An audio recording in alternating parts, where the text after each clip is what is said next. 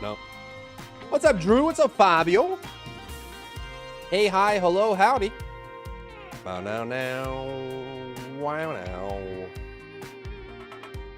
Bow now, now, now. Bow, bow, bow, bow, bow, bow. Da-doo. Da-da-doo. Doody-da-doo-dee-da. Can I make this bigger? Can I make bigger? I don't know. New. Yeah. What do you mean? What do you mean? Hey, wait.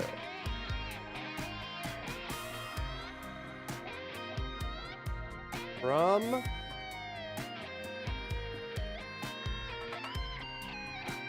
What is happening? Stop this immediately. From...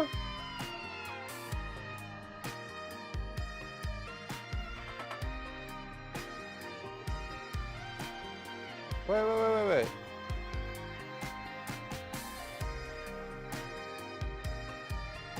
Search options.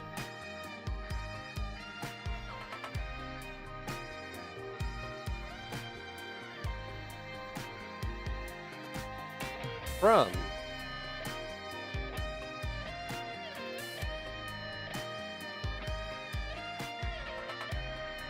Why did it break? No. What's up, Big Flight?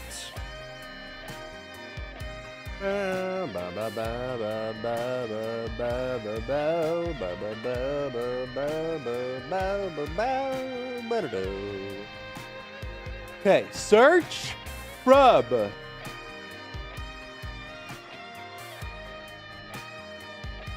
Why are you like this? Huh?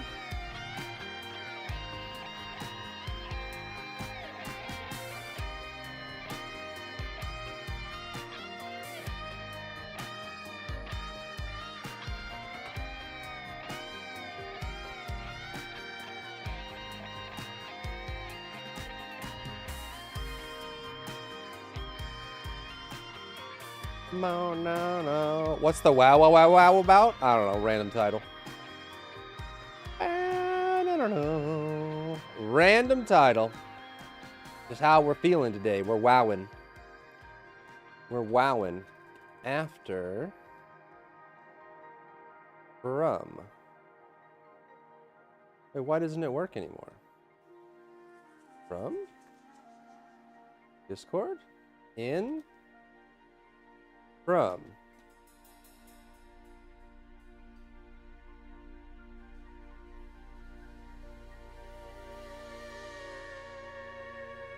In, from. Huh? Bro, it was just working.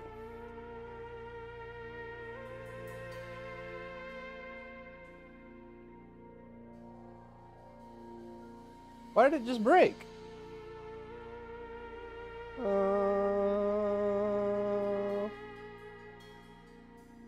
What's up, Drew Blue? How goes?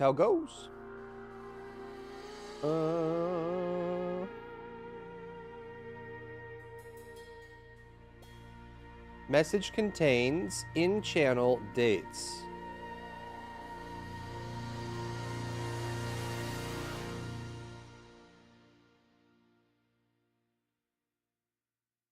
Relevant. Old. New. What the heck, bro? Did I break it? Am I breaking things? I don't know. You finished Stalker 2? No. Not yet.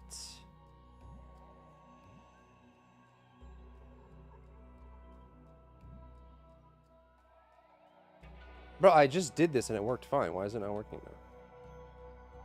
It goes. Heck yeah, man. The dream. Wait, what if I do... Not in.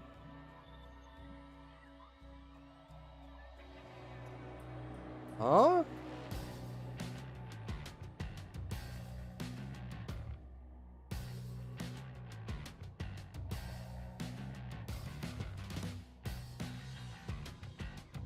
Learn more.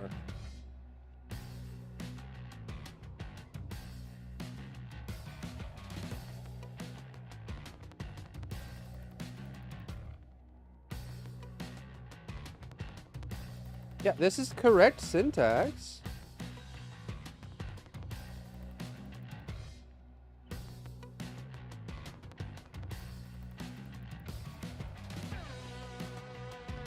Why doesn't it work? I'm going crazy, dude. I'm losing it. It's all over.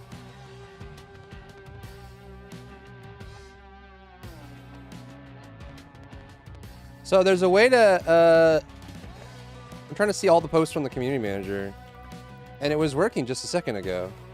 So when I type in, it works. Has works. You're supposed to be able to type from, but it's not working anymore. It was just like 5 minutes ago. Am I crazy?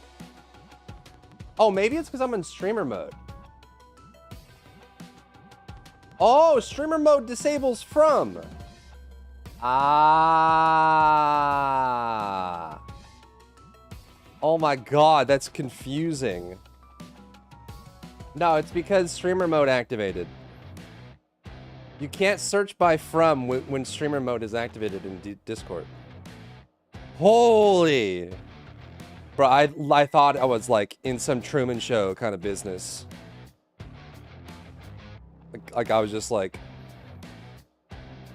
swear to God, it works. I'm not crazy. It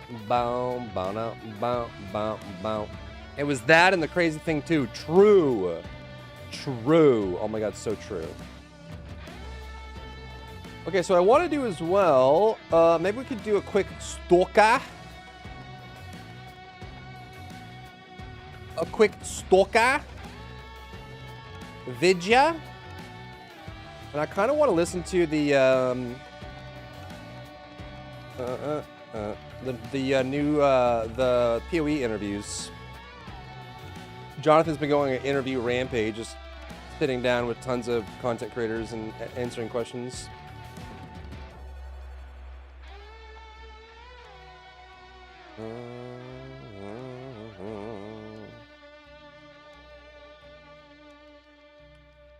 Oh, this is Core Punk. Someone was asking me about this yesterday. Is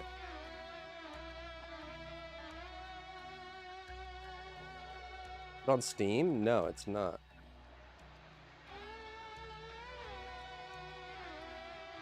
Wait, buy? Download? Wait, is Core Punk out?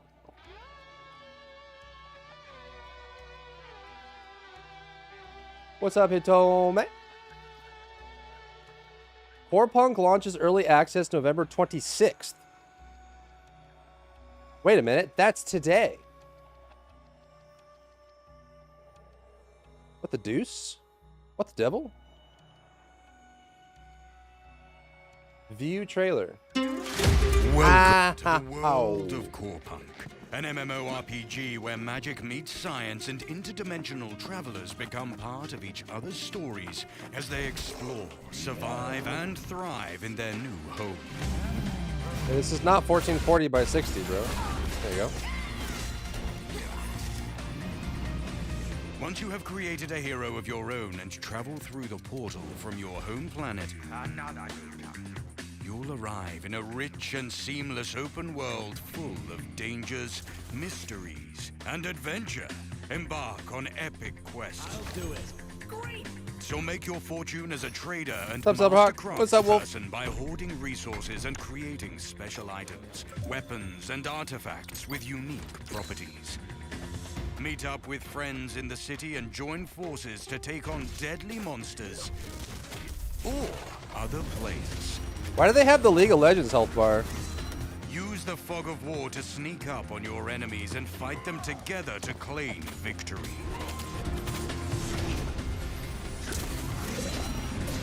League of Legends MMO.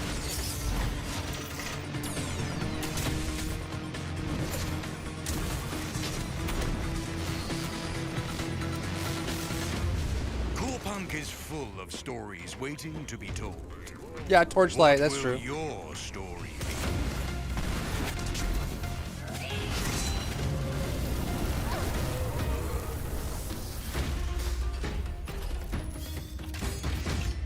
Join early access at corpunk.com. I'm guessing you have to buy it. It looks okay. I don't know if yeah, I feel like all of these like ARPG like MMOs of this kind, they struggle to maintain. This is kind of like Albion too, right?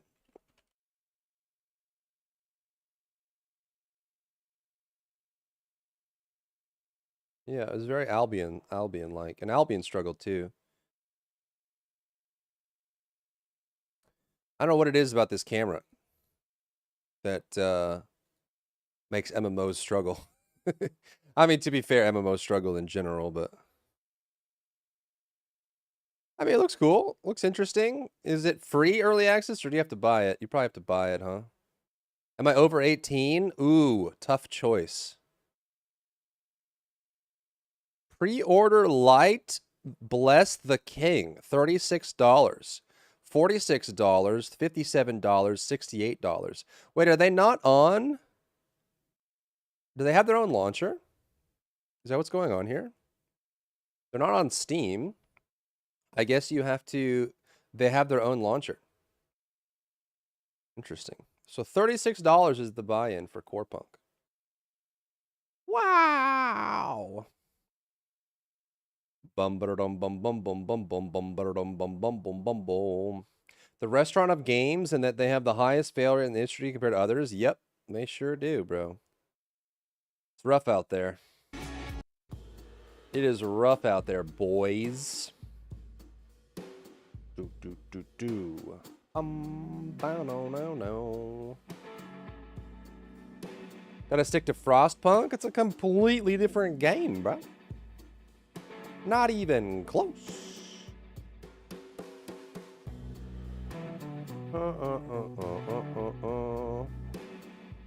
What other punks are there? No, it's not, Bear. Frostpunk and Corepunk aren't completely different games. Here comes the troll response.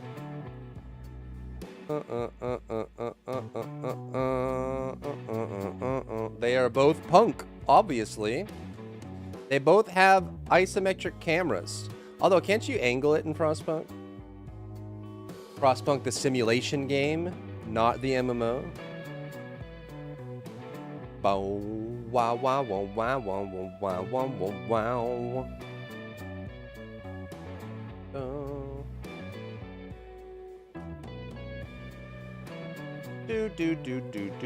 Do. Forever Winter. Ah, that is also another different game, my friend.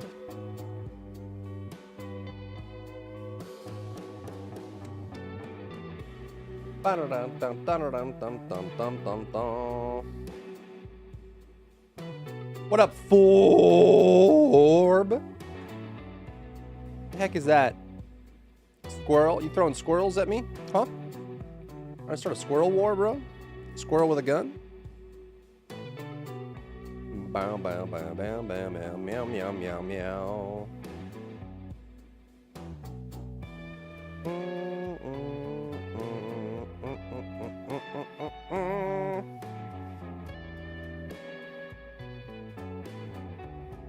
It is time for the poll. Check in time. How far are you into Stalker 2? Heart of Chernobyl. I have not played Stalker 2. Boom, boom, boom, boom, boom, boom, boom, boom, boom. 50 plus hours.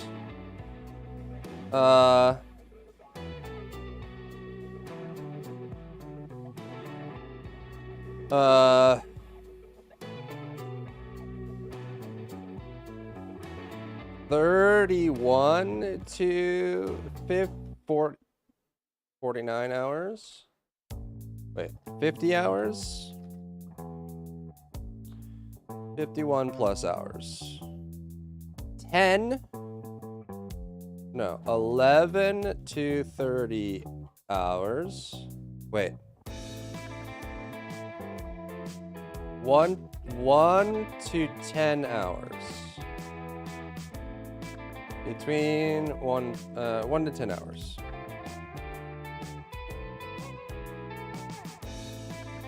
$11 to 30 hours. 31 plus hours. Bow. Everything looks the same and is a maze. Yep. Should be story progress instead of hours, but how do I describe story progress without spoiling things? This is my dilemma. You know what I mean?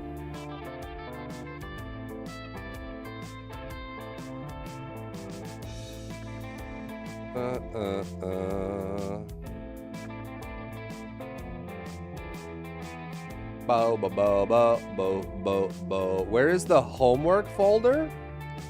The homework folder? Huh?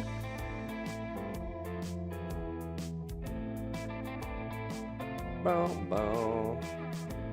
FPS not for me, dang. It do be that way. Do do do do. Ba ba ba bo ba bo bo ba bo be. Ba ba ba bo ba ba boo ba ba ba ba ba ba do ba ba do ba bo. Working on first playthrough, doing new game plus, finished and moved on. I feel like that would put everyone in, like, most people haven't finished the game. I don't know if there's any, like, there's not that many people that have actually finished it.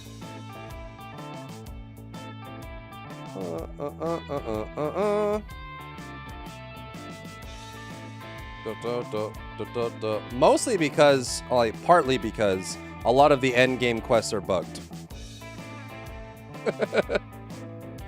Like that you can't complete them, so, you know. Unlucky. Da, da, da. No. There we go. New poll chat. Check it out or else. Check it out or else.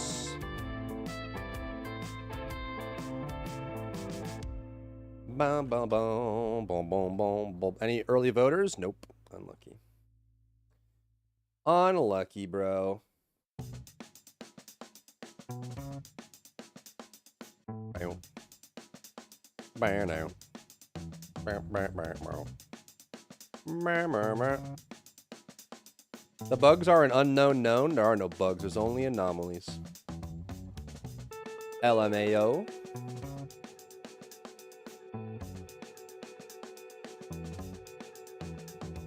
Lamau, lamau, lamau.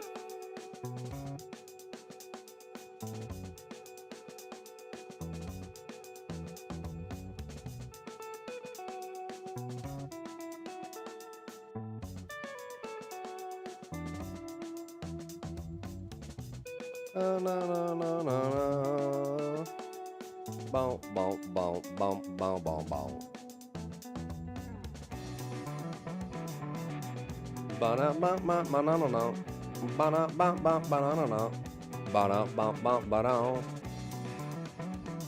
Okay, so there's that. Now,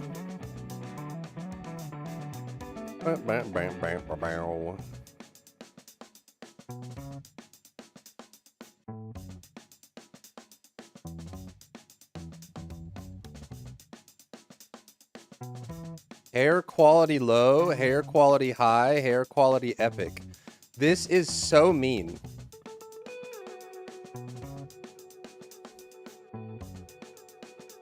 That's so mean. Oh my god.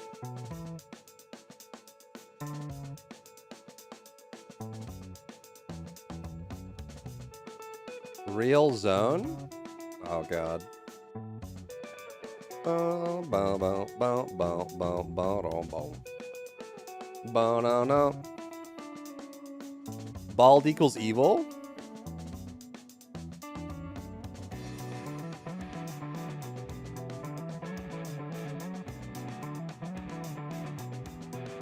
Skiff paid 100 times more to technicians for repairing his gear than what is the value of his old apartment.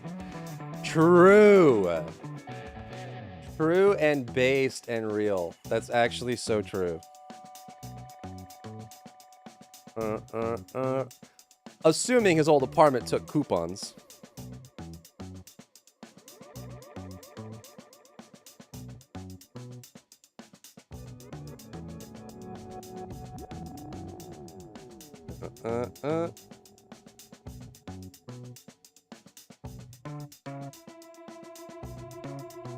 I'm a dude, dressed like a dude, looks like another dude. Bow, bow.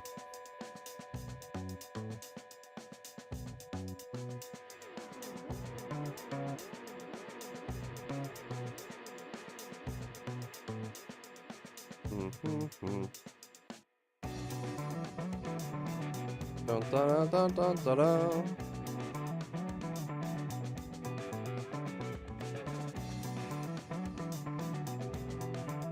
Two hours ago.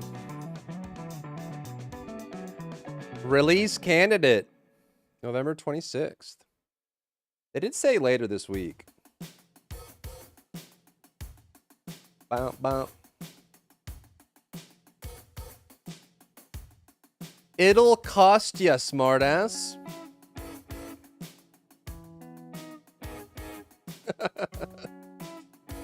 Oh my god.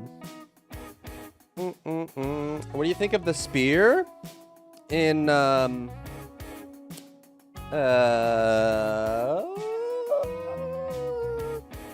and Liberty?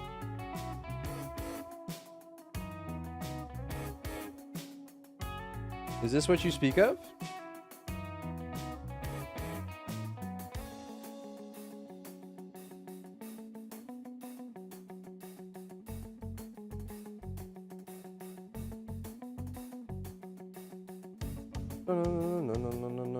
No. Actually, is there a trailer for it?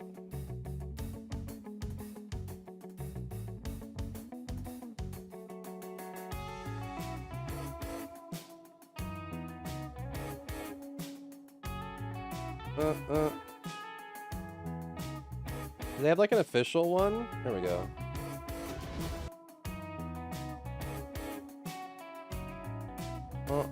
Where is...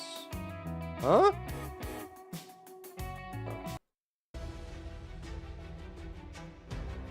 Hi everyone, it's Godspeed. I would like to thank you for joining us today as we celebrate our first global feature reveal for Throne and Liberty.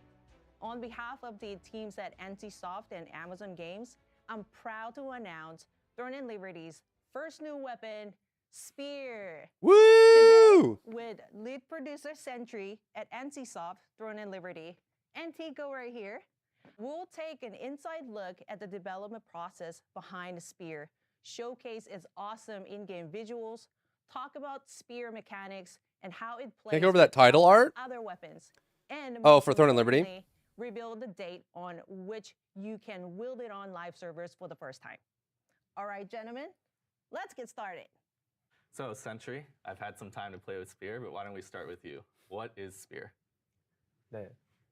What is Spear? It's a stick with a blade on it. Next question. Next question. 그리고 또 빠른 템포의 스킬 기반으로 해서 콤보 전투가 가능하고 전장에 한 번에 도약할 수 있는 이니시에이팅 스킬을 가지고 있습니다. 그래서 종합해 보면 Both tank and DPS. It's like sword and shield, I guess. 수행할 수 있는 하이브리드형 무기입니다. Bruiser or fighter? 브루저, 파이터라고 부르기도 하죠. 이러한 역할을 수행할 수 있게끔 디자인한 무기입니다. Okay, so it sounds like there's going to be some nuance here about leaping into battle. Why don't you tell us more about that? You know, what's going to be important about Spear in Throne and Liberty? 네, 기존의 4개의 원거리 무기가 거리적 이점과 진영상 위치적인 요소를 활용해서 비교적 우월한 전투를 수행하고 Positional 있었습니다. elements. 그래서 전투 판도에 변화를 줄 수 있는 무기가 필요했습니다. Okay, so it sounds like Spear is going to have a role interrupting enemy backlines, and I want to hear more about those combat mechanics, but we'll talk about that a little bit later. Before we get into that, why don't you tell me a little bit about how Spear was, what was the inspiration behind the design of Spear? Bump, bump. 창의 이미지는 전사, 버서커, 돌격대장과 같은 것에서 시작을 했습니다. 실제로는 방어적인 특성을 가지고 있고 기동성이 좋으며 유틸기를 많이 가지고 있는데요. 전장에서 전략적인 가치를 가지고 활약할 수 있게 설계했습니다. 또 다수의 적을 상대하는 데 유용한 스킬들, 거리 조절을 통한 전투, 그리고 창만의 특별한 스킬들도 있으니까요. 기대해 주세요. Well, speaking of Spear's design and images, me and Tico and also 10-3 was in Korea a few weeks ago. 그 중세 창뿐만이 아니라 그 시대의 검, Ooh, halberds. 전투에 사용하는 It does look really cool. 창 디자인에 많이 담으려고 했습니다. Okay, so it sounds like you were I like trying to spears. incorporate several different weapons a little bit into What are the spear. points So what was for that in process PoE like, 2? ideating and Points? What do you iterating mean onto that points? to get to where we are today? 네, 일단 아주 다양한 디자인을 보여드리고 싶었는데 한계가 있었고요. Skill points? 그래서 그 중세 유럽 창뿐만이 아니라 3 동양을 points? 포함해서 여러 나라의 창 Good 모두 Samaritan points? 디자인도 많이 참고를 했어요. 그리고 저희 그 Are there capes with the game's logo? I don't know. 외형, 뭐 재질, When you 질감, buy into the early access, 그리고 that's premium currency for the store. 독특한 그 배경 디자인에서 아이디어를 So you'll be able to spend that in the microtransaction shop. So basically, if you spend, GGG's like nuts like this, however much you spend on those packages, you will get that much in premium currency. 디자인에 반영하는 So if you buy the $30 pack, you'll get $30 worth of premium currency that you can use in the microtransaction store. 노력했습니다. What references did your team use to capture This all room the is, like, speed way too animation white. and overall feeling? They're in purgatory, bro. 뭐 창을 사용하는 뭐 그런 연출이 잘 표현된 Where's Dean Winchester? 영상을 다양하게 참고를 했는데 Oh, they got a throw. That's cool. 그 중에서 우리한테 어울리는 거를 선택하는 거 그 부분이 참 어려웠던 것 같습니다. 뭐 일단은 특정한 문화에 한정하지 않았고요. 가능한 모든 레퍼런스를 조사를 했던 것 같아요. 특히 많은 영상과 이미지를 참고해서 저희 기획팀에서 요청에 맞는 그 TR만의 창 무게 모션을 만들기 위해서 참 많이 고심했습니다. So yesterday, Beat you to it? I had a chance I guess to play technically with, Purgatory in Spear's that show skills was with like Tico. a weird forest, but when still. Spear's skills hit the target, it feels so impactful. So how did you make it so good? How'd you make it so good? 네, 일단 뭐 타격감을 되게 높이기 위해서 타격하기 바로 Do they 전 speak 사전 English, or is there like 여러 코드로 테스트했습니다. is this 특히 magic 스크린 editing? 공개 같은 경우에는 타격감을 살리기 참 어려웠거든요. 그래서 The bouncing's kinda 생각을 cool. 했던 건 찌르는 순간 바로 그 이전 동작을 최대한 다른 포즈로 구성을 해서 대비 효과를 주고 싶었어요.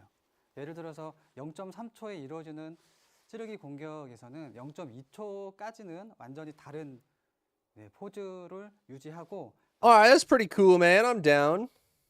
What else is there in the gaming world? Bow, down, down, down. Oh, Force played Core Punk. I wonder what he thought of it. I wonder. Oh, and there's a new, the patch notes are out for Lost Ark, baby. Let's go. Can they spear Yump? There's spear throw.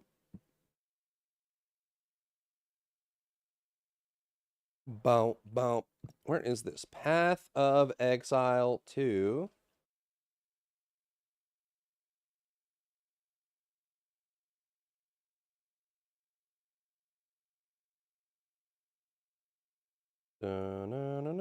No. Yes, we've got this.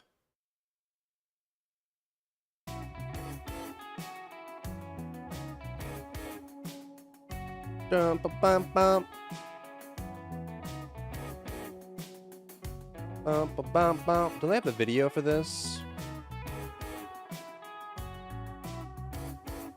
Don't they link the video here?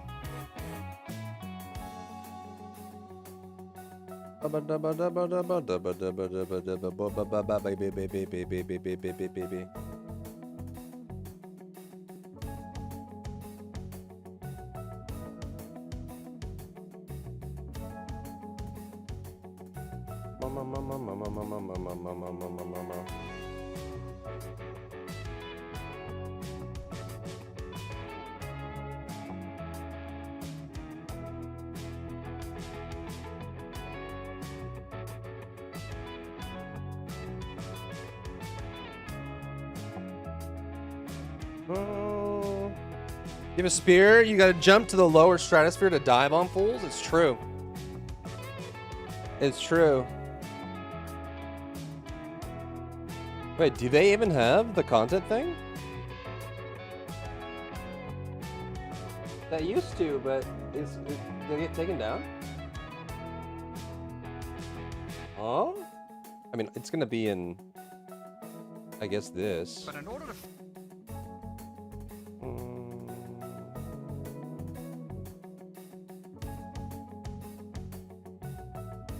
well,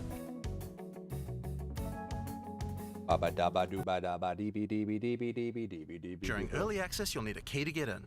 To thank our existing PoE supporters who have spent more than $480, we'll be giving you guys a key for the PC version for free. Anyone else who wants one can get one by purchasing one of the new early access supporter packs that have just been released to the store. If you just want early access to PoE 2, then you can get a key in the $30 I'll probably just buy the early base access one and then pack. see how things go. The pack also comes with $30 of points to spend in the MTX store. But we also have a variety of other supporter packs filled with exclusive microtransactions, points to spend in the store, and even physical items. The cosmetics can be used right now in PoE 1 and in Path of Exile 2 when early access starts.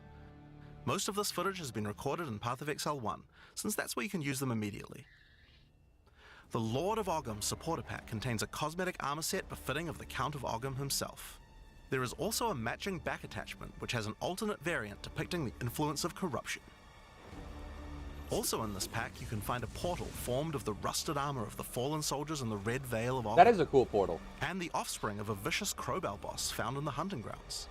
This one doesn't look so vicious though.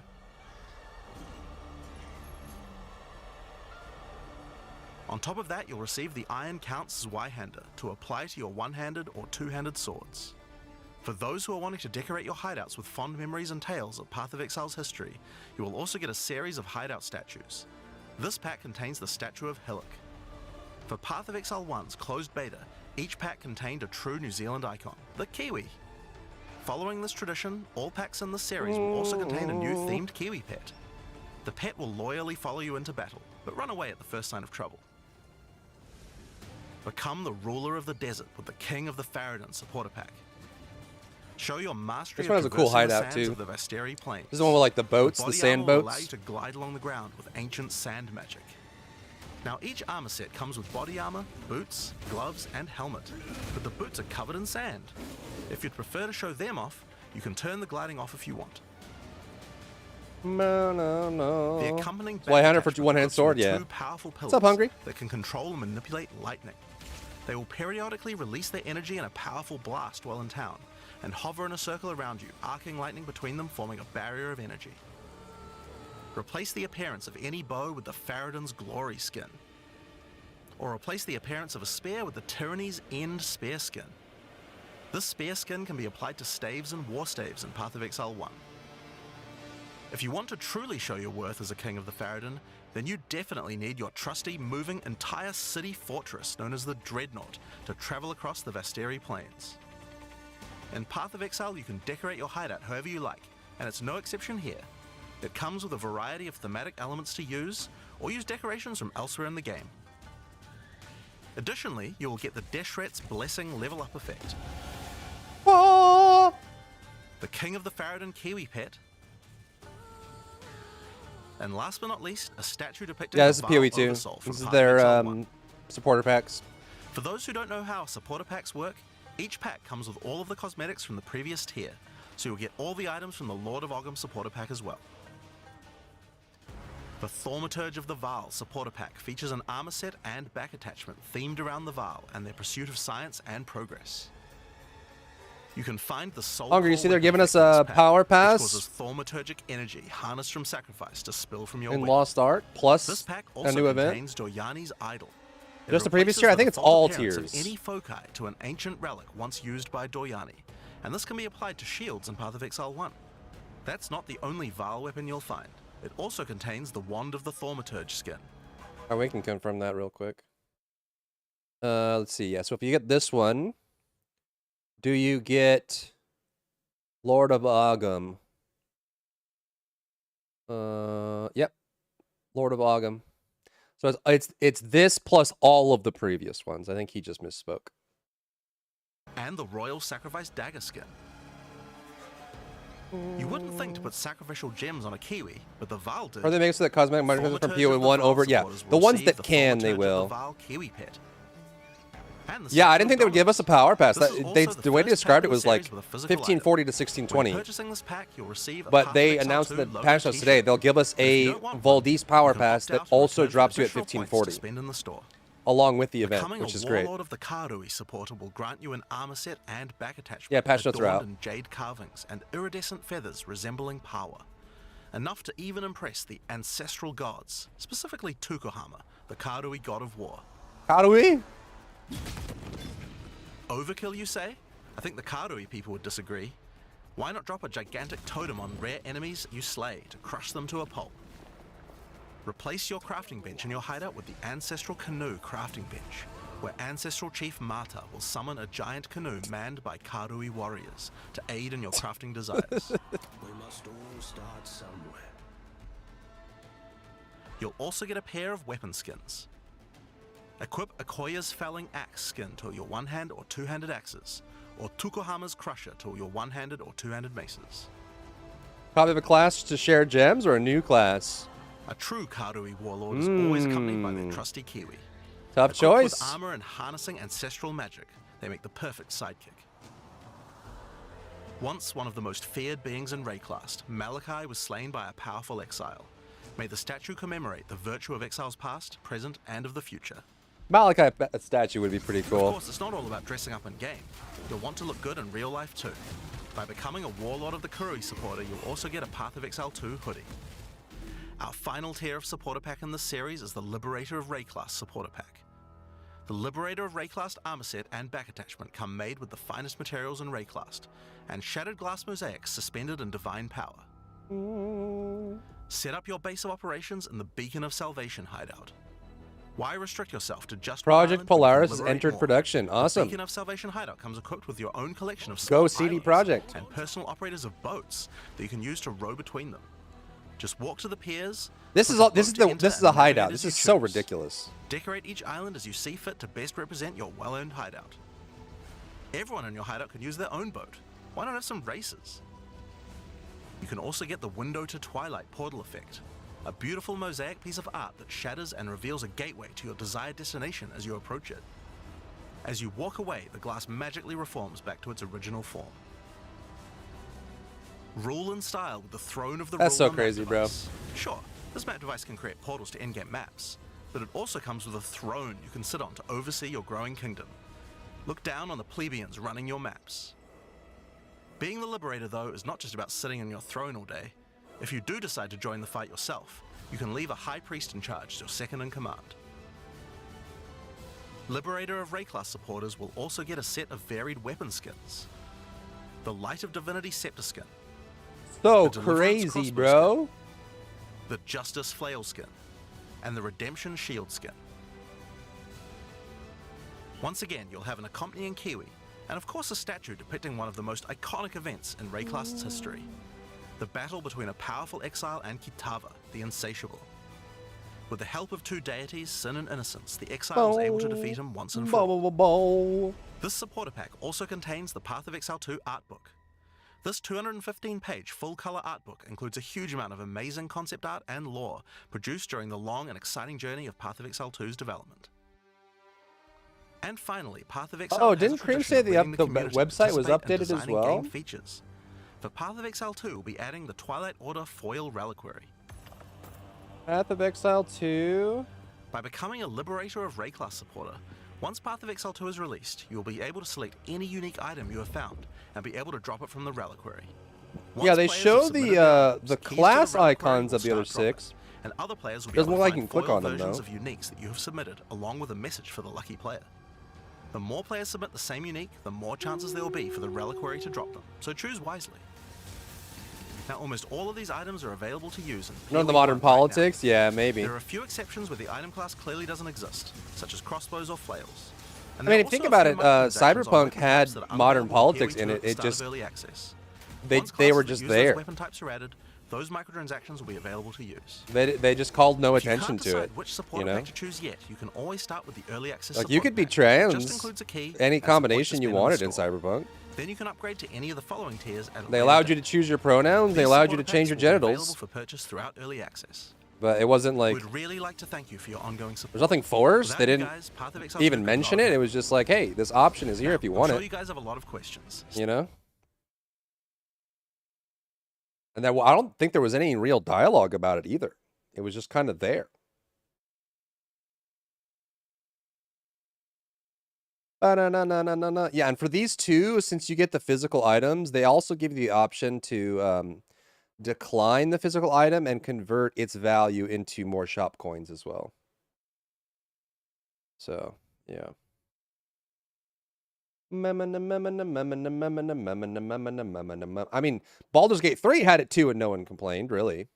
They've only really complained in, like, Dragon Age the Veilguard and, like, Starfield. Those were, like, the big points of contention, I guess. No, no, no, no, no, no, no, no, no, no, no, no, no, no. Oh! All right, let's do it, man. Let's get some videos done. Cyberpunk G3, it's fine because the games were good and it wasn't a focus. Yeah, exactly. What matters most is the game is good. If the game is good, people don't have time to complain about the other stuff. If the game is bad, they're going to nitpick every little thing, you know? And then people will say, well, you're just complaining because it has X. It's like, no, I'm complaining because the game sucks. You know?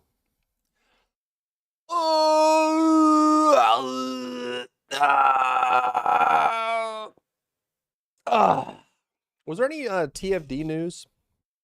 I think we're on a holding pattern for that right now.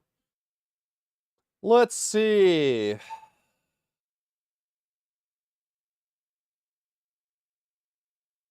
Oh, with 9 days left before the launch of Season 2, the director and I plan to focus entirely on finalizing the update. As such, we will temporarily pause the operation of the Q&A channel. Instead, we plan to connect with you via a live stream on December 1st.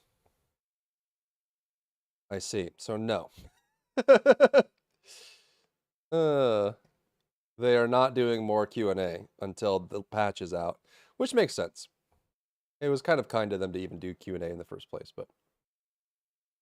Oh, disco party not working. Hold on. I fix. I have my window open right now, so the daylight's gonna drown out the light, but it is on.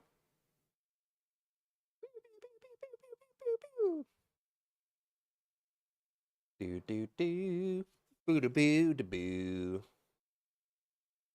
Bye boo ba da boo. Toca? Toca? Toca? It is Stoka? Where is Steam? Oh, let's see. Steam DB.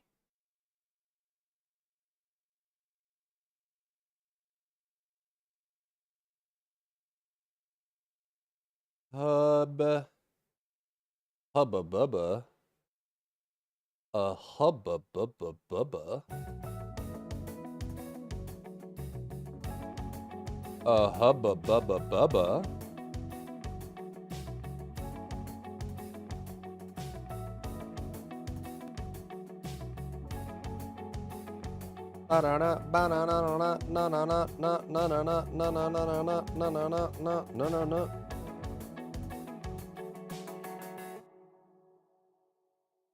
Here we go. Release candidate. Bow, bow. Bow, wow.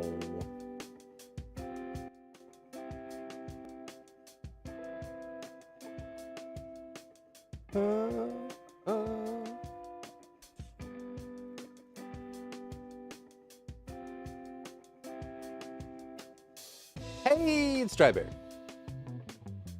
We've got a bunch of Stalker 2 news to go into, including a brand new patch that is labeled as a release candidate being added to the DB in Steam. Bow, bow, bow, bow. Now, this just went up a couple hours ago as of today, and this is a release candidate for this. Now, we know that from their list, they're looking primarily at crash fixes, performance, and various other quest problems, preventing people from completing the game. Not only are there issues in the beginning of the game for completing quests, but there are also plenty at mid and late game, and some critical ones as well that prevent people from being able to finish the story as well, which I won't go into detail because it is spoilers, but just know that they're going to be focusing on that primarily, and they've mentioned that some of the other things that have been big points of contention for the community are not being addressed in this patch. I don't know. I'm not sure. I will probably power pass a character that's lower, but I don't know if I will use the event on the power pass character. I have a bunch of characters at 1540 that have a ton of resources stocked up as well. But maybe I'll push them on their own. I'm waiting for them to make it so 1540 plus doesn't cost gold. It's kind of ridiculous. It costs like 700,000 gold to hone from 1540 to 1620. That is ridiculous. Actually ridiculous.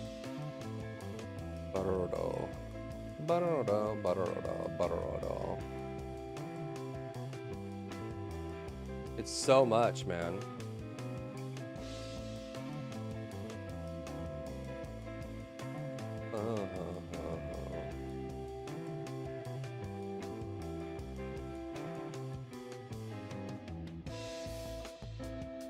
This was...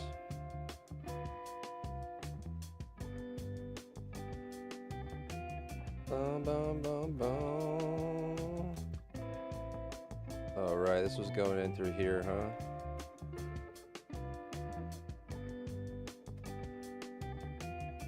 Yeah, it should go 1580 silver only. It's kind of ridiculous that it doesn't. It's because it's such irrelevant eye level, like costing you money for that is so crazy. I'm hoping with low on they'll announce that they're going to lower it or remove it. Yep. Ba-na-na-na-na. Stalker 2. Wait. Stalker 2.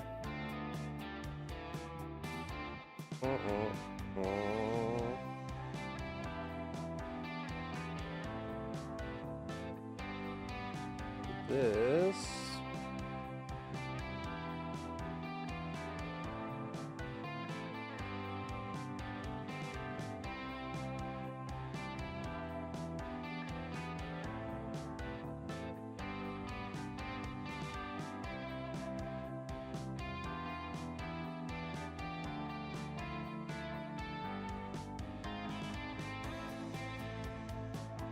Now, aside from crash fixes, performance issues, and main quest progression, they have mentioned that they're going to look at some minor gameplay and balance adjustments, including fixing the price of weapons with upgrades installed. So they mentioned that this could be an issue where weapons are being charged the full price as if they were fully upgraded, even though a weapon could have no upgrades on it at all, which would mean the price would be way out of whack. And this is one of the top 3 issues for people playing Stalker 2 right now is how much it costs to repair things.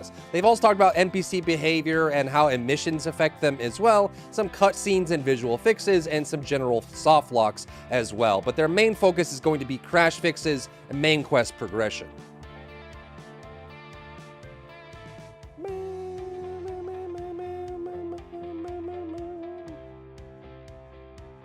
Would you mind giving tips to a beginner like me? Just follow your heart, man. There's not really anything like... The big thing is just getting in the rhythm of it when you start. I would just start, do what you love, you know? Be consistent and work hard. That's basically the only tips I can give. There's so many different ways to find your niche, you know? Just start. That is the best advice I got.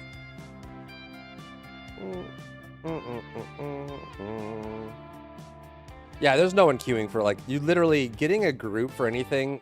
Even a con groups are pretty dead. Anything before Ivory is really hard.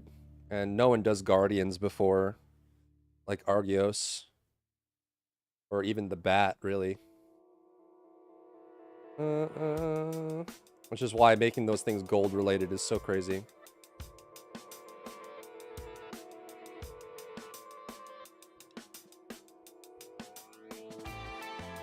Yeah, it should be base. Hopefully they do that after low on.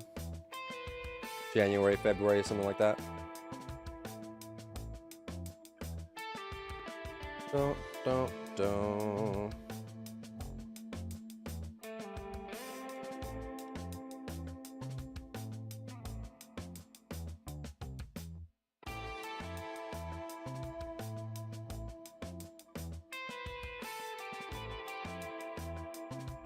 Huh? Oh.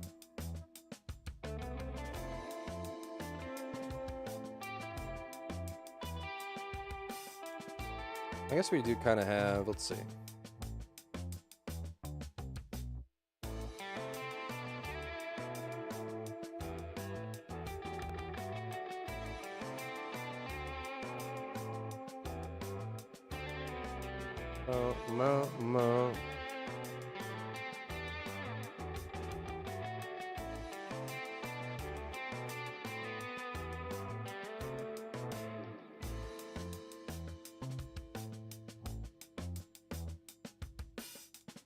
I guess we could do this too, huh?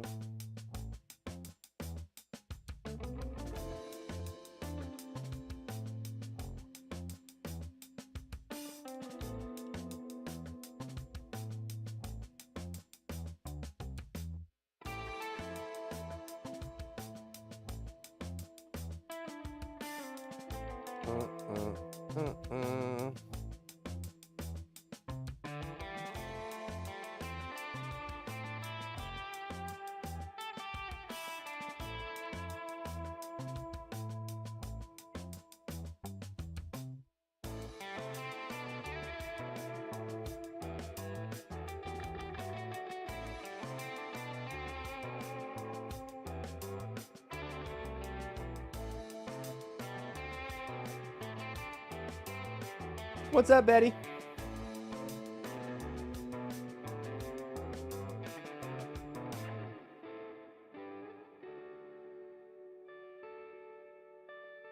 But on the topic of things costing too much, this is a big discussion point in the community. You have tons of memes like this one, annual meeting of all the technicians that have to repair gear in the zone.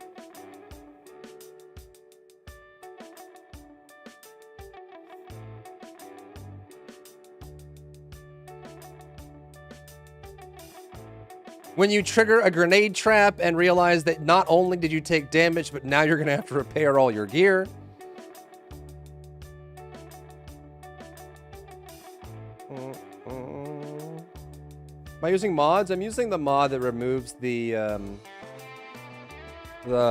black and white dots for radiation. Kaden, thank you for the raid. Welcome in, bro. How was your stream? Black Ops 6, huh? No.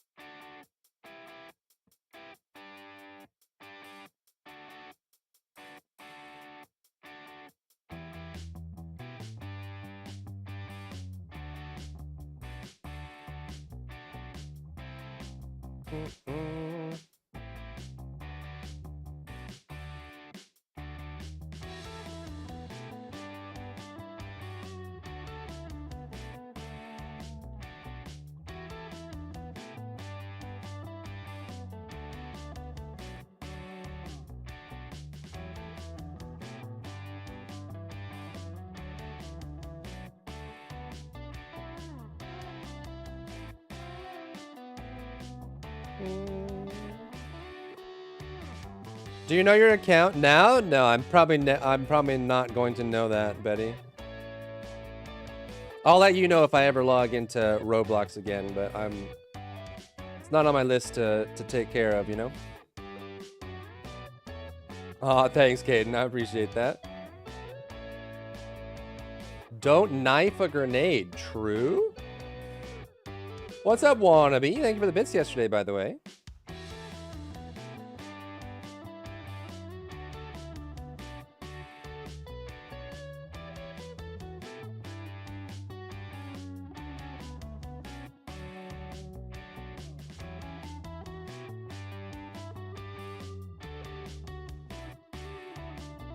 Or when you find those shattered glass anomalies where you walk through it too quickly and you can take a bunch of damage, and there's meme spawning of people saying, I'm never going to financially recover from this.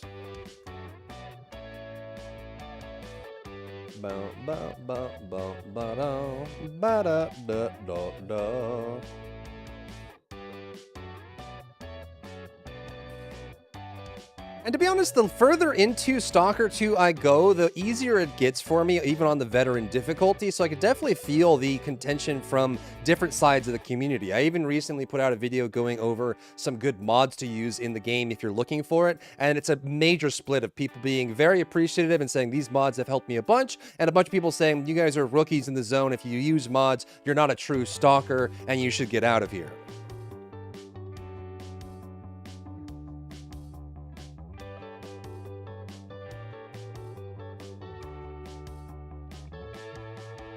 Now, some of this comes down to choosing the right weapons as well. There are weapons that have upgrades related to wear and tear, so you can lower their amount of durability loss when you use them. You can also put your weapons away if you know you're going to be going through an area that has lots of damage. I've noticed that the weapon I have in my hand tends to take more durability damage when I go through radiation, gas clouds, broken glass anomalies, grenades, explosives, tripwires, things like that seem to have a big impact on the weapon's durability in general. And also the armor durability isn't really as bad as I was thinking, but I think a lot of this comes down to the limitation in the weight limit, being able to carry more things with you. The fact that if weapons ever drop below 40% durability, they're worth nothing without mods. And on top of that, the quest rewards tend to be in the realm of like 500 to like 2,000 or maybe 3,000 coupons, whereas a lot of the repair costs for the best gear range from anywhere from 8,000 to 20,000 coupons. So you're talking about anywhere from like 3 to like 8 quests worth of coupons in order to repair a single piece of gear that's just then going to be subject to more wear and tear and eventually be destroyed again, so you have to go repair it.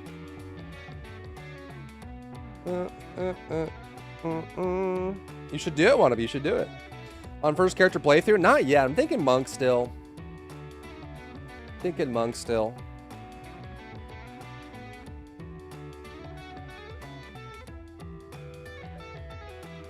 There was even a point in the story, which I won't spoil, but you are given the opportunity to gain a unique weapon from a choice in a cutscene. And I was really excited. I wanted to collect all the unique weapons in the game and hold on to them. However, when I was gifted the unique weapon from the cutscene, it actually was at 0% durability. I don't know if it was meant to be this way or if it was like damaged because of, like, in the cutscene it got wiggled and thrown across the room on accident because of a bug. I don't know if it got damaged from that or if it's supposed to be 0% durability, but the repair cost for this new weapon that I got was 18,000 coupons to even use it in the first place.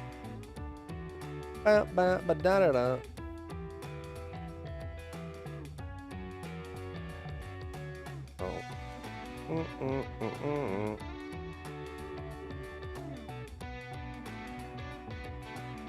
Do do do do do do do do do.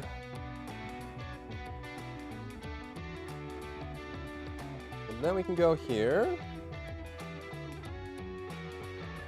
No no no. No no no no no no no.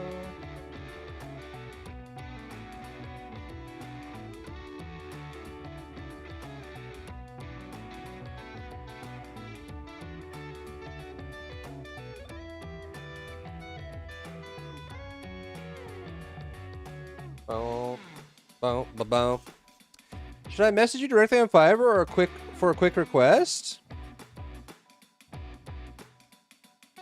Yeah, that's fine. You can do that. I still get messages when Fiverr goes off. Yeah. You can certainly do that. Absolutamente. Do.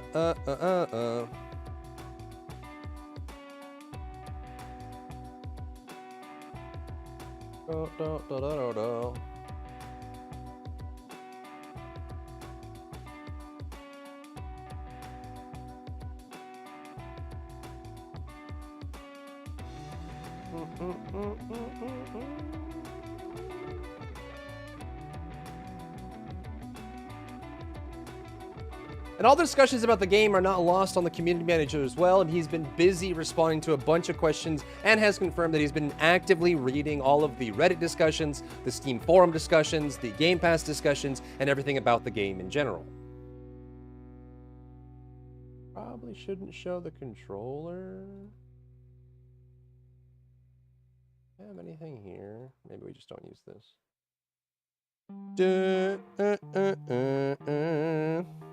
I played this game on Roblox called Flee the Facility, and I was going against teamers. I was like, bros are teaming. They said in chat, we are not teaming. But when I got captured, they were teaming. Those liars.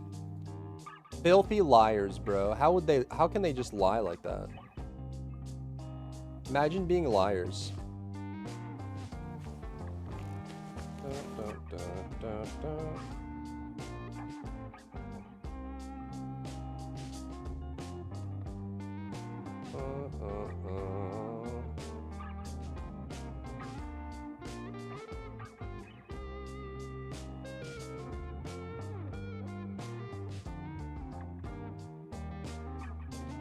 Radiation, bro.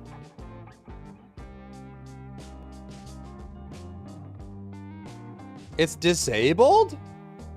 Huh? Let me see.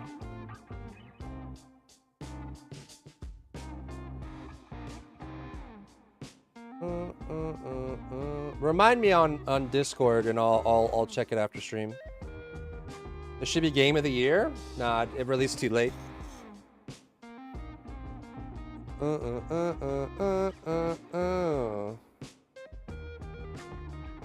Boom, boom, boom.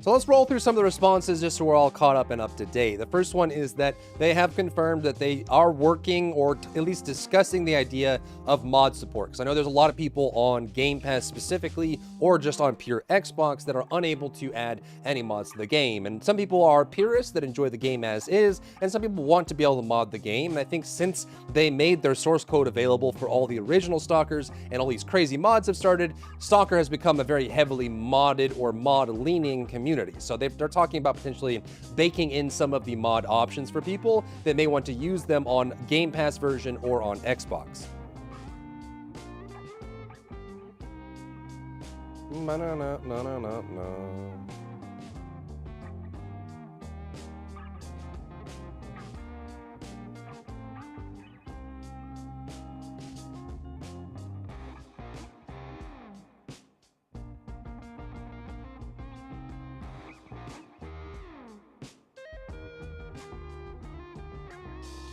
Again, the CM has confirmed that they are reading the Reddit discussions and the Steam board discussions and are very aware of the main topics that are being discussed right now. And a lot of those are already being discussed and solved internally and are being lined up for future patches and changes coming soon.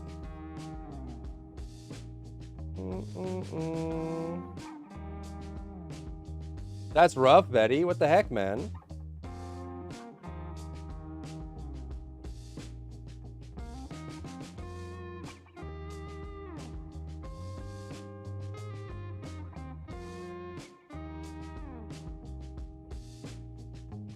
And he also makes a distinction between the things that can be solved quickly versus some that are a little bit more complex, things like hotkey issues or some of the stability issues that they're having trouble tracking down the root cause of them. And they also talk about some of the systems that are being addressed, but the solution is not as straightforward as they would like. So some of the more complex systems that may be a little bit more time or effort for them to solve properly, and we'll just have to wait for those specifically.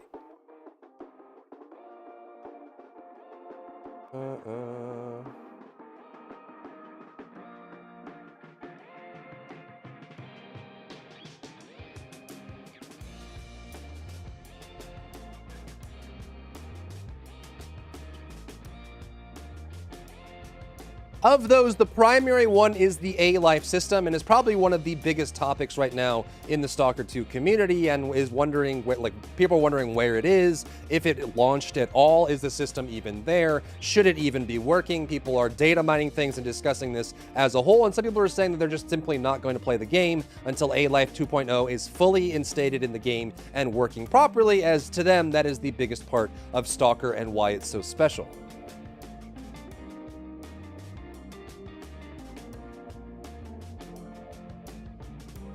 But he does confirm that they're talking about mutant balance, day-night cycle, economy balance, fixing bugs with A-Life as their primary focus right now.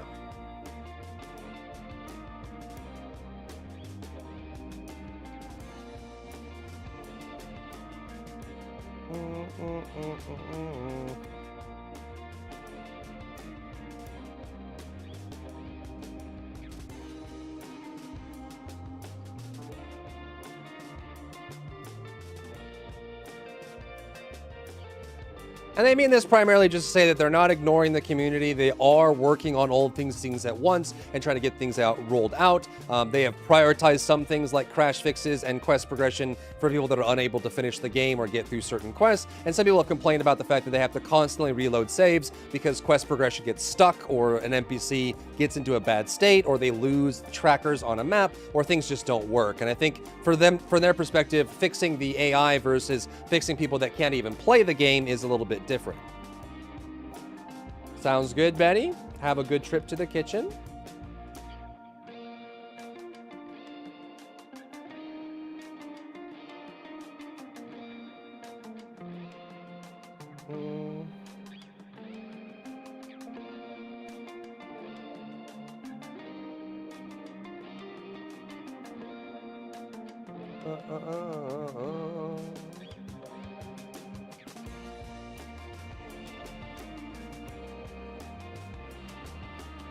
In other good news, they mentioned that they are pretty much in line with the community on asking for things like binoculars and night vision goggles. These are huge asks that get asked repeatedly on most discussion boards for the game itself. And so they mentioned that they're pretty set on they'd like to add binoculars, not immediately, but they are talking about getting into the game. People have data mined some basic strings and some DB entries for items that can be used as night vision goggles for the player. And they are discussing the visibility of nighttime, day-night cycles, and adding night vision goggles and binoculars to the game, just not in this first patch.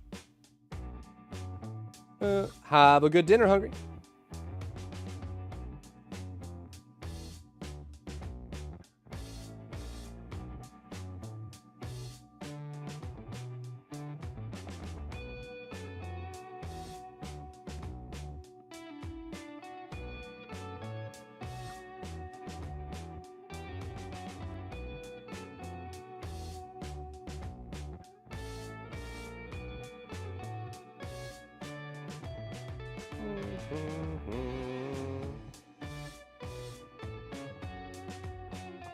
He also confirms that yes, right now A-Life is only just spawning enemies around you. There's a lot of effects in the code that are meant to work that are just bugged right now around simulating life, factions, and development of NPCs in the game. But currently, it is really just spawning enemies around you.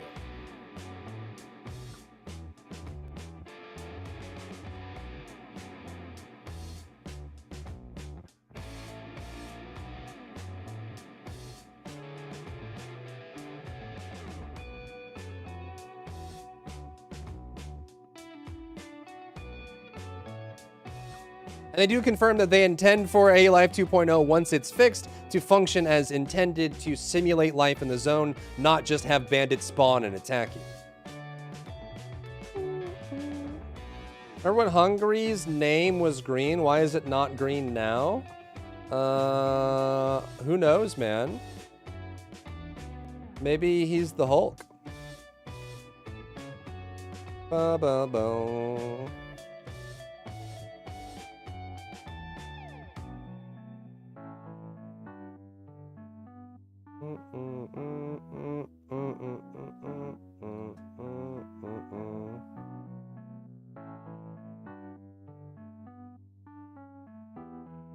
Da, da, da, da, da, da.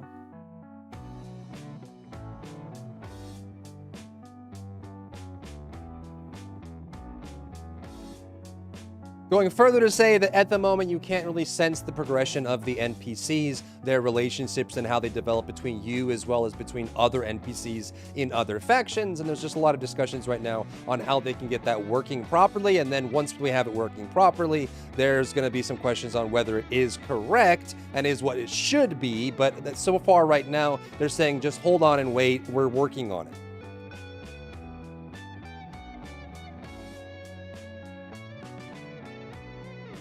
Now, obviously, this isn't the best of news for many people, especially people that really like the dynamic feel of Stalker games and their NPCs and AI. People saying that it shouldn't have shipped if one of its core features wasn't functioning properly in general. And a lot of people say, well, I've had some bad experience in the past trusting developers that say, trust me, bro, it's going to work. It's not working now. So let me know what you think about the A Life 2.0 situation right now. Should they have delayed the shipping? Are you enjoying the game, or are you pretty pissed that they didn't ship with these features as part of the game? And are some of the AI or lack thereof ruining your experience and taking your immersion away when you're going through the zone?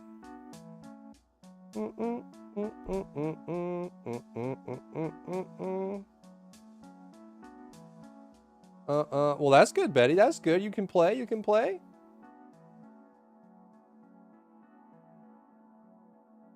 That's what we've got today for Stalker 2 news. Hopefully we see more about this upcoming patch. They did mention that later this week, hopefully before the weekend, we'll be getting the new patch for Stalker 2. And of course, stay tuned to the channel. We'll be checking in on that as it does come out. Let me know what you think about Stalker 2, how far you've gotten, and how things are going for you down below. Da, da, da, da, da, da.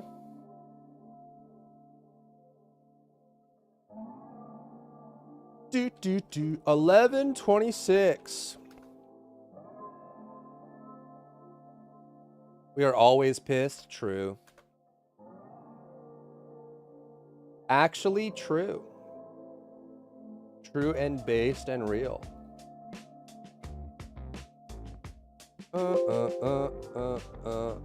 No, you, Caden. No, you. Bow, bow.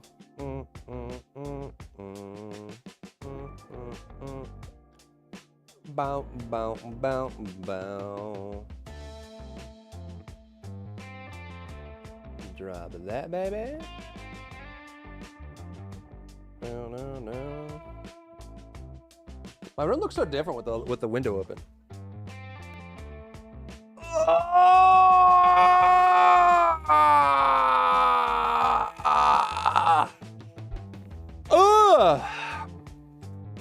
Yeah, Betty, as I promised, if I find my Roblox name, I will let you know. You don't gotta keep track of it anymore. I'll keep track of it, all right? Stretch. Listen, man, if you don't make weird noises when you're stretching, you're not doing it right. That is the truth. The big truth, okay? The big truth. The big true. Thought you were turning into a werewolf? Maybe I am. Maybe I am, bro. How can you be sure?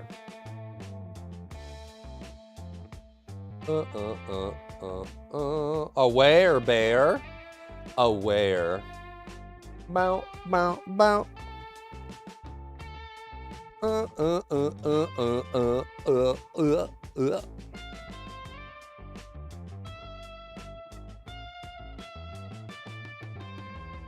Okay, how are we doing here?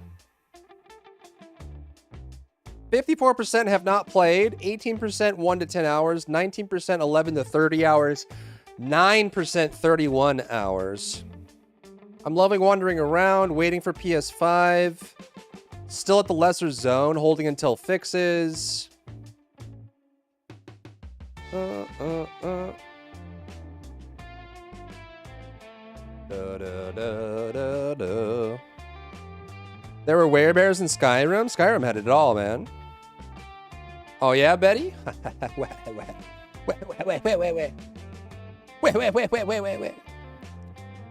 Looks like the Breaking Bad logo, splash art. No. Oh, no.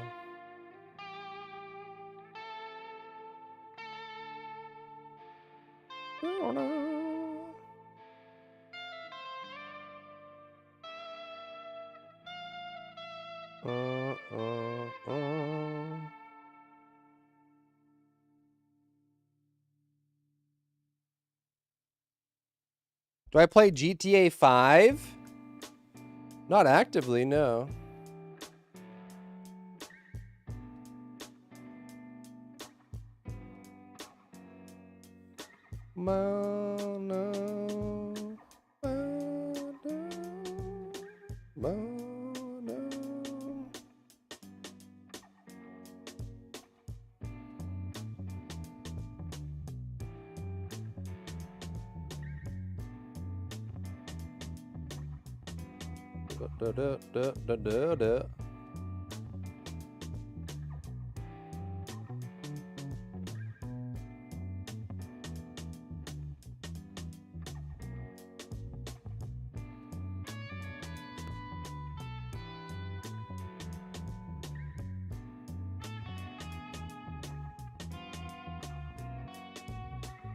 Green, red.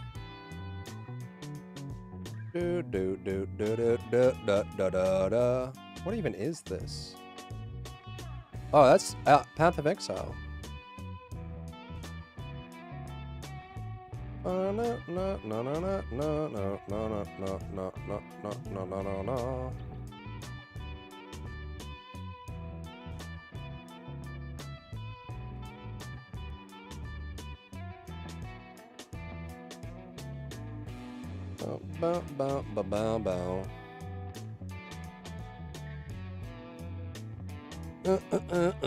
Should put your eyes in that mask? Oh yeah, just shove them in there.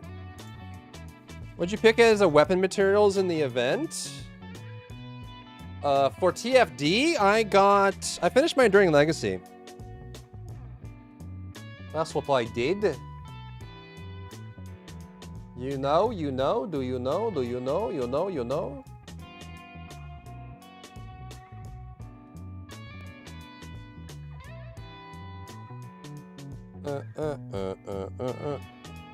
A criminal enterprise in GTA? Could. I watched a video of this YouTuber called Vadact, and he said a $100 for a freaking flashlight? What the hell? That's scamming. In GTA 5?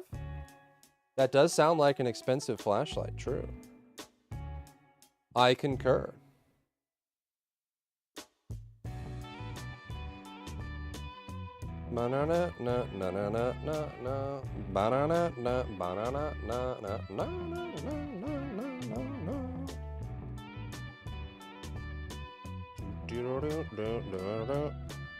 Oh, you mean in the image? I thought you meant like IRL. You meant like Photoshop my eyes into the goggles. I don't know why I thought you meant put my real eyeballs in there. More in second and third week? They should be giving 4 more tickets for each of the 3 weeks second, yeah.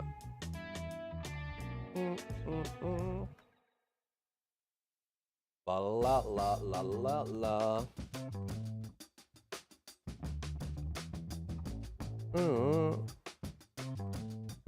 Sells a flashlight for $100, you are mad? I mean, there's some flashlights that are thousands of dollars.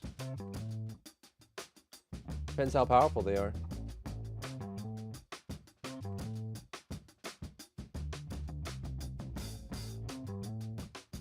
There are flashlights so powerful they can turn night into day.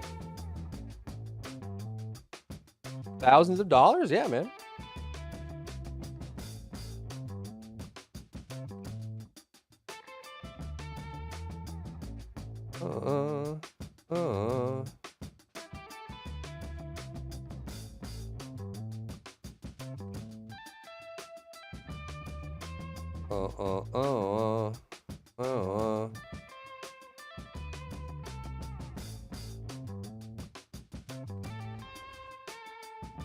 Look at this. Look at this, bro. You see these flashlights? That's one flashlight. Literally pure pitch black nighttime. He turns the sun on. It's no joke, bro. They're rated by lumens. That's fake? No, it's real.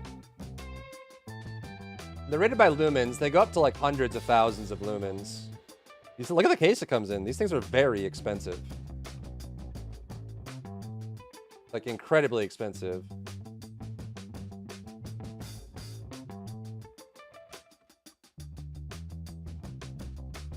So this is 4,000 lumen flashlight. 9,000 lumen.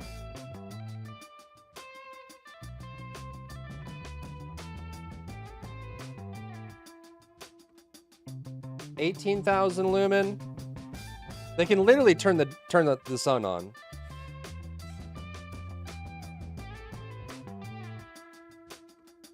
$40,000 lumen in the middle of the night.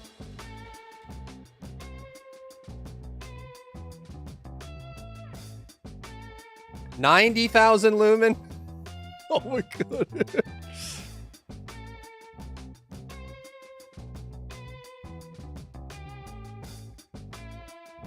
$200,000 lumen. Bro, it looks like daytime from one flashlight. It is ridiculous, man. There are some very, very powerful flashlights. They can start fires. Like, you can put paper over them and they'll catch fire. The flashlight turns you on too? Oh, yeah.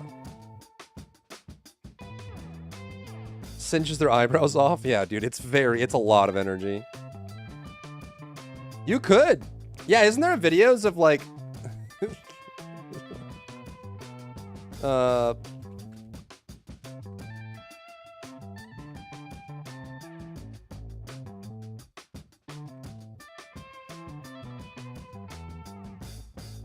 Is this the video? Yeah, so this guy's getting chased by the cops in the middle of the night.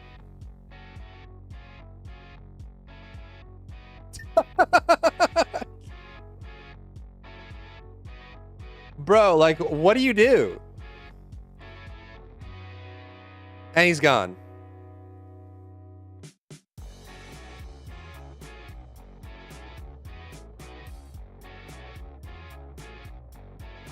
Flashlights are crazy.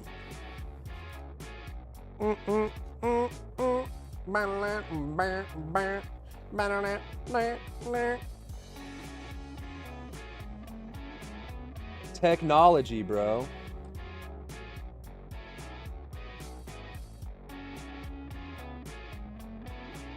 Can we check out Core Punk, Chad? Is that worth playing? What do we think about Core Punk? Or should we just finish Stalker? I feel like my life is empty without Path of Exile 2. Anybody else? Like, what am I supposed to do while I wait? You know what I mean?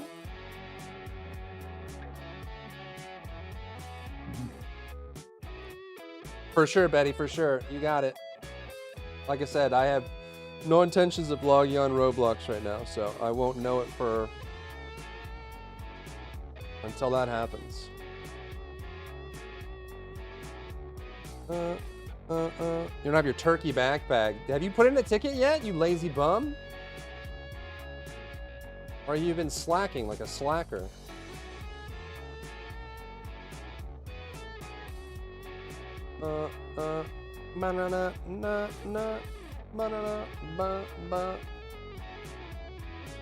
You're lazy. Slacking slacker slacks.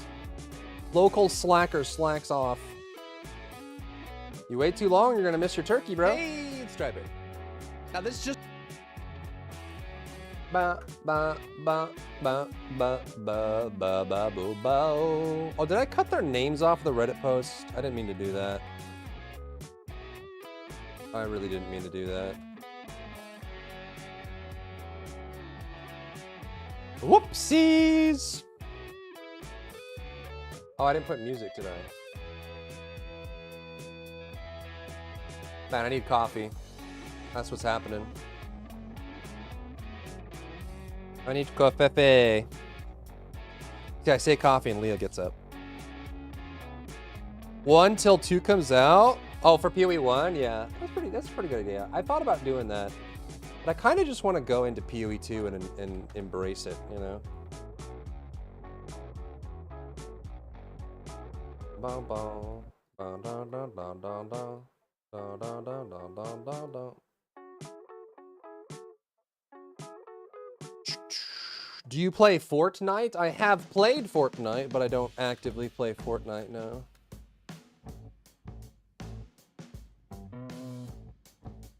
Hi, sweetness. I know I said coffee, and when I say coffee, you think I'm gonna get up, and then you think it's time to go. I know. Crazy lady. You're crazy. You're crazy. You are.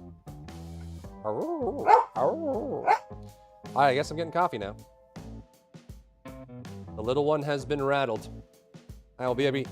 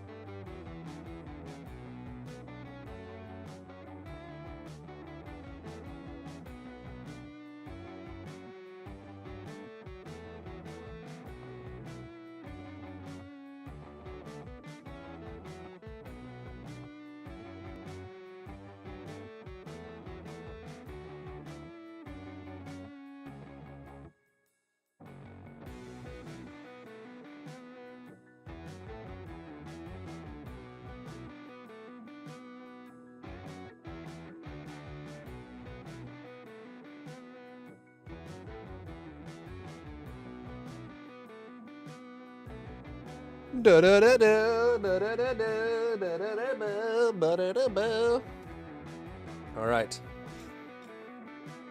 Ba ba ba ba ba ba ba ba ba. Pup has pooped and peed, and I have got some coffee. We are stable and ready. Should do some Fortnite carry so Betty can join.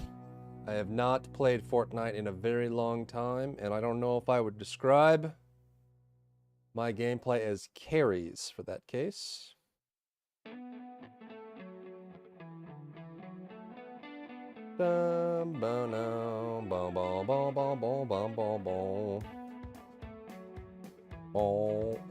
Yeah, I was AFK before. Sorry. I was just playing some background noise.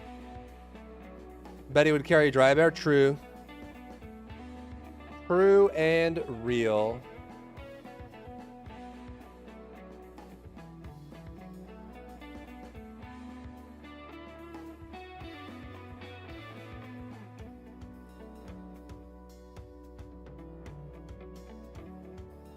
Hello. Come here.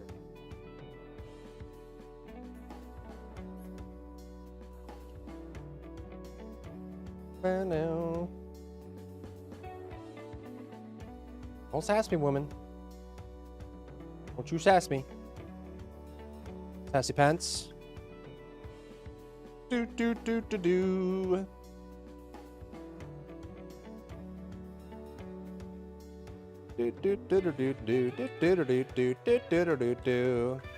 I see you, my lover lady.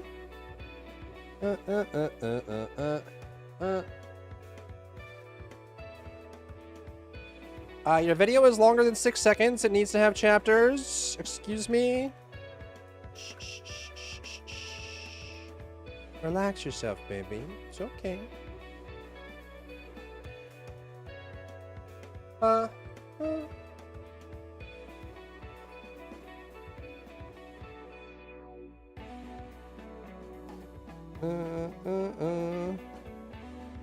The intro menu recreated in the game? Yeah, I saw that. And to be honest, the further in... Now, some of this comes down to choosing the right weapons as well. There was even a point in the story, which I won't spoil, and all the discussion...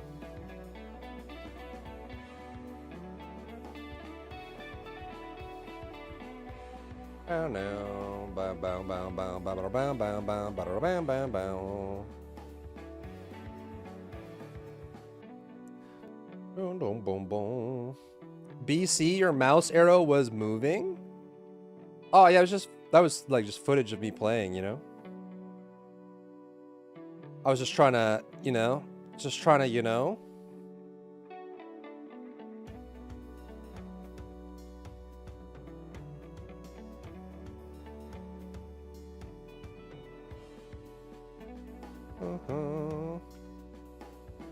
Give you something to look at while I was letting the pup out, you know?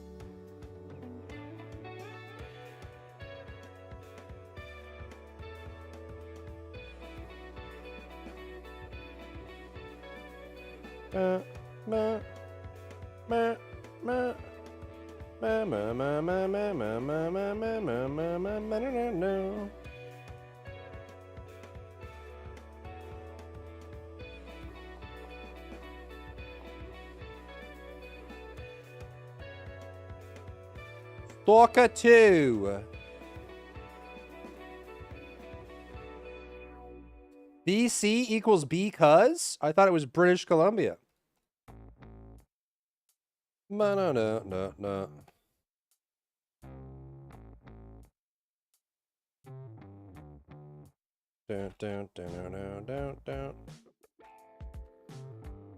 Well, there's no real TFD news to cover right now. What I might do is,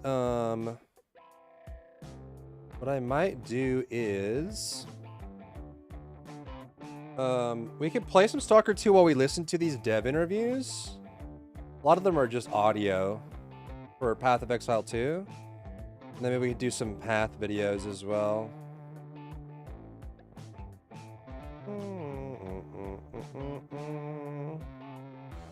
Is slow mode on? I don't think so. I don't believe so.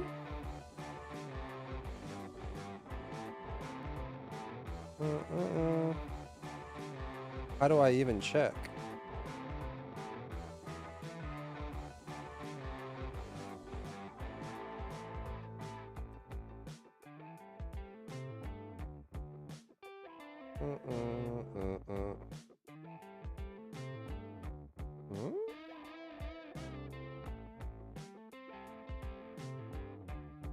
Edit customization.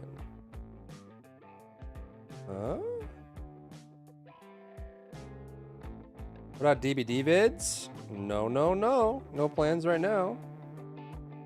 Customization. No, slow mode's not on. Live chat, live replay, no slow mode. Yeah, all is well, man. Bow, bow, bow now, bow now, bow now, bow now, bow now. We also have this stuff too. Yesterday's video.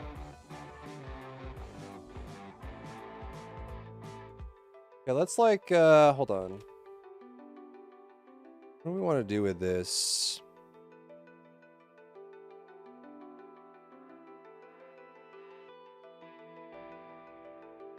Uh-huh. 1,500 nodes.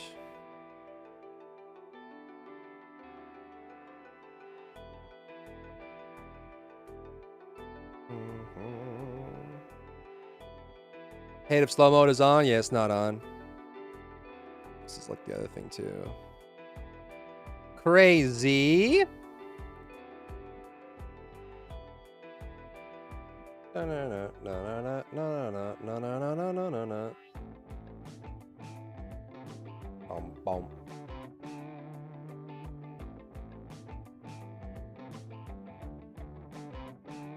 No new responses there.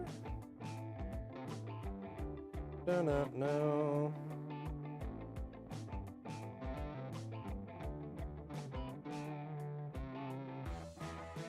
I guess we could cover the spear for throne. What's up, child? How are you? God, this looks so good, dude.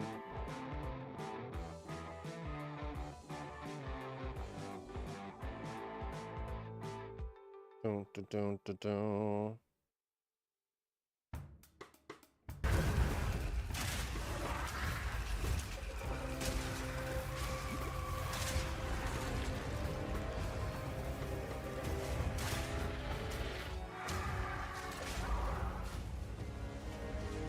That tornado has killed him the most times in practices, by the way. It's lethal. A very serious question hit me.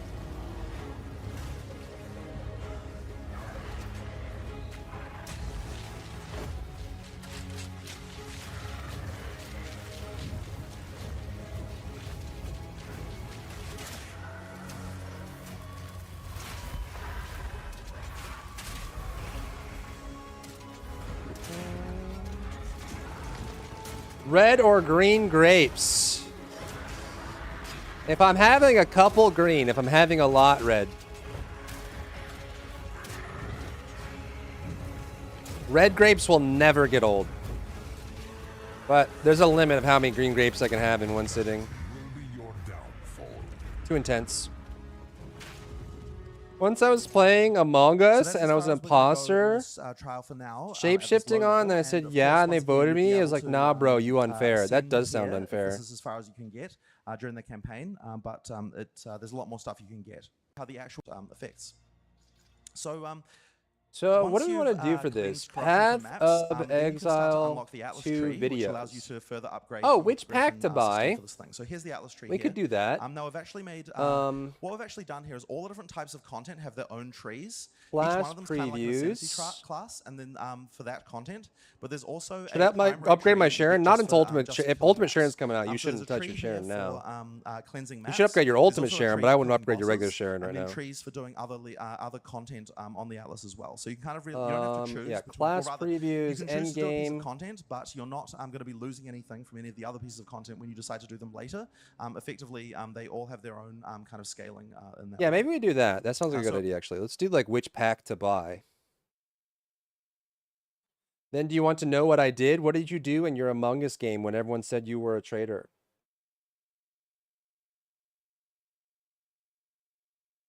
Bo bo ba do bo. Bo bo ba do bo.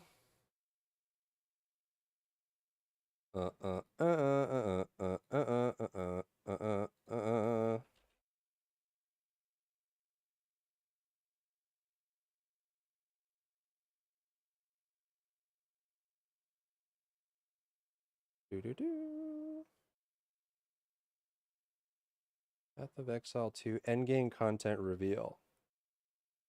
Supporter packs. We have this and this. Do do do do do do do do do do do do do do do.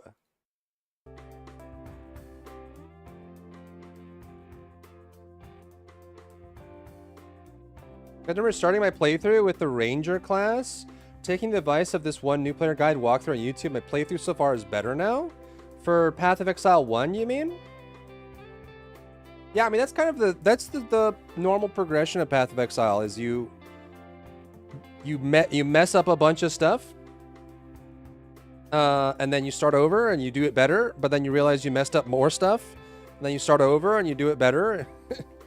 There's just so many systems and so many decisions and so many little things that you're going to continually improve over time when you're playing Path of Exile. So I would say your experience is very much what it should be.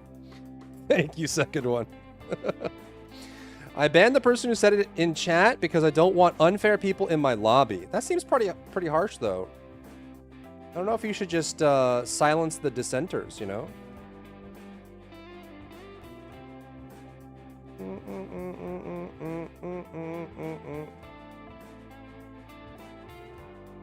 Boom, boom, boom, boom, boom, boom, boom, boom, boom.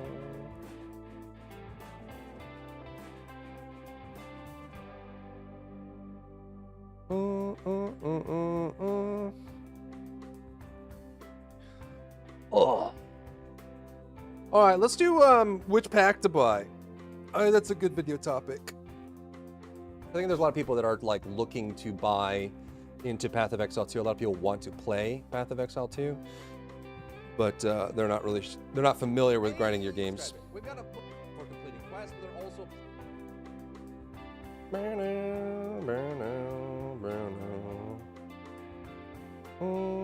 no, Betty. Don't worry about it.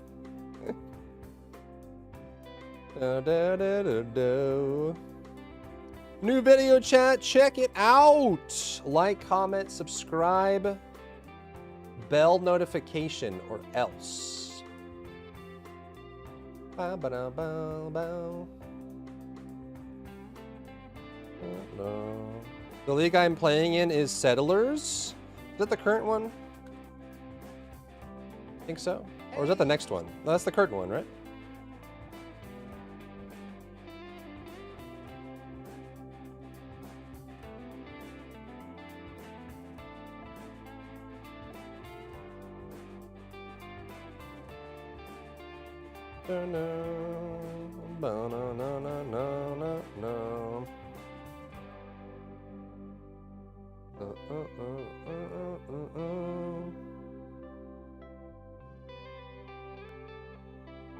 Okay, so there's that. Let's do this.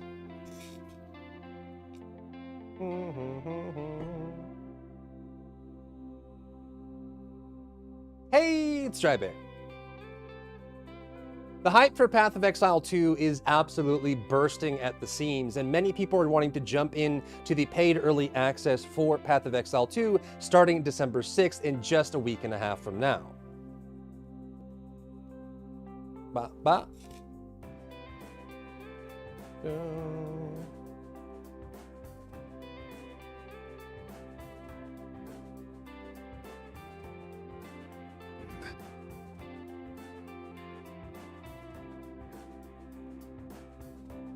No. I've always loved both classes. Am I wasting my time on Ranger? No. All classes are viable in Path of Exile.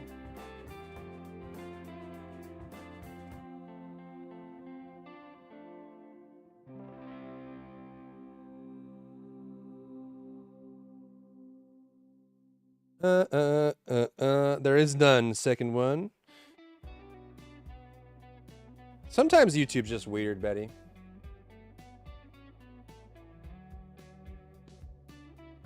Bum, bum, bum, bum, bum, bum, bum, bum, bum. But today I want to cover up the confusion that is happening right now with, can I get into Path of Exile 2? Will the game be paid on release? How do I get into the early access? How long will it launch? And everything along the way. The game Path of Exile 2 is going to be a free-to-play game, which means when the game actually comes out, which is slated for next year, they said they don't want to be in early access for any more than a year length. They will be releasing next year or potentially shortly after that. The game will be free to play. However, in order to get access into early access right now, you will have to buy one of the supporter packs online to get your key, or you can get a key gifted from someone else.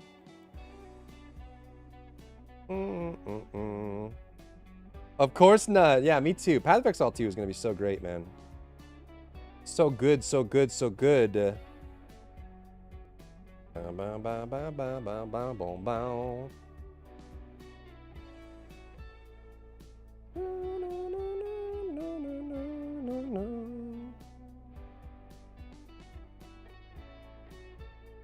Steam top sellers.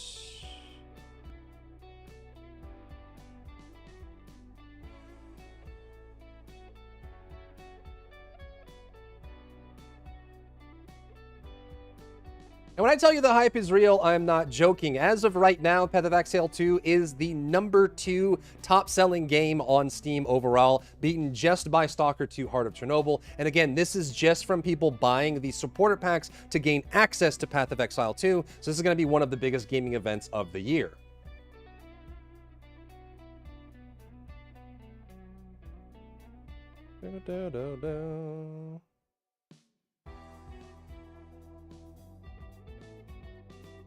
And yes, a lot of the more expensive packs do come with additional keys, and I'm sure they're also going to be doing giveaways on different platforms and channels. So you could probably, if you're just trying to be very frugal, you may find some situations through giveaways or through bonuses, or a friend that buys a high cost pack, they might have extra keys that you can use to gain access to the game and play it on December 6th.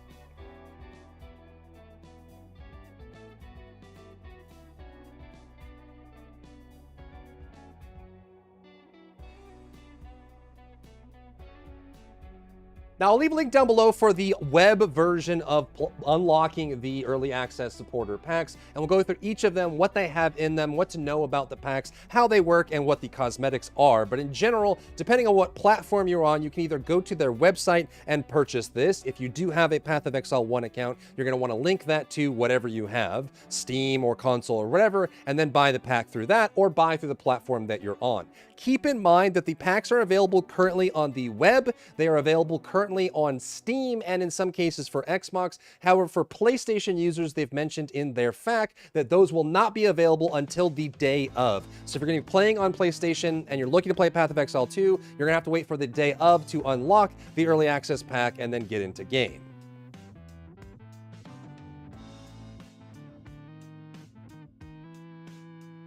Every single one of the supporter packs that scale up in price has a key access to the game. So it doesn't matter which one you buy, you will gain access to the game, and they have more and more rewards, which we'll go through in just a second.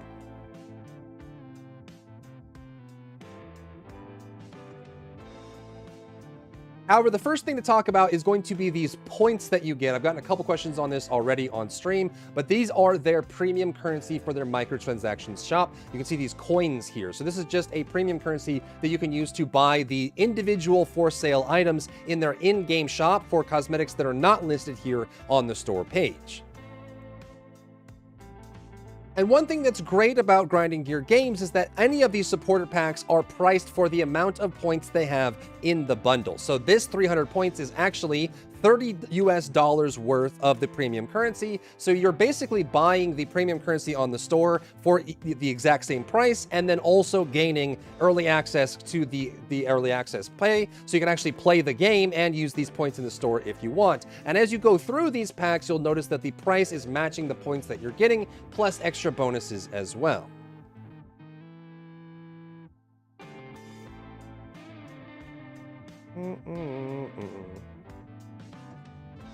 It's also worth mentioning that GGG is very much on the user-friendly side. Every single one of these packs, if you buy one of these at the price listed, you will get that pack plus every pack that comes before it to get the same value. So if you buy the $60 pack, you will get what's in the $60 pack and the $30 pack. If you buy the $100 pack, you will get what's in the $100 pack plus the $60 pack plus the $30 pack, and it keeps scaling up that way all the way up to the $160, $240, and finally the $480, which is their biggest, most expensive pack. Additionally, just note that up to the $100 pack, you will only be getting a single early access key. But if you go up to the 160, you will get an additional key for the 160 pack. So if you wanted to play for yourself as well as a friend, you get an extra key with the 160. The 240 pack will have 2 extra keys, and the 480 pack will have 4 extra keys in addition to your key for it. So if you buy the 480, you and 4 other people will be able to play. If you want to give it to your friends, give it away or do other things that way. Yeah, these are pretty expensive, bro. They are.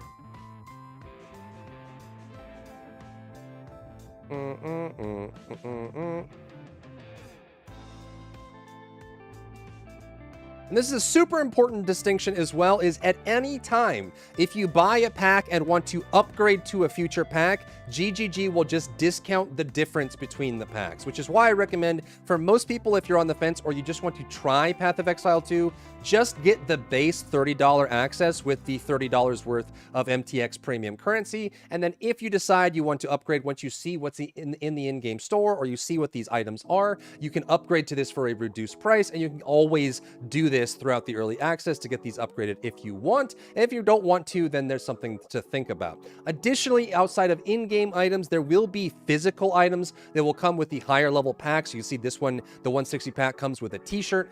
If you have never done this before for grinding your games, they will send you an email, ask for your size and address and whatever. You'll get that all sorted out. However, for the 160, you get a t-shirt. For the 240, you get a t-shirt and a hoodie. And for the 480, you get a t-shirt, a hoodie, and an art book. But they always reserve the right that if you don't want anything mailed to you, you don't want physical items, there is an option to cannibalize these and say, I don't want any physical items, and they will instead give you in-game currency for the value of those. So you'll notice that you get 960 extra, which is $96 worth of in-game currency for all 3 of these if you don't want physical items. For the shirt and for the hoodie, it's 660, and for just the shirt, if you don't want it, it'll be 160. So the value that you get, if you don't want the physical item, you could always just say, hey, don't give it to me, and they'll give you points instead for the in-game store. Sounds good, Betty. What's up, Chaka? Do.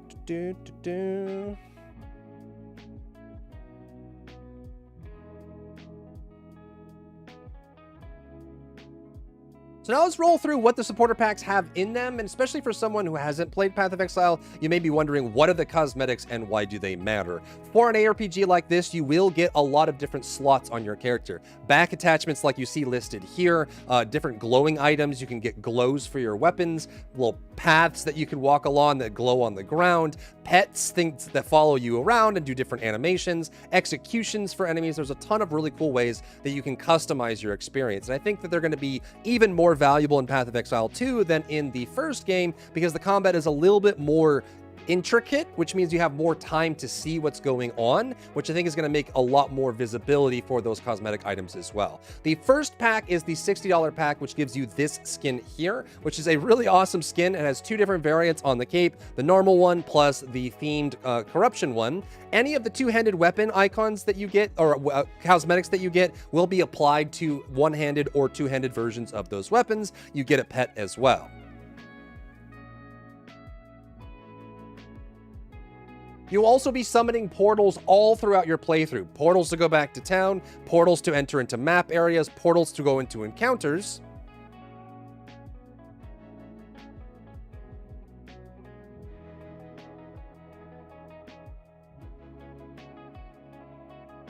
And these are equipped just like any other cosmetic, and this is the portal you get for the $60 pack. So you'll be able to equip this as a cosmetic for your portals. Anytime you summon a portal, it will look like that instead of the default portal look that you would normally get. And all of these packs will have their own themed portals as well.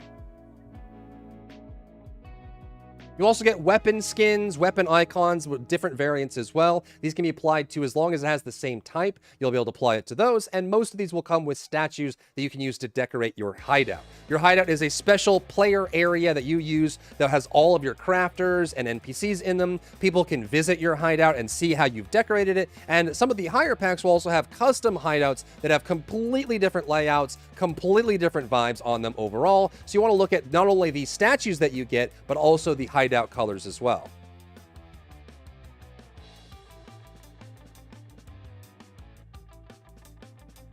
So the $60 pack comes with this this statue as well as a basic Kiwi pet that will follow you around in game. You can have it as an option to equip, and you'll have these forever. For every character you make in the future, you'll be able to use all of these items for them as customization options. So this is the $60 pack with everything mixed in together. The pack that goes above this is the $100 pack, which has this effect. It has this skin with the Kiwi, but it also has a special like floating effect. It will make your character just glide along the ground with sand effects going on. You can disable this as well if you wanted to walk around, you could, but depending on what class you're playing, this might be a cool effect to be able to just float as you move around.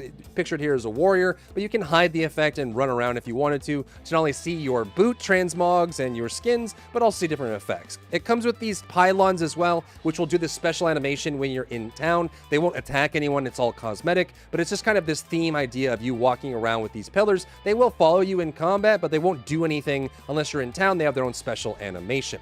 So not only that, you have your two weapons. You have the weapon from the $60 pack, which you'll get a spear and a bow cosmetic that you can use for your weapons, as well as everything in the $60 pack. And you also get a brand new hideout with this one, which is this one here. So when you go to your hideout, it's normally a fixed area. There's tons of ones you'll unlock in the story for free, but this one is a moving hideout. Obviously, it's a fixed ground, but in the background, it's like you're on these dune-style carts that are moving along. So you can decorate your hideout this way, and they have some pretty varied hideout presentations in Path of Exile 2 that you'll be able to customize with the statues and various other items. So if you want to have this glowing effect, this flying effect, there's a special level up effect that comes along with this, a special Kiwi that's separate from the other one, on top of the one you'd get from the $60 pack, a special statue, and a special hideout, and all of this comes with your own key to access the game for early access as well.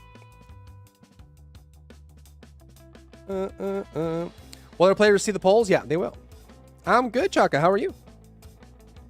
Boom, boom, boom. It's 222, chat. Knock on wood. Boom, boom, boom, boom, boom, boom, boom, boom, boom, boom, boom.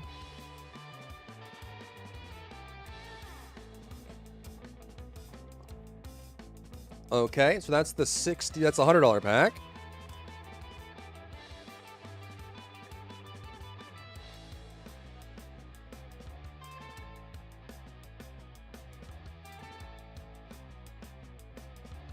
Now, after the $100 pack is the $160 pack, and again, you will get everything from the $100 and the $60 pack when you buy this one. This is the first of the supporter packs that comes with a free access key, so if you wanted to support the dev team and also get an extra key you can give to your friend that may not want to buy the $30 entry free and you want to play with them, you can. And this also does come with the physical item, the t-shirt, which you can either keep as a merchandise item for you, or you can reject and they'll give you extra coins for that on top of the coins you're already getting that you can spend in the microtransaction store. One thing I didn't mention as well is you also get a frame for your character, like your avatar in the top left corner that shows when you join parties. You'll have one that matches your supporter pack, so you can show off which one you got, as well as this like these two like 2D items that you'll get as part of the pack overall. What pack are you giving away? I don't know if I'm giving any of them away. If only, bro. If I was a big content creator, I would do that.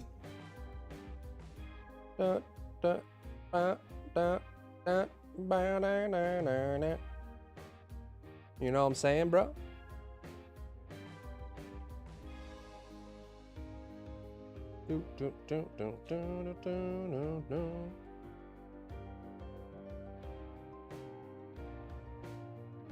You got your 30 pack? Oh man, you ready.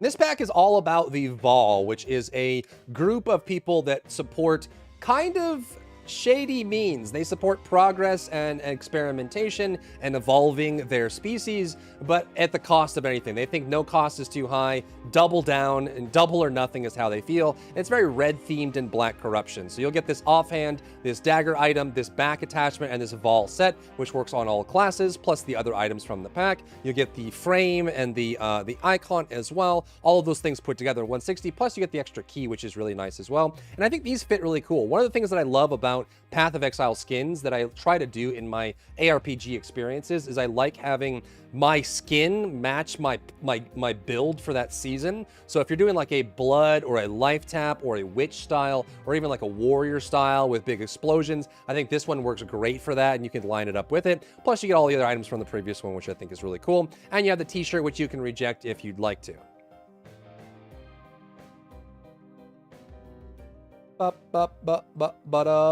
The bare minimum. Yeah, man.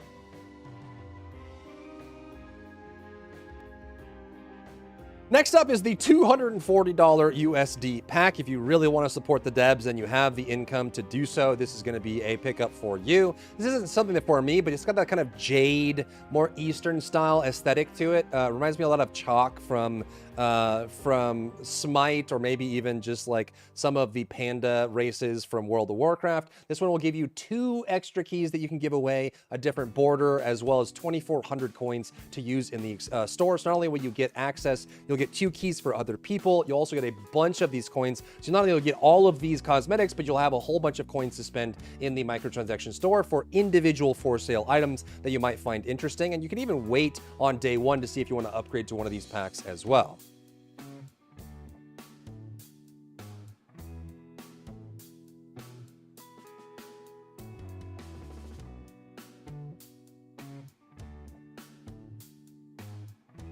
It's got this cool aesthetic of like very heavy armor. So I think this fits for like a warrior gameplay or even a monk if you want to line these up. It looks like you do get a good mix of one-handed and two-handed weapons. You get your special ancestral kiwi as well. And one of the things that you note about the warriors, especially, you get these really cool ancestral spirits as part of that gameplay. And they also have this execute animation. This is a special cosmetic that you'll get that you can equip. When you have it equipped, if you kill a rare enemy,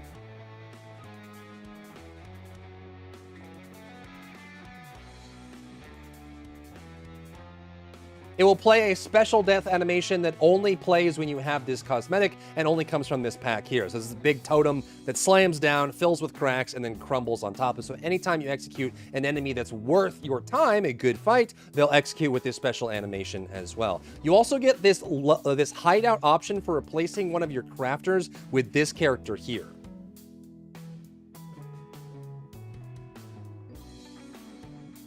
So when you go to your hideout, instead of having a normal crafter heal, you have this guy that when you talk to him, these ghosts will come up on the canoe, row in, and you'll be able to talk to him and craft. And then other people that go to your hideout will see this as well.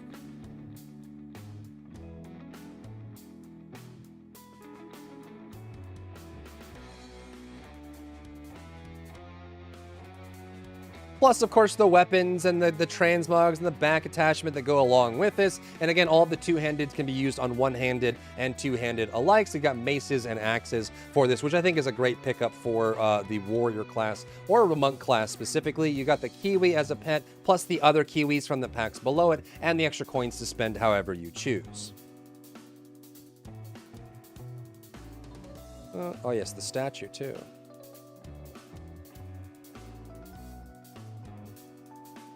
You've also got a special statue that will come along with this. This is from one of the bosses from PoE 1. So you can have this here, which is probably my favorite statue of all the ones in the listed supporter pack. So more customization for your hideout.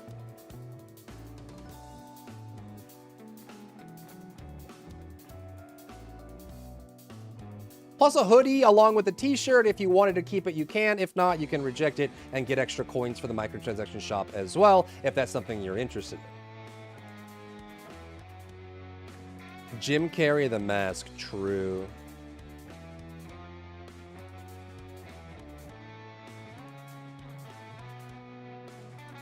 The last pack is the Liberator of Ray Class Supporter pack. This one is absolutely crazy price. This is obviously if you have disposable income to do this and you're in a situation to do this, and I know you're going to say dry beer in this economy, some people still get it, and it's something that's worth covering as it is part of it. And again, all of this does support the developers and their progress. And I would say that Path of Exile 2, at least in my eyes, is one of the first quadruple A games. I think it has a combination of high quality, lots of content, and a lot of exploration in its game systems that make the game truly sensational in a lot of ways. So this is the final one. Again, for this, you will get all of the previous packs and all of their cosmetics. You also get an additional art book, which is pretty cool, and you'll get 2 extra keys on top of the previous, which is 4 total bonus keys to give out at your leisure.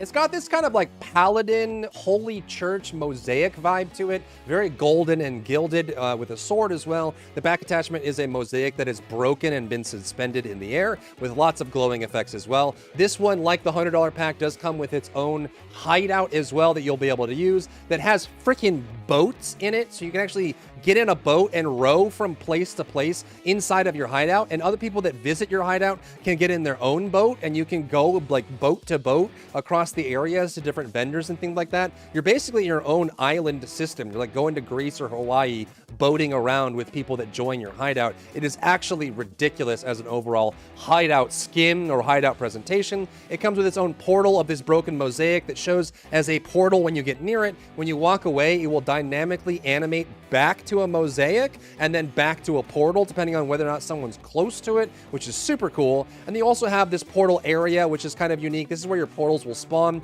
They all look super cool and are themed, and it has a chair that you can sit in to lord over your portals as people come to it. And if you ever played Path of Exile, the portal area is very important because you'll be able to get people to come over to your portal area, spawn a map, trigger something from the atlas, and then the portals will spawn and people will jump in and start playing with you. So it can be only, a way for you to show off your cool experience, but also for other people to enjoy it as well. It comes with special items and cosmetics for your character, a shield, a one-handed weapon, a crossbow. So if you're playing mercenary, it works really well with that class specifically. And you got some really cool just vibes around the skin set for this as well. And a golden, glowing, gilded paladin style kiwi as a pet as well. It comes with a Kitava massive statue that you will use along with the other statues you get from the previous packs. So a big, big gain here. You can put this in the middle of your giant island system with your rich boy boats going around. And of course, it does come with the art pack as well. A pretty big art book of all the art that they've been using to develop Path of Exile 2 and everything that goes along with it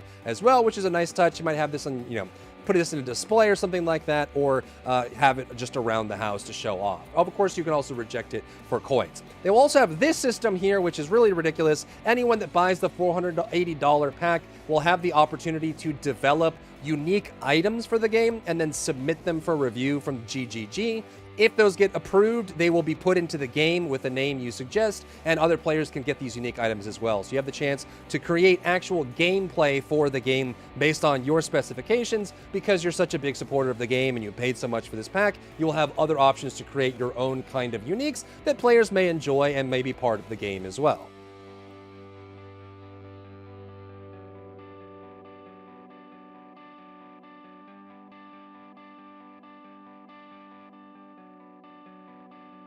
Those are all the packs that have crazy cosmetics. There's going to be other cosmetics in the shop as well. And again, my big recommendation for people, especially if you're on the fence, you're not 100% in on PoE 2, just get the $30 pack or try to get a code from someone that has something extra. And then if you would like to, based on what's available in the game or how you enjoy it, you can upgrade to the other packs and get more items along that as well, with some very fair and honest microtransactions for that as well. Let me know which pack you're getting down below, if you're picking any of them or if you're going to wait for the game to release. And if you're excited like me for PoE 2 and are just counting the days, hours, and minutes until it's available for play.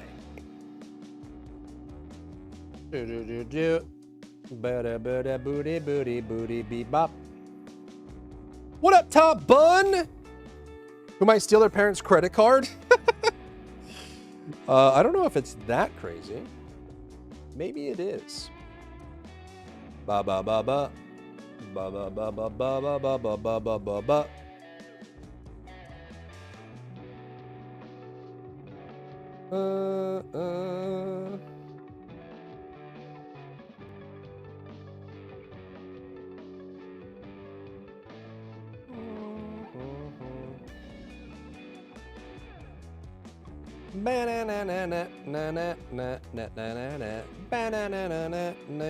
Driver, what's going on? The same old business, you know what I'm saying? We cracking the sky and spinning the dinner plates of the world. You know? As they say.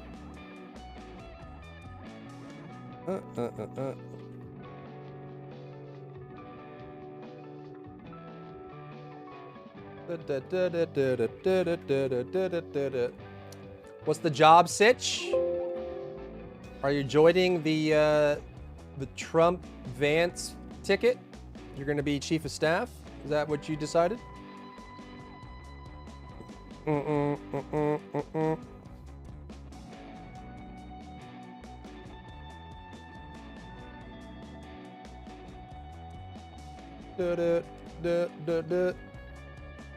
Ba ba ba ba ba.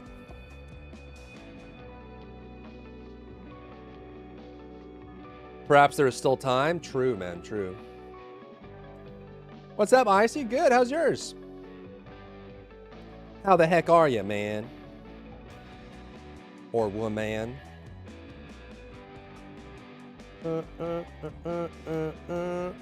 Clickbait is so whack.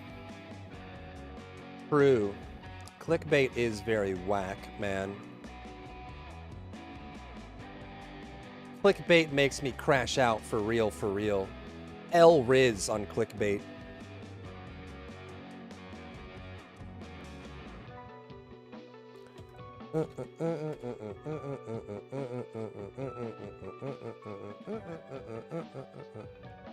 Ba ba boo bap. Beep beep beep beep beep beep. I think what we'll do is we can finish up this video that hits my quota for the day. And then maybe we can just like listen to PoE2 interviews while I progress Stalker. Does that sound like a vibe, chat? Do we vibe with that? Are we vibing? You guys all right? Just waiting for a new trailer for Monster Hunter Wilds. Bro, it looks like we're gonna get another demo. It's pretty sick. It's pretty sick, bro. You know what I'm saying? You know what I'm saying, bro? Let me see if I can, hold on. This could be fun.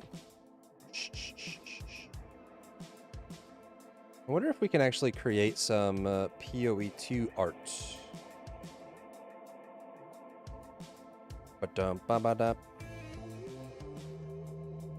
Image to image.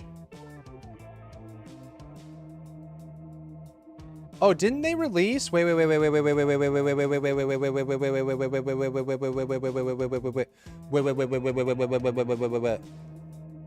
didn't they release the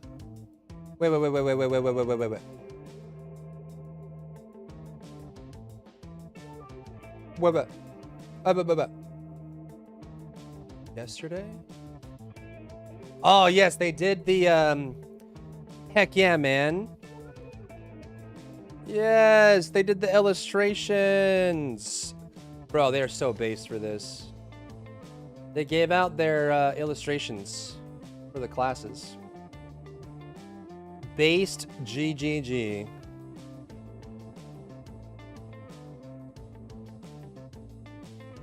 Dun, dun, dun, dun, dun. So cool, man. Whoa. High quality. Insane.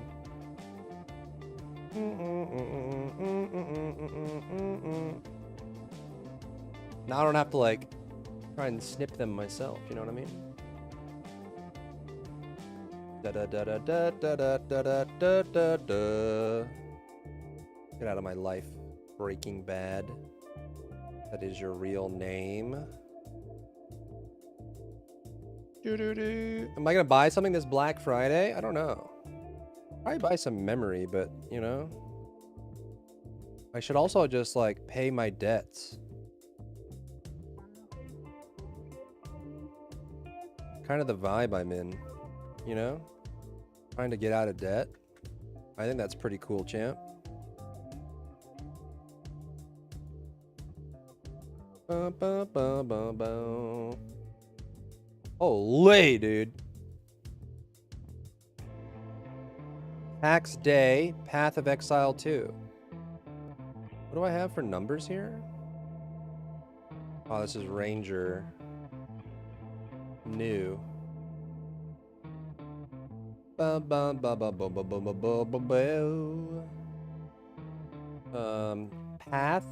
of Exile 2. Enhanced weapon, unique ability. Should I level up weapon I'm using as material first? It just doesn't matter, as long as it all ends up on one weapon. You'd probably just want to get one weapon and then use that as base for everything, you know? Okay, let's see if we can create something.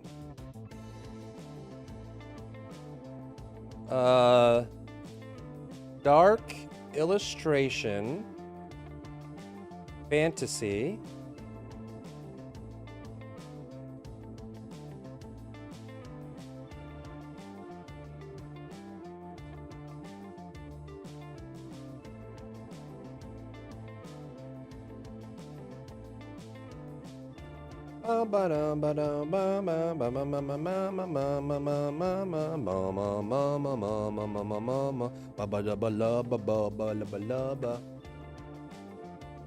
La la la la la la li li li li li li li lo.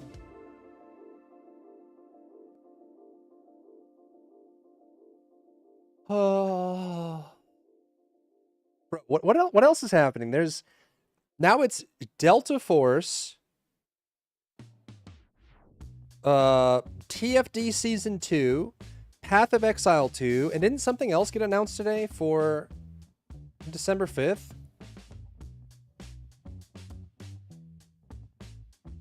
Like, we're just being flooded, bro. It's crazy.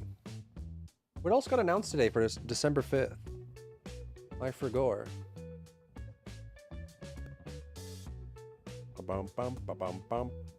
Oh, it's the... I think it's the spear for Throne and Liberty. So funny, man. Everyone's lining up, bro. Da-da-da-da-da-da.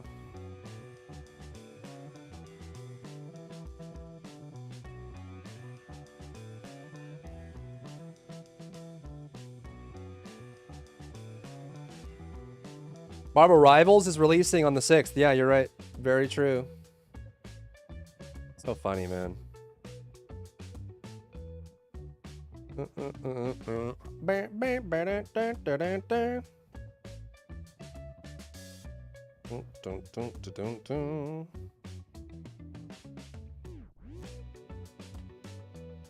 New speakers, but yeah, let's see. Yeah, that might be a good sale. You never know, you know?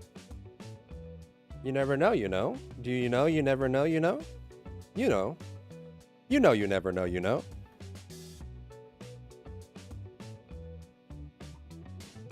You never know, you know, you know? When you know, and you know. Right? You know. Ba-ba-da-ba-ba. You know. You know. Right? Right.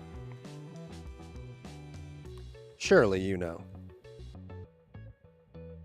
For Thanksgiving, ham or turkey? I think both are fine.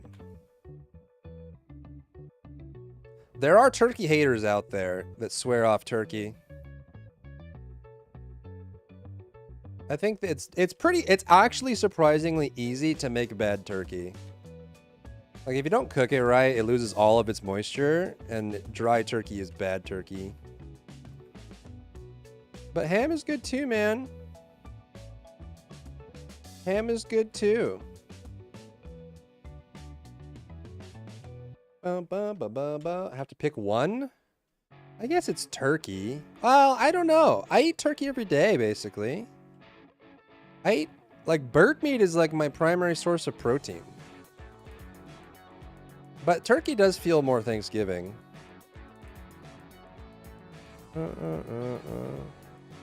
Like, I get most of my protein from turkey and chicken.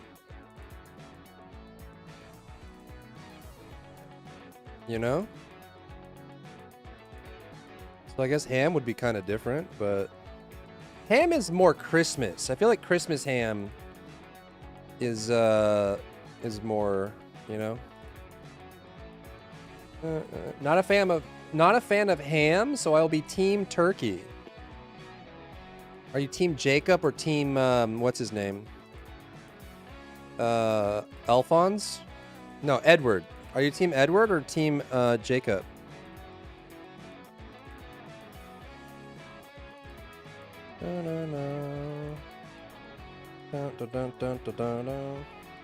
Team Eddie? You're Team Eddie?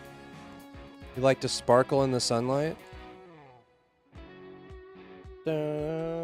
Alphonse? Whatever, dude. Yeah, it was close. That sounds very vampire-y.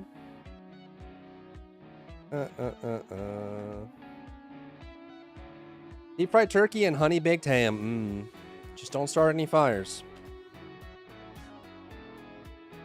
Hey, it's Dry Bear. Shut up, Dry Bear. God dang it, man. This guy is always yapping. Yap this, yap that, yap, yap, yap. Does he ever stop? Asking for a friend. Do, do, do, do, do.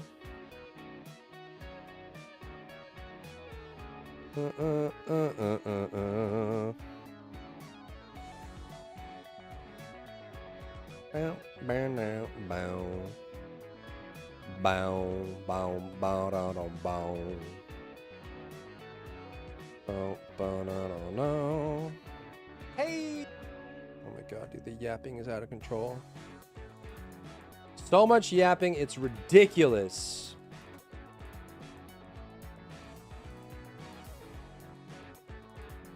The exact date the post patch will be live for Stalker 2? No, they haven't given an exact date. They said it'll be later this week. They said that yesterday. But they've already put a release candidate on Steam, so if things go really well, it could be tomorrow. Could be Thursday, could be Friday. You know? You know what I'm saying?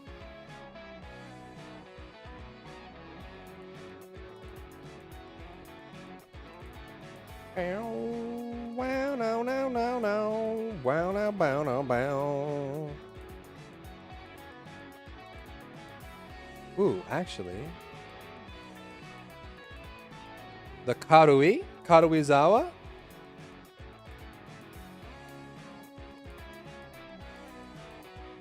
Oh no.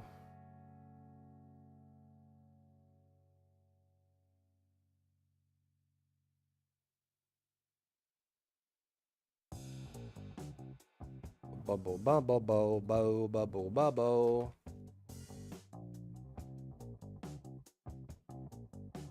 Classroom Elite, yep. Yep.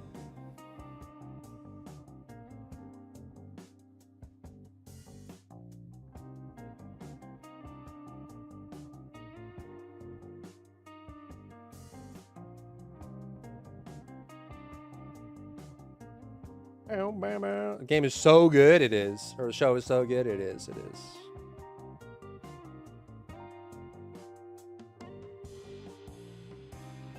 This guy's Gauss gun had 52,000 coupon repair bill.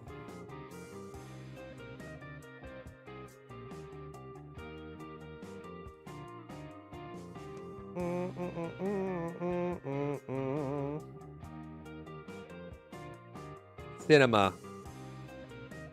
I'm not the one in danger here. There are only 4 of you. You'll need more than that. What the frick?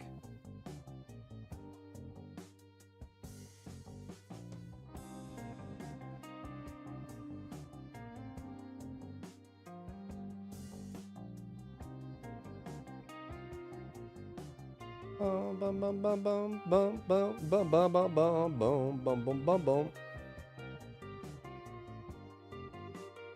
Error? What do you mean error? How dare you speak to me this way?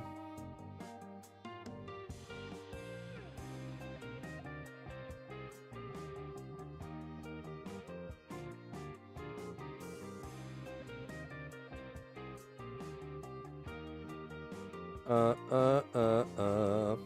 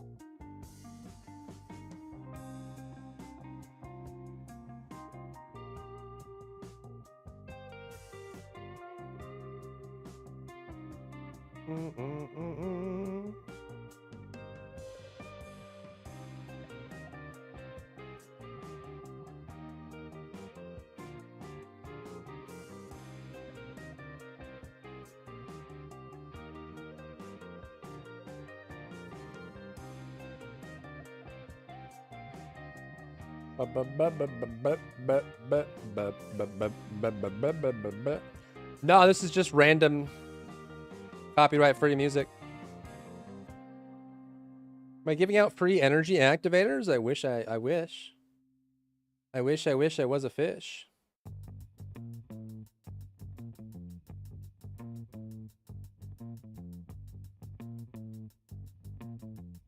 Boo, boo, boo, boo, boo, boo.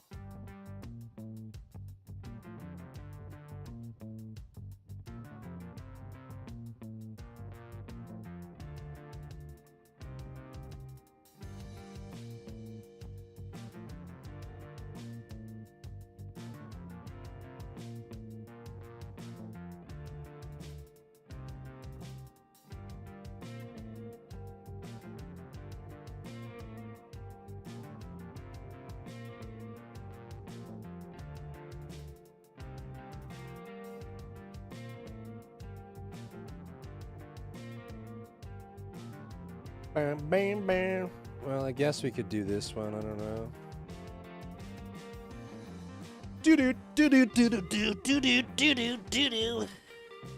Speaking of which, I need to cook some crystallization catalyst, bro.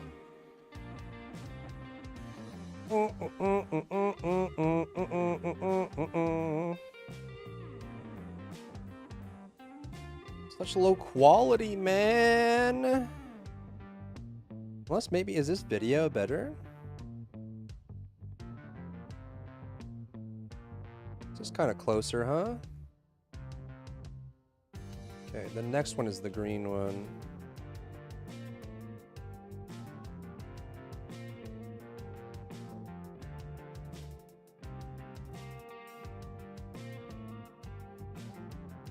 I guess? I don't know, bro.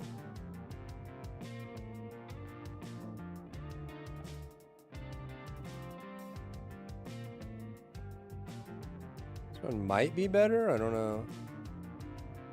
It's kind of pixelated, you know what I mean?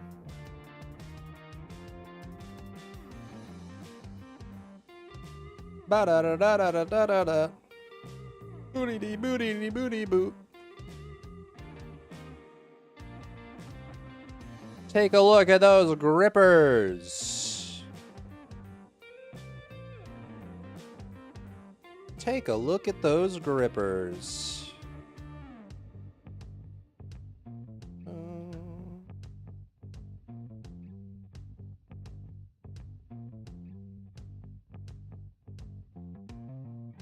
Da-da-da-da.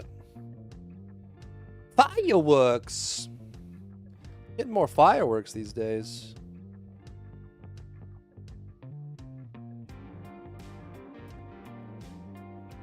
Ba-na-na-na-na.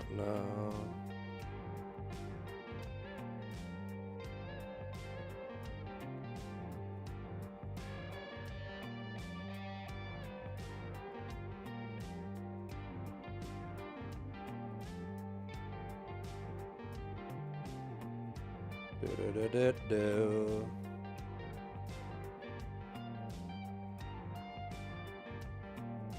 We chillin', we vibin'. We got feathers, man. We got feathers, bro. 15 Callous blueprints yesterday? Dang, doing what? Just have some leftovers from farming dungeons? No, no, no, no, no, no, no, no, no.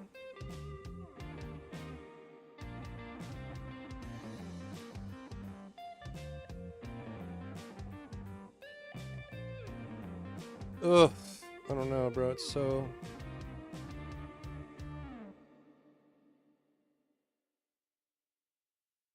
It's so blah.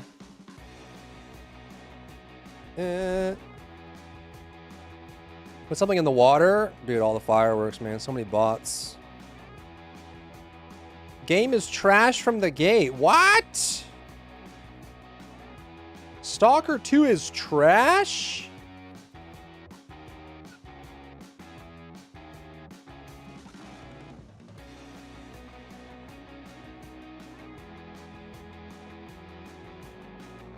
What?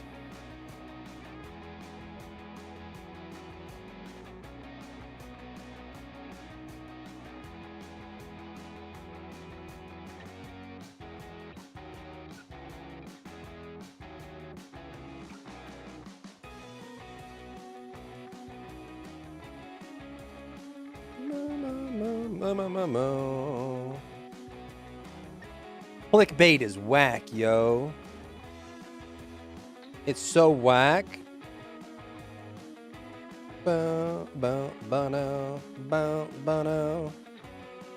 Clickbait is so whack, yo.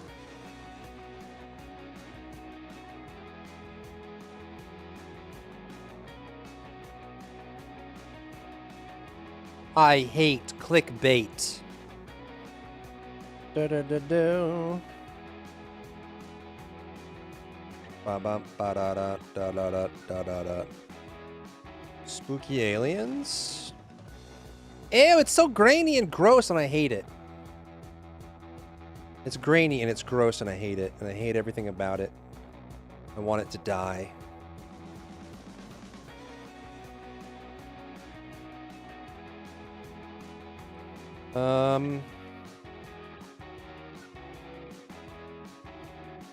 What if we...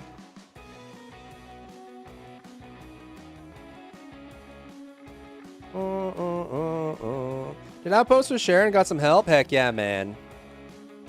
You're ready to go, bro.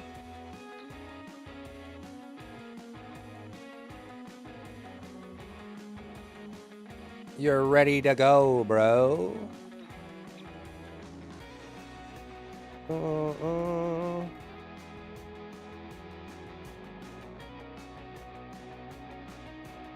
Ba da ba do ba da ba dee dee bo.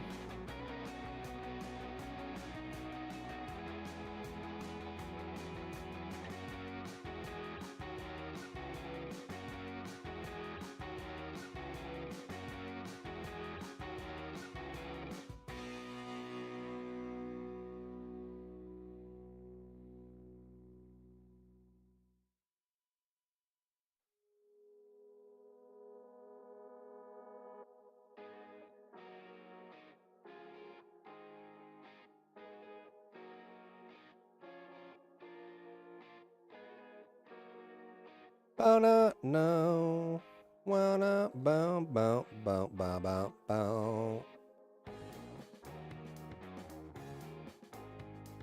Do do do do do boo da da boo boo boo.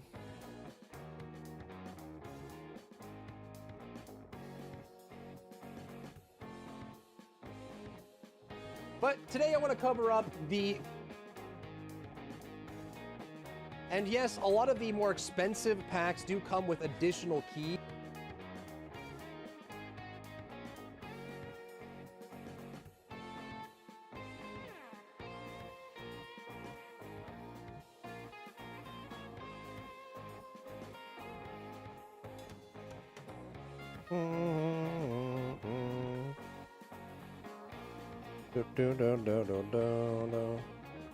Now I'll leave a link down below for...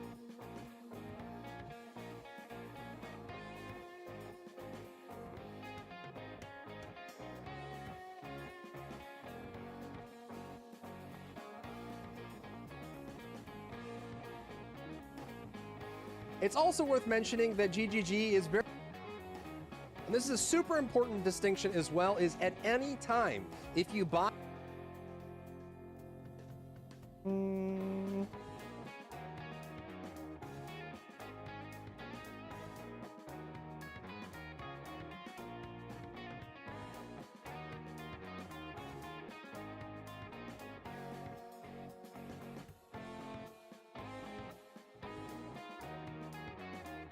Let me upgrade you.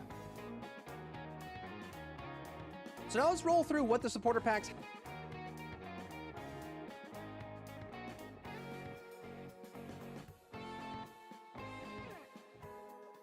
You'll also be summoning portals, all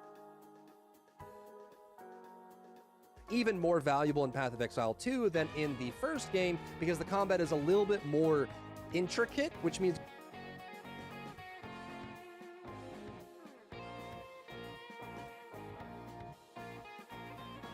you'll also be summoning. So now let's roll through what the use for your weapons, little paths that you can walk along that glow on the ground, which means you have more time to see what's going on, which I think is going to make a lot more visibility. $60 pack, which gives you this skin, a lot more visibility for those cosmetic items as well. The first kind of slabs, I can give you a link. DMC free rock mix. Yeah, someone just be jamming, man. They just be jamming.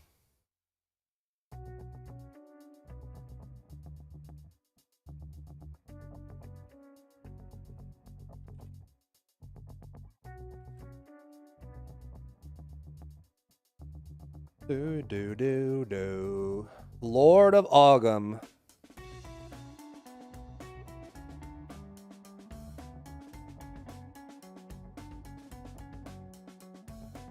Pack is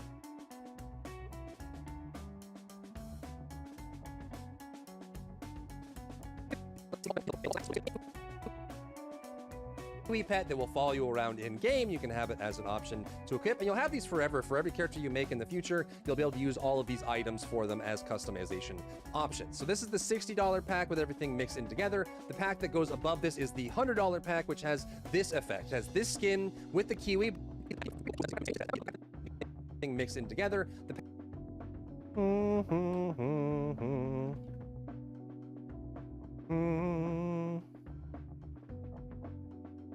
King of Faradin.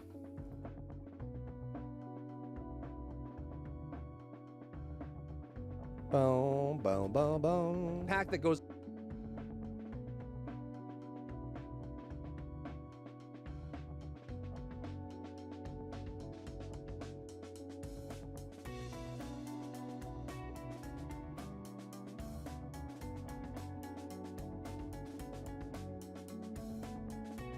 Do, do, do, do, do, do, do.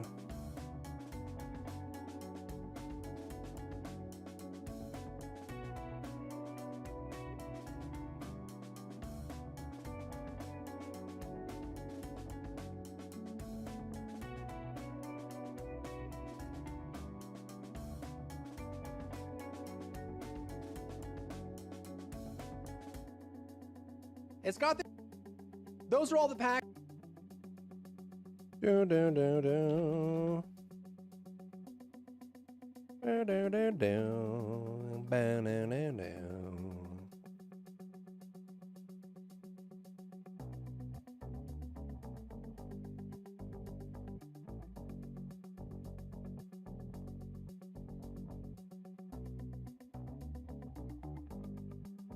See what descendants and weapons we have mastered already, like in Warframe? For weapons, the way I do it is I go to my weapons list and I look to see if there's a catalyst, like if it's level 40 or if there's a catalyst on it, I know it's mastered. And then the descendants are the same thing. So I just look for catalysts. Either it's level 40 or it has a catalyst and that tells you that it's been mastered.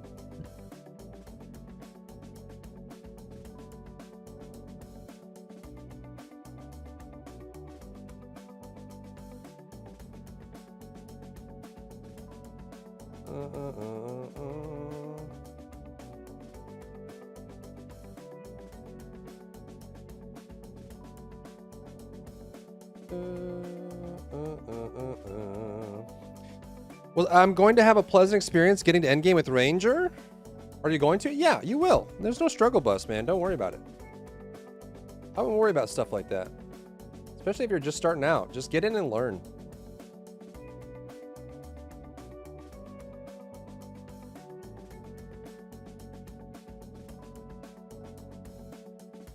Get in and learn. Don't stress. That is the most important thing. Ba-da-da-da-da-da-da.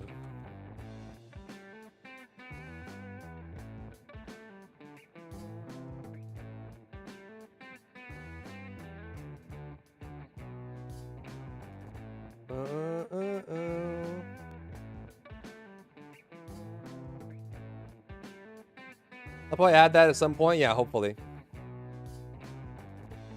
Be able to see what you're missing on mastery. They should just add it to the mastery screen, to be honest. But we'll see, man. I hope that you can just bring more people back to the game, you know what I'm saying? What we need is we need people to get back into back into the game, you know what I'm saying? Get your head in the game. Get in there. Think of starting class yet? No, I'm thinking monk, but we'll see. It might be an audible on the last day.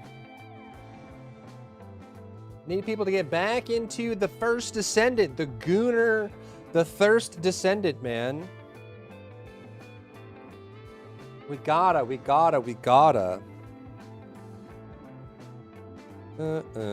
Nah, I'm good.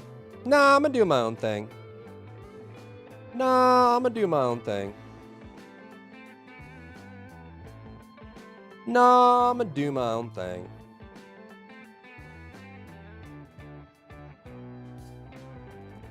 Ba-da-da-bam-bam. Alright, so what I'm gonna do now, chat. Okay. Okay. Are you ready for this? I think what we'll do is we can listen to the some of the interviews for PoE2 while we play Stalker. So we got some gameplay going on.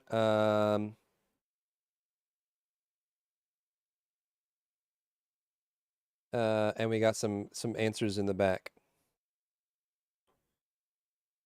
It reached level 40. Yeah, that would be really awesome, Chaka. I agree. It doesn't seem like there needs to be no easy way to see what you're missing for mastery. In fact, if you go to the master screen, it should tell you like what you could do next to get more mastery. I think that's a very easy screen that they could add, you know. Easy win, easy victory.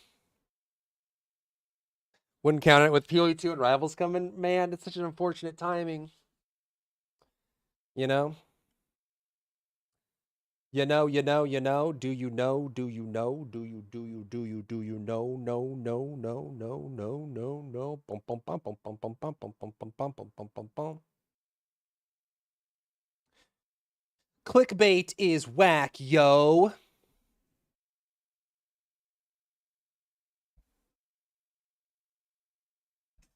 Hello, my name is Anthony, and I have been a victim of clickbait on the internet. Hi, Anthony. Been 6 hours since my last interaction with clickbait, and I just fear that it's coming soon. I fear the clickbait will get me. Da da da da da. Da da da da da.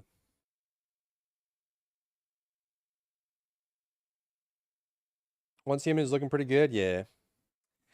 Yeah, wow, how is Once Human doing anyways? It's been down pretty recently, huh? Let's see.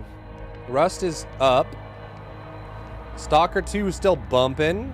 Throne of Liberty's down, but holding. They were like 150 to 200k for so long. 86 to 93k peak is still very, very good for them. Apex is up. Did they finally get a new patch that people liked? Because their reviews have been rough since they did the Battle Pass thing. It looks like they're coming back a little bit. They're definitely up in player, at least on Steam. Baldur's Gate is still where it always is, unchanging. Where's Satisfactory? Whoa, way down. People getting bored of Satisfactory, huh? Or they're playing Factorio now instead. Stardew Valley, where it always is. Warframe is up and holding, bro. Everybody was playing the First Ascendant. I swear to God, the First Ascendant got more people to play Warframe. For a good while. Like, where's First Ascendant? Yeah, it's like around here. And then they patched, and now like everyone's playing Warframe instead of First Ascendant now. DBD's holding. They're actually close to their peak for the day. Pretty cool, man. Seems like their last chapter did well. Oh yeah, actually. This must have been the Dracula patch. Damn. And I'm guessing most DBD players are on console anyways. Civ 7 or Civ 6 still doing well. Deadlock has been declining. Actually quite aggressively. I guess, I don't, maybe people need new updates, like they're not getting updates and that's why they're getting bored of it. Try their 8v2 mode, is it dope? Warframe filler arc. How's Destiny 2 doing? About the same. No major changes here. I mean, they had their expansion launch, which was really good. And then they kind of settled back to where they were. So they're still doing good. And again, this is just on Steam. The Deadlock people are getting bored of for some reason. Once Human is very down. They were holding like 100k plus for a long time. For like 3 or 4 months straight, they were holding 100k plus, and they've been declining ever since. Like, I don't know if people are just getting bored of the reset system, or they're just bored of the game in general.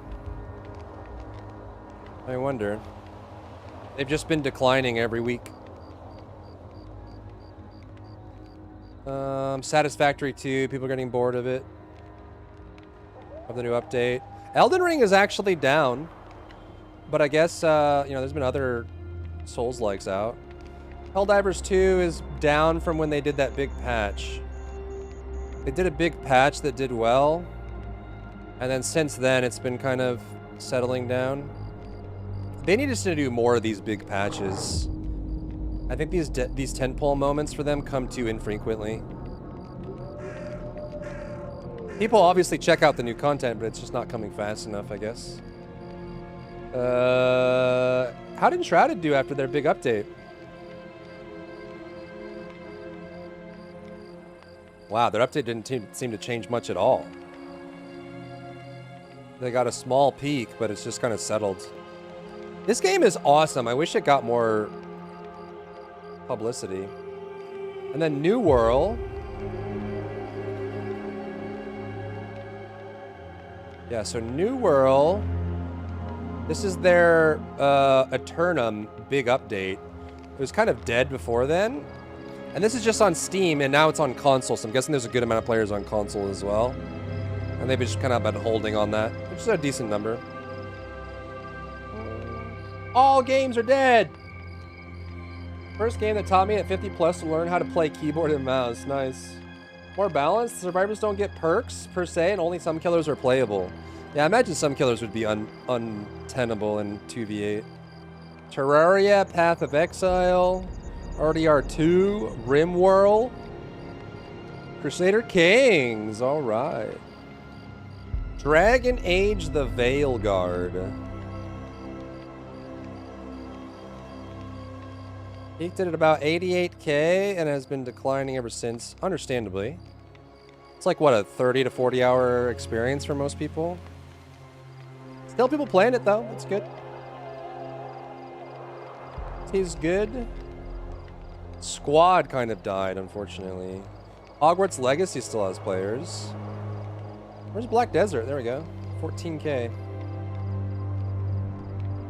Trinova actually getting some players. Interesting. So launched last week, and they're holding like 20, 30K. Has anyone played Trinova? 65%.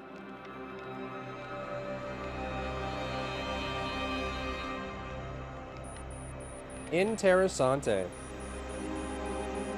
Status Factory got a huge 1.0 update, yeah, and they were over 100K for a while, but that ended up chilling out a little bit.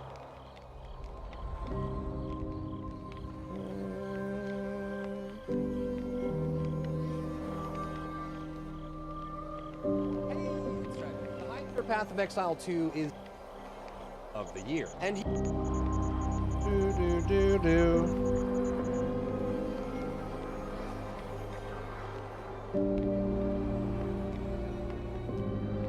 new video chat, check it out, like, comment, subscribe, bell notification, blah blah blah. Or don't, I'm not your dad, bro. Do whatever the heck you want, bro. Bro. Hey, it's Drive Your Mouth, driver, I swear to God. I swear.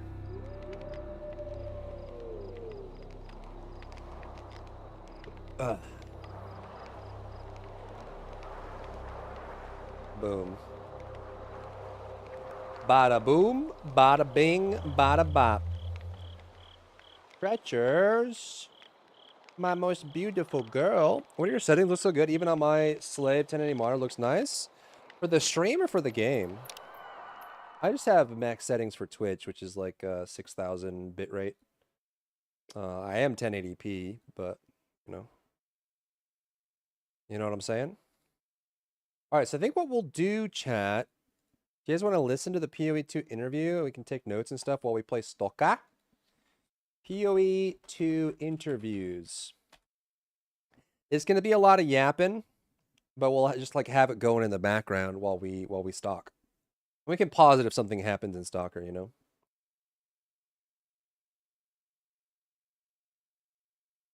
What is your GPU? Exclamation point specs. Do do do do. Okay,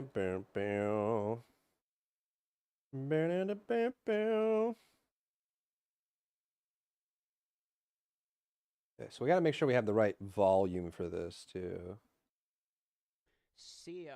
So sorry about the delay, everybody. We are here. Thanks for waiting. And the spoilers I leaked? What did I leak, Zelman? Huh? What? Are you trolling me or are you real? Are you a real boy?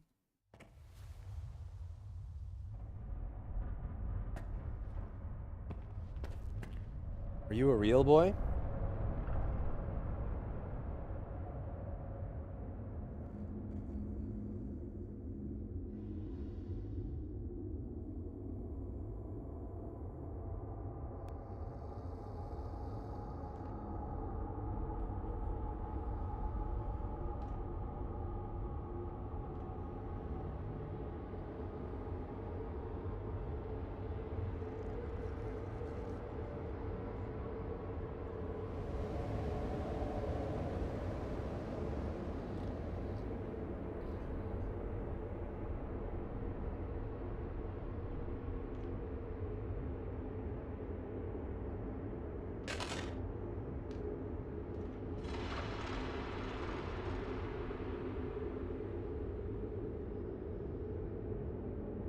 This is the first break I've taken today.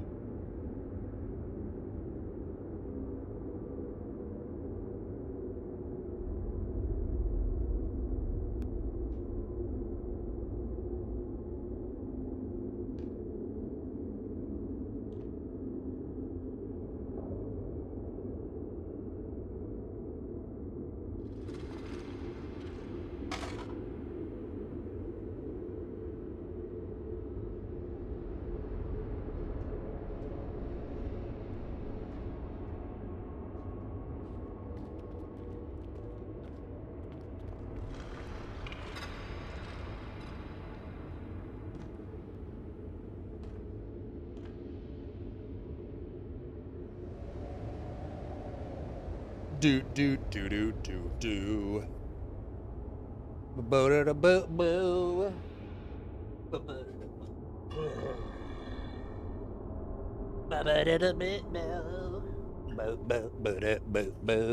You think these games designers intentionally make somewhat unattractive skins on the characters to encourage buying other skins? Sometimes, sometimes not. All depends on the company. Homie just moaning in the corner over here, bro. What the heck is that about?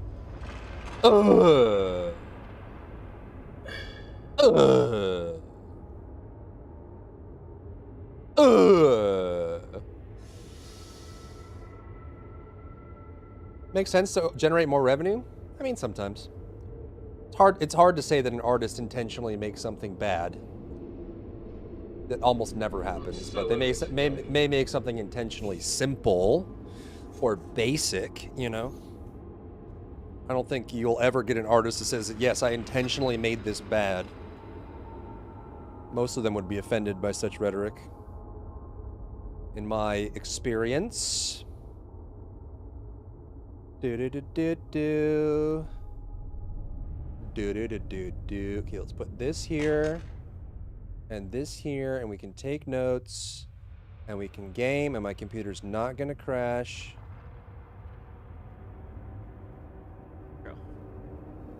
All right. Hi, everybody, and welcome to Tavern Talk. We have lost track of which episode this is, but this time we have Jonathan with us yet again to talk about PoE 2. How are you doing? Pretty good. You know, obviously the response to the live stream we did was kind of crazy. Yeah, I mean, I don't even know what we really expected, but certainly there seems to be a lot of hype. So yeah, it's a bit scary, but I think we're doing pretty well. Oh, for sure. A big congratulations on the reveal. It was fantastic. Like the intro scene, I think I gotta get the key. Away. Absolutely astonishing. I mean, DM, what do you think about the reveal? Like, I'm rating it at a 12 out of 10 so far. It's been the best one yet. I mean, obviously everyone liked it. I would say that kind of expected it to be good because I was able to get the early sneak peek and, you know, see it in LA earlier on. So when I saw it, I was like, okay, yeah, this is going to be pretty well received. One of my questions I did have for you to go right into it, we're going to do general questions and then we're going to pretty much almost immediately go into like more specific questions. And these are questions mostly just pulled from the community that they really want the answers to. But one of the general questions that I had for you was, it seems like there's been more and more an emphasis on exploration and world building. In Path of Exile too, you know, you saw things like the skulls on the maps is one such example you've used for this before. So I was kind of hoping you could walk us through the process that happened when you guys started to realize we really want to have more of a focal point on exploration. So, I mean, to start with the story stuff like that, I mean, like, you know, we really want to make sure that we're doing better than what we had in PoE 1 with regard to story. Like, a lot of people get through PoE 1 and they never even realize what it is, like what the story even was. But as for exploration as well, I mean, like, there's just, you really want to have that fantasy of, like, you know, well, you're playing a fantasy game, right? Like, you just like, and I think exploration is a huge part of that. So there was a thing that happened, you know, in terms of like the, you know, the icons on the map and everything like that. There was kind of a moment when we realized that people actually didn't realize how much content there was in the game. Like, there was a situation where, like, you know, people would like walk past things, they wouldn't know that maps contain stuff.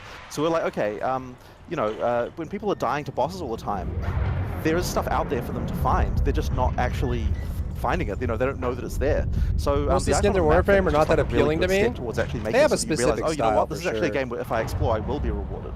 And there's been quite a lot of other things like that we've done as well. Like, you know, we've tweaked the random level generator. We've done like like to make it so that you've got things like where when you come to dead ends, we try to make sure that there's stuff in dead ends for you to find.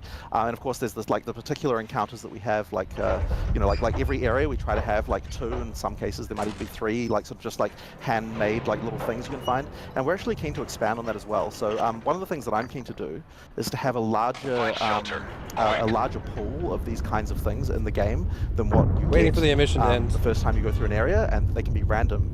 And then we could even consider having it so that when we do the you know, when we go between leagues, the set of them that gets picked for each area could be randomly selected from those. Like, we don't have that at the moment, but it's like something that I'm very keen to do because I think that, you know, obviously replayability, you know, if it's an action RPG, it's like a huge thing. By having more of these things, you just want, so like every time you go through the campaign, you just get a feeling of like, oh, there's stuff here I haven't noticed before, there's stuff there I haven't, you know, like just little things. And I think those little things really contribute. And we even started doing that a little bit with PoE 1. Once we sort of realized we wanted to do this stuff, even with PoE 1, we started saying, okay, every league, when we put one out, we want to have like 20, 30, just like tiny changes to the campaign that we can do, just so that next time you go through it, you just sort of feel like, hey, you know, like here's just something random that I never noticed before. And I think that that's, like, it's funny because it's not really a headline feature. Like when we're announcing the, you know, a PoE 1 league, it's not like saying, oh, here's like a bunch of these little things. Like it doesn't really get anyone very excited. But I think that when you actually play through it, there's just that feeling of like, you know, oh man, I never saw that before. And it just kind of gives you just a better experience. So I think that feeling of just like, you know, just finding random stuff is really important. And we want to do that as much as we can. That's really funny that you mentioned that, because like I don't know how many times I've gone through the campaign. I play the game for 10.5 years, and every time I see something new, I'm like, how have I missed this after a decade of playing this game? Because it's not in the patch notes. It's always so surprising. Yeah.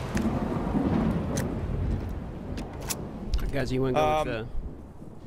Yeah, I think we just jump into it. We've made a list here to make sure it's structured, because we have a tendency of asking repeat questions in the past, and we'll try to make sure that's not happening this time. So the next question we have we're going to jump into is that the PoE 2 is focused a lot on new player experience, eliminating a lot of requirements for going to third-party tools or third-party sites. And a commonly asked question is that if we're going to be able to search and look up, say, monsters and their abilities in-game, sort of like a Necronomicon or Wiki in-game, can we expect to see this?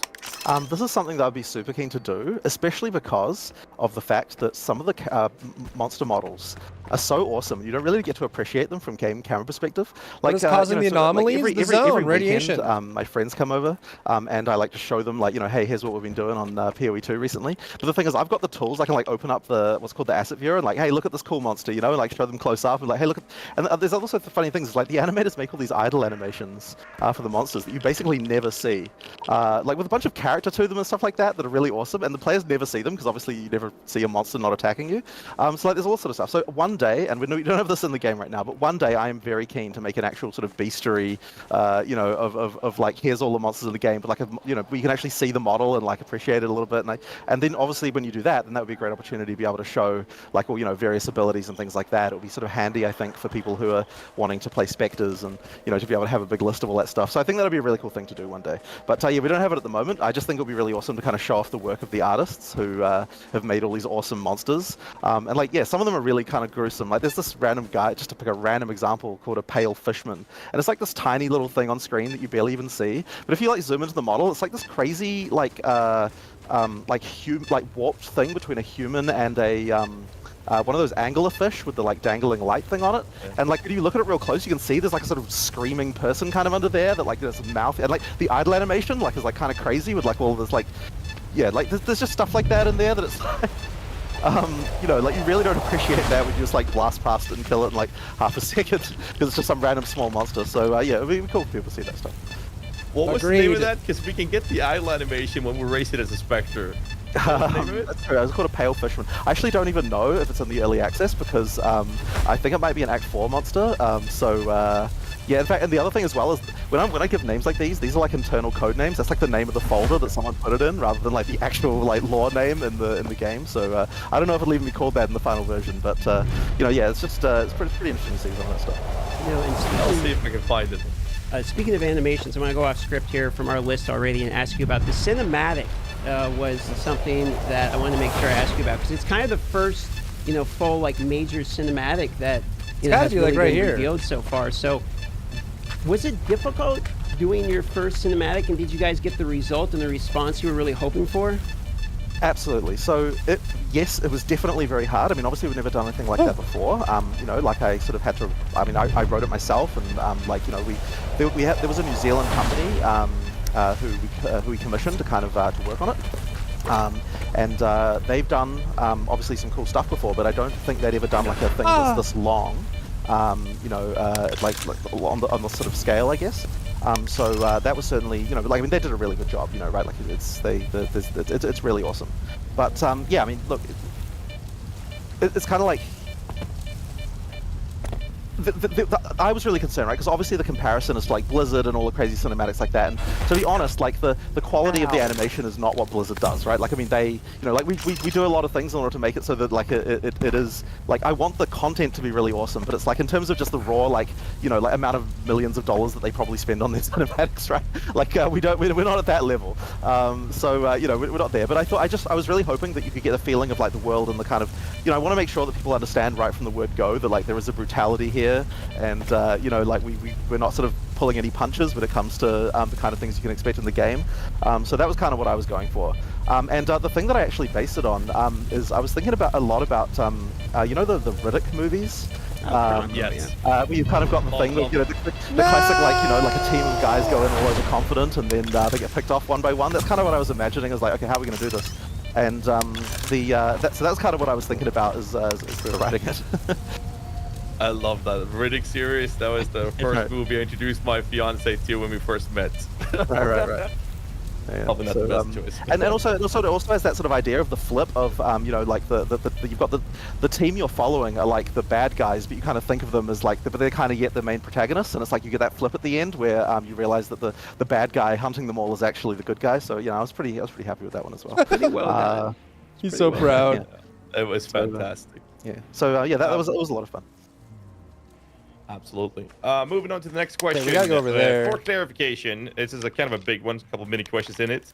So for clarification, can you explain how deaths in map work? Because there's been some confusion on why 6 portals, if you die, you can't go back in, as well as experience penalty still being a thing. So we'll start with those two. Yeah, so basically, when you die in a map, you can't resurrect in the map.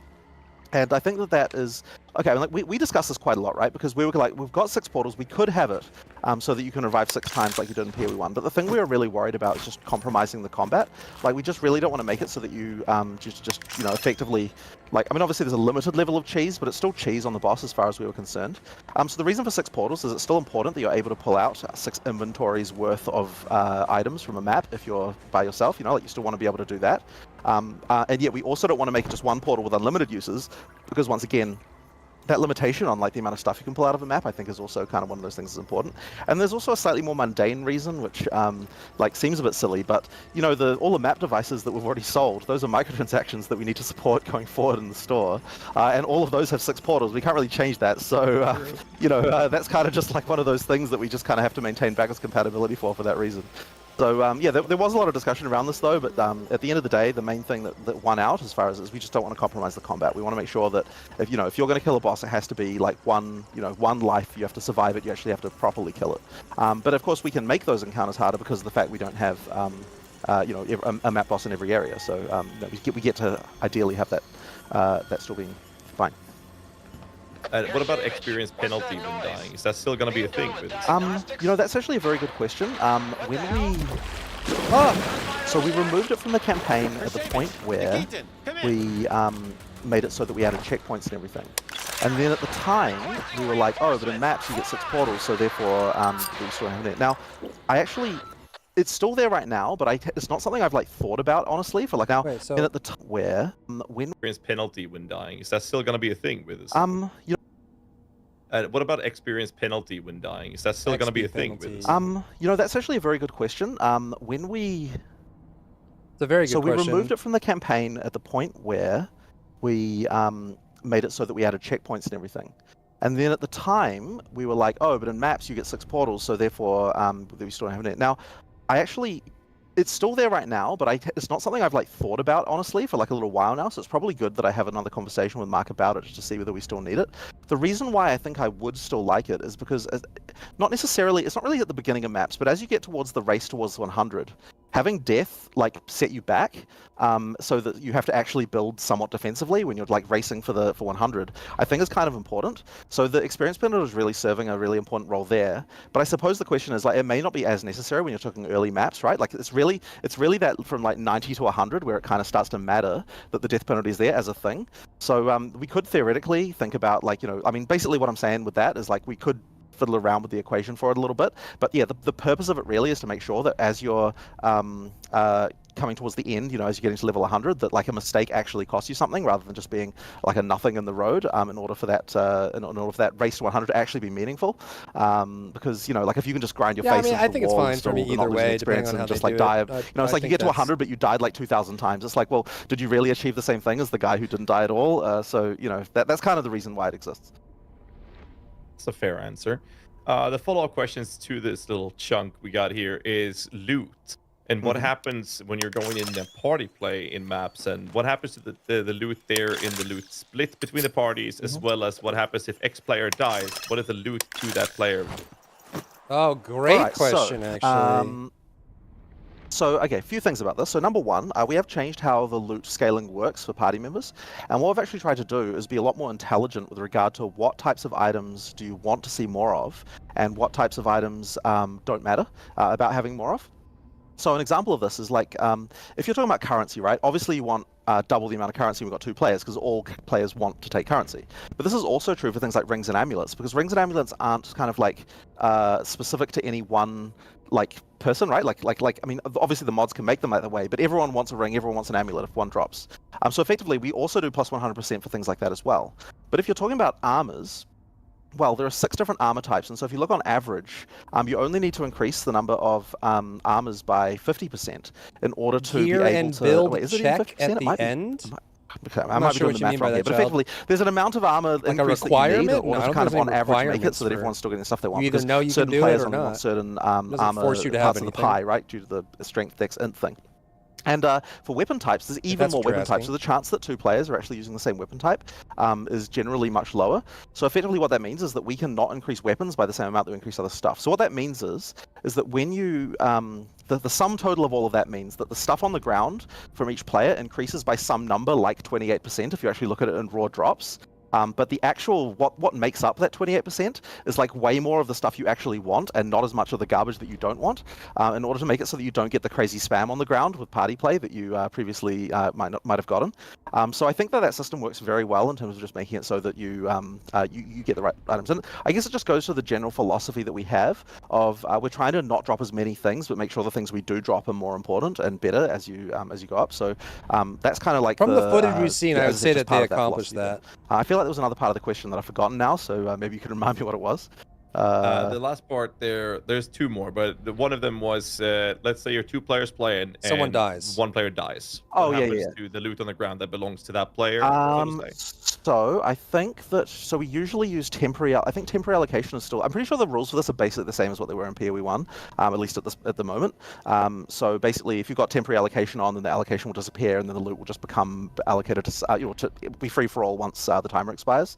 And if it's permanent allocation, then obviously it stays like that. Although we definitely should make it free for all once you die, even if it's permanent. I assume. I don't know if we've actually done that. Oh, it does work that way? In that case, it'll just work then. So it's just the same as in PoE 1 in this regard. So that should be fine.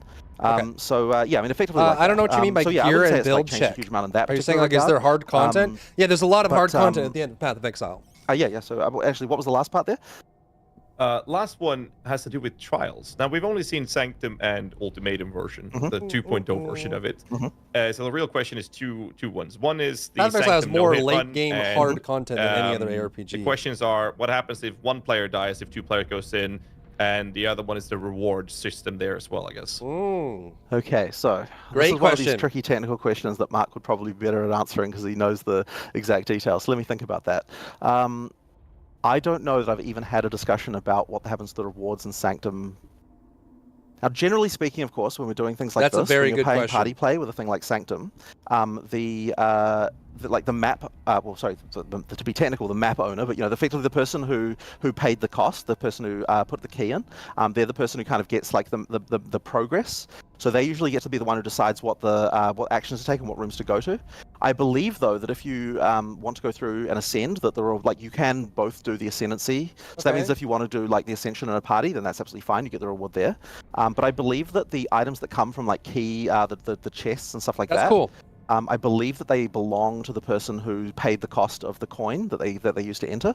Is my understanding of that. I could be wrong about this, but I think that's correct. So yeah, there's a few. I'm sorry about this. I don't have So like it'll be more completely clear skill information check? about some of that stuff. It's skill and but, gear, man. Yeah, that's one of those things that Mark tends to be often addressing. There are lots of end Mark game really is. activities So that will one get thing I should harder and mention is that harder and Mark harder, and they will plays, like- require you to get a better build, I get could be better wrong. gear, So I think like and get 90% better as of a the time player when he's and your playing, he's build yourself. playtesting multiplayer, so How he's the you one who play your really build. cares about getting all that multiplayer stuff. There's a exactly bunch right. of Whereas when end-game I'm playing, difficult I'm like a content. solo player all the way, right? Like I just, for whatever reason, I'm just like a solo player. So ideally, with the both of us paying attention here, we should make sure that things are good in both solo and multiplayer. But yeah, he's got a bunch of designers he likes to play with. Like the design team effectively. Like he plays multiplayer with the design team all the time.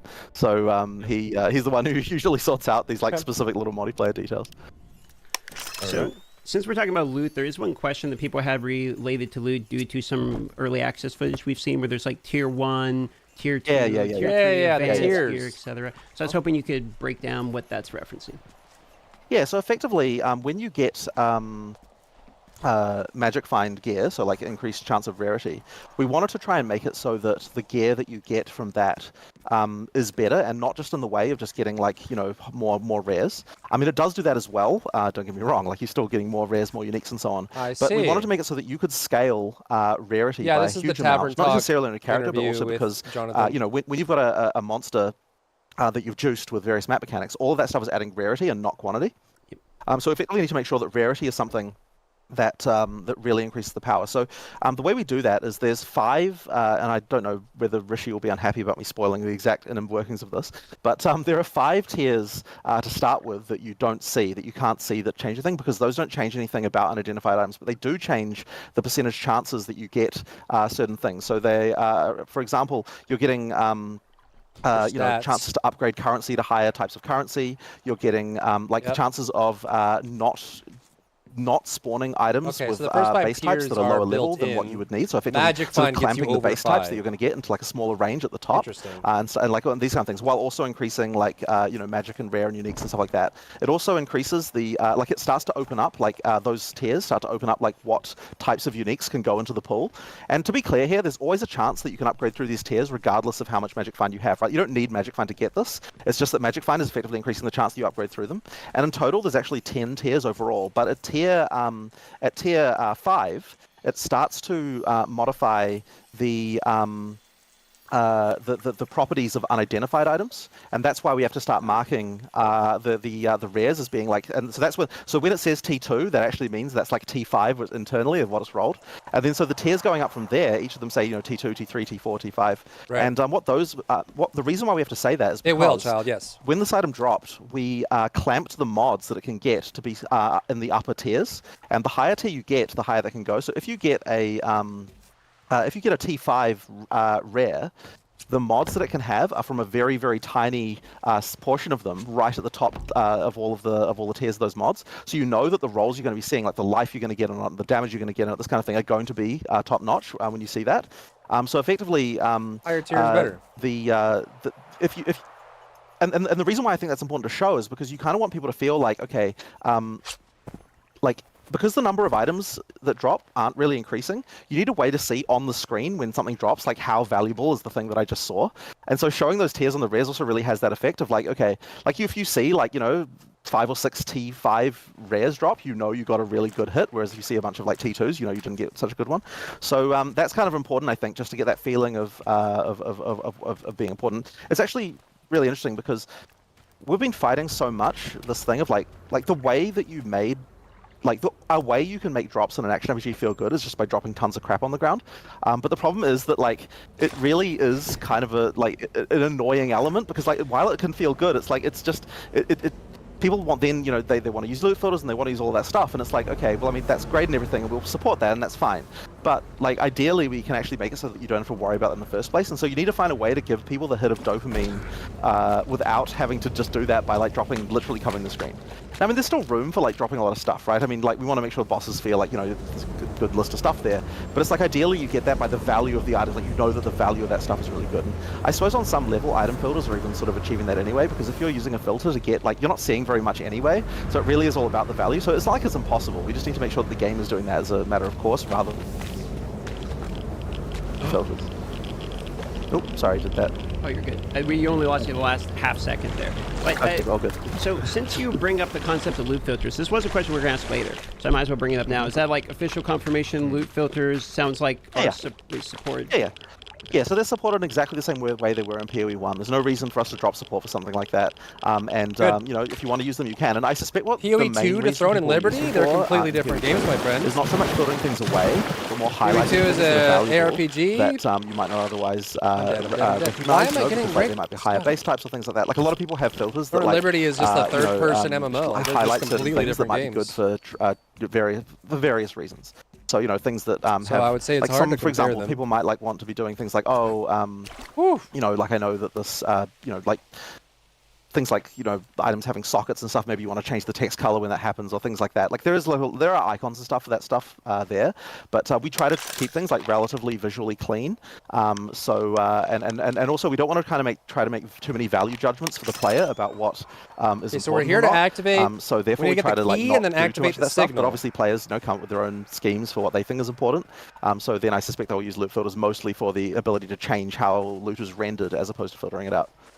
I gotta say, this isn't so much a question as much as a comment for me personally, but I really appreciate the approach of something you said there, which is allowing the player to determine what's important. I find that to be like a very appealing sentiment. So when I hear that, it's kind of the reason I've been falling in love with the the PoE game lately.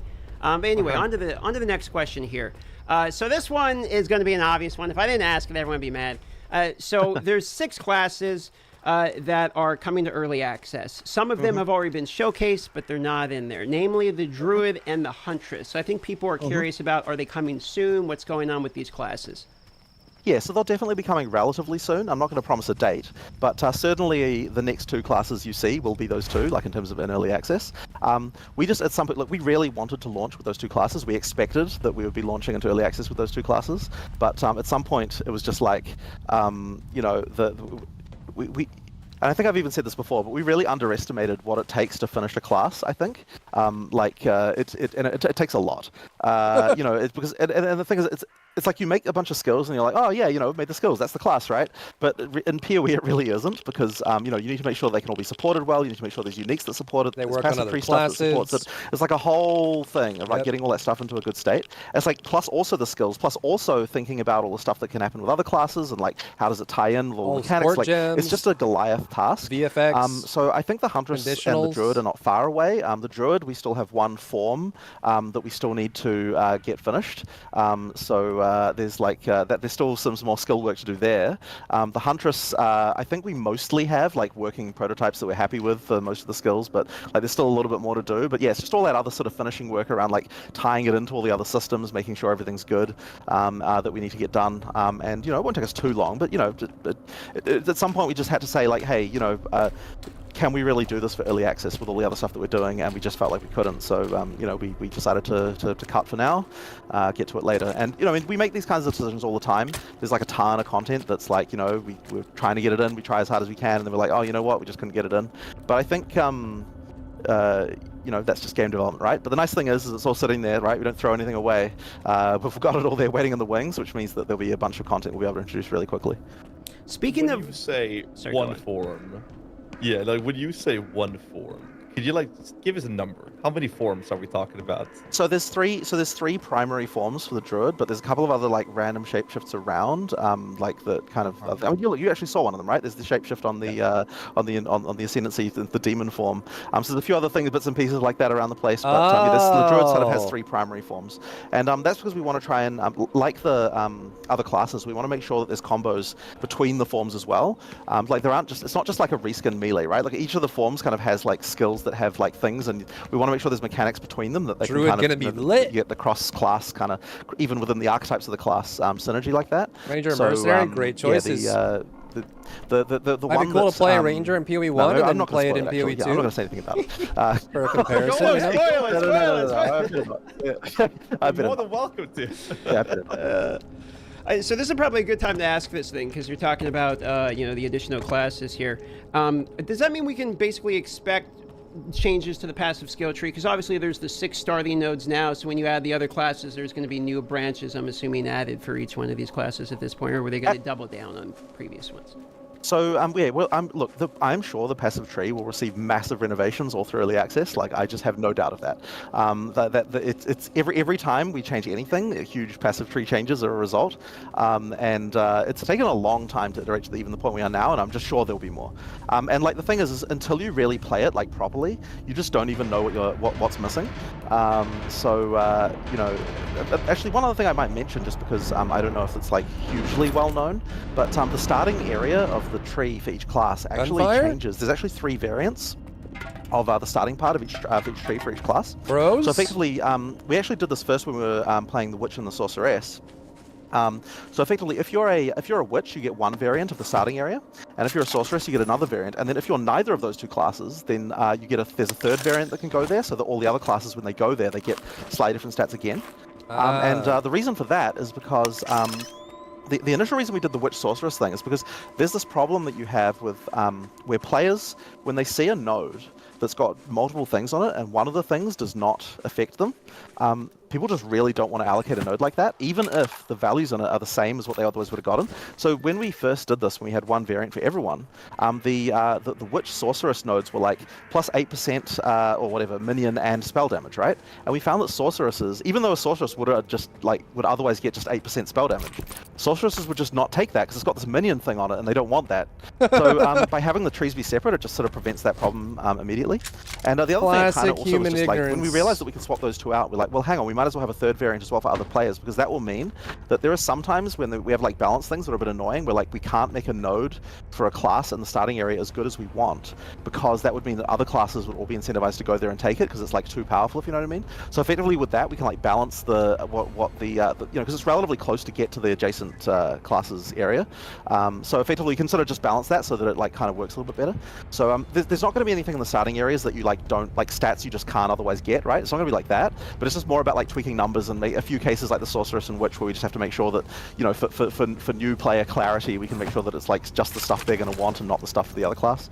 But as you get out of that, then they all become the same. But yeah, as I said, we're making a lot more changes as we go through too. That was a very in-depth answer there. I actually didn't know about the changing of the starts. That's that's an interesting tidbit there. Okay, so you did mention, and you know I gotta ask, because you said classes and content coming to the game. I am a notable Blight enjoyer. So, you know I'm going to ask, can we hope, can you tease me with anything, give me some hopium copium that, you know, maybe Blight can come to Path of Exile too at some point here? Well, I will say this. Blight is a relatively easy league to add compared to some others. So when we're looking at leagues of like, here are some leagues that we can put in like relatively easily, that is one of the ones that you know would be relatively simple for us to do. Obviously, one of the reward system it previously had has now been moved to a different thing, which means that Blight will need a new reward system, and you know, we've got ideas for what we can do about that. You know, we've got monsters we can use for it. We've actually got a bunch of environment art from Act 5 that that would suit Blight perfectly well. I'm not sure if have we shown any of that? No, I don't think we have. All right, yeah. Well, anyway, there's some stuff that we can do very easily. So it's the kind of thing that we can do relatively easily when we're looking to add new leagues to the game. So I'm just hearing Blight login. That's what I'm hearing when you're saying. Okay, well that's good. That's good news. I'm so heavy, dude. Because I've been asking a bunch of questions related to stuff I just personally wanted to know. Oh, that's fine. Later on in this podcast, we're going to hit the minion rant section, so don't worry about it. But we can start with a classic simple question, and it is, how many ascendancy points are we going to get in total? Yeah, so same as PoE 1, it's 8 points. So effectively, you've got the last the 3 you can get throughout campaign, 3 sets of 2, I should say. So 6 points throughout campaign, and then the last one you have to be in-game to be able to get. All right. The other question we have here is, PoE 2 looks like there's a significant amount of ways to increase power on maps. How does the juicing compare to PoE 1 for endgame mapping? Now, we saw a lot of it in the reveal, but could you elaborate on it? Well, so first things first, we definitely want to make sure that juicing is still a thing, right? Like before we did our whole endgame push, I think using a shotgun with what? Times, How? I think that would have been a big problem that we would have had, where there wasn't enough ways to juice maps. But I don't know that you'll be able to get to quite the level that you can get in PoE 1. Certainly, we want to make sure going that through it's the glass. and like, it's honestly. it's a little bit hard to say because, you know, the way that this can go down, I mean, look, we think we can know, like, all the things, but you never really quite know exactly how it goes until you get, like, masses of players, because trade is a huge part of the economy for how juicing works. Like, it's like, okay, so we've shown people how you can overlap tablets and towers and all these sorts of things like that, and, like, get all these packs. But the question is, respond to the distress signal in a where? trade league such that you can, like, do I guess all of it's the juicing here, but I don't have a mechanics marker PoE2 has to anymore. offer at the same time continuously. And I don't actually quite know the answer to that because, as I said, it's like it's Maybe really it's a up trade there? economy thing that you need to have to be able to say what they can do. And the juice is substantial if you can get everything all at the same time. The question is, can you do that every map, or can you do that only some of the time? And I honestly can't say until the trade sort of starts to happen. I think it's going to come down a lot to just play and for us to just find out, like, you know, like once we hit that trade economy, we actually start playing, what does it feel like? Is it working well? But the thing is, we still want you to feel powerful, and part of the feeling of power actually is pack size, right? Like, you need to have enough pack size so that, you know, because when you've got a bunch of AoE abilities, obviously the more things they hit, the more damage you're effectively doing overall. So, like, the more pack size really is like a way to make a player feel powerful, and so that's why we need to have ways of juicing pack size, and we've got ways of juicing pack size in the game. But then we also have to be a little bit careful because, you know, that is what can lead to things getting completely out of control and then just can't understand what's going on in the combat and things just completely fall apart. So yeah, as I said, we have to be careful, but I think it is still substantial. Like, you still need to feel like a god. So, you know, I think the juice will be high, but I do believe it should be lower than PoE 1, at least by a little bit. Yeah. That's fair. On the topic of power and juicing things up, something that we've seen in many games throughout the years is how ARPG games, they start off kind of slow and more of a strategic gameplay approach, and then the best patches comes through, the game evolves, the meta of power creeping and speed clearing just goes to crazy numbers, and then everyone's upset when they're then toned down or the number squish is happening. So I guess the follow-up question would be, what are the plans? Because I'm very confident there are plans to manage severe increase in power creep moving forward, so you don't end up in that category where you're one-shotting the entire screen. I think that we just have to be careful, and honestly, I would say that in PoE 1 we've shown that we can. I mean, look, PoE 1 obviously did get pretty crazy, but at the same time, like, we had a lot of years, where things kind of weren't like that, and I think that effectively, I believe we can still maintain that. Our numbers don't scale as fast as some games do, and they don't go quite as exponential, which means that we're not going to have to be worrying about trillions of damage or anything like that. You know, you know, and like, I mean, it can be.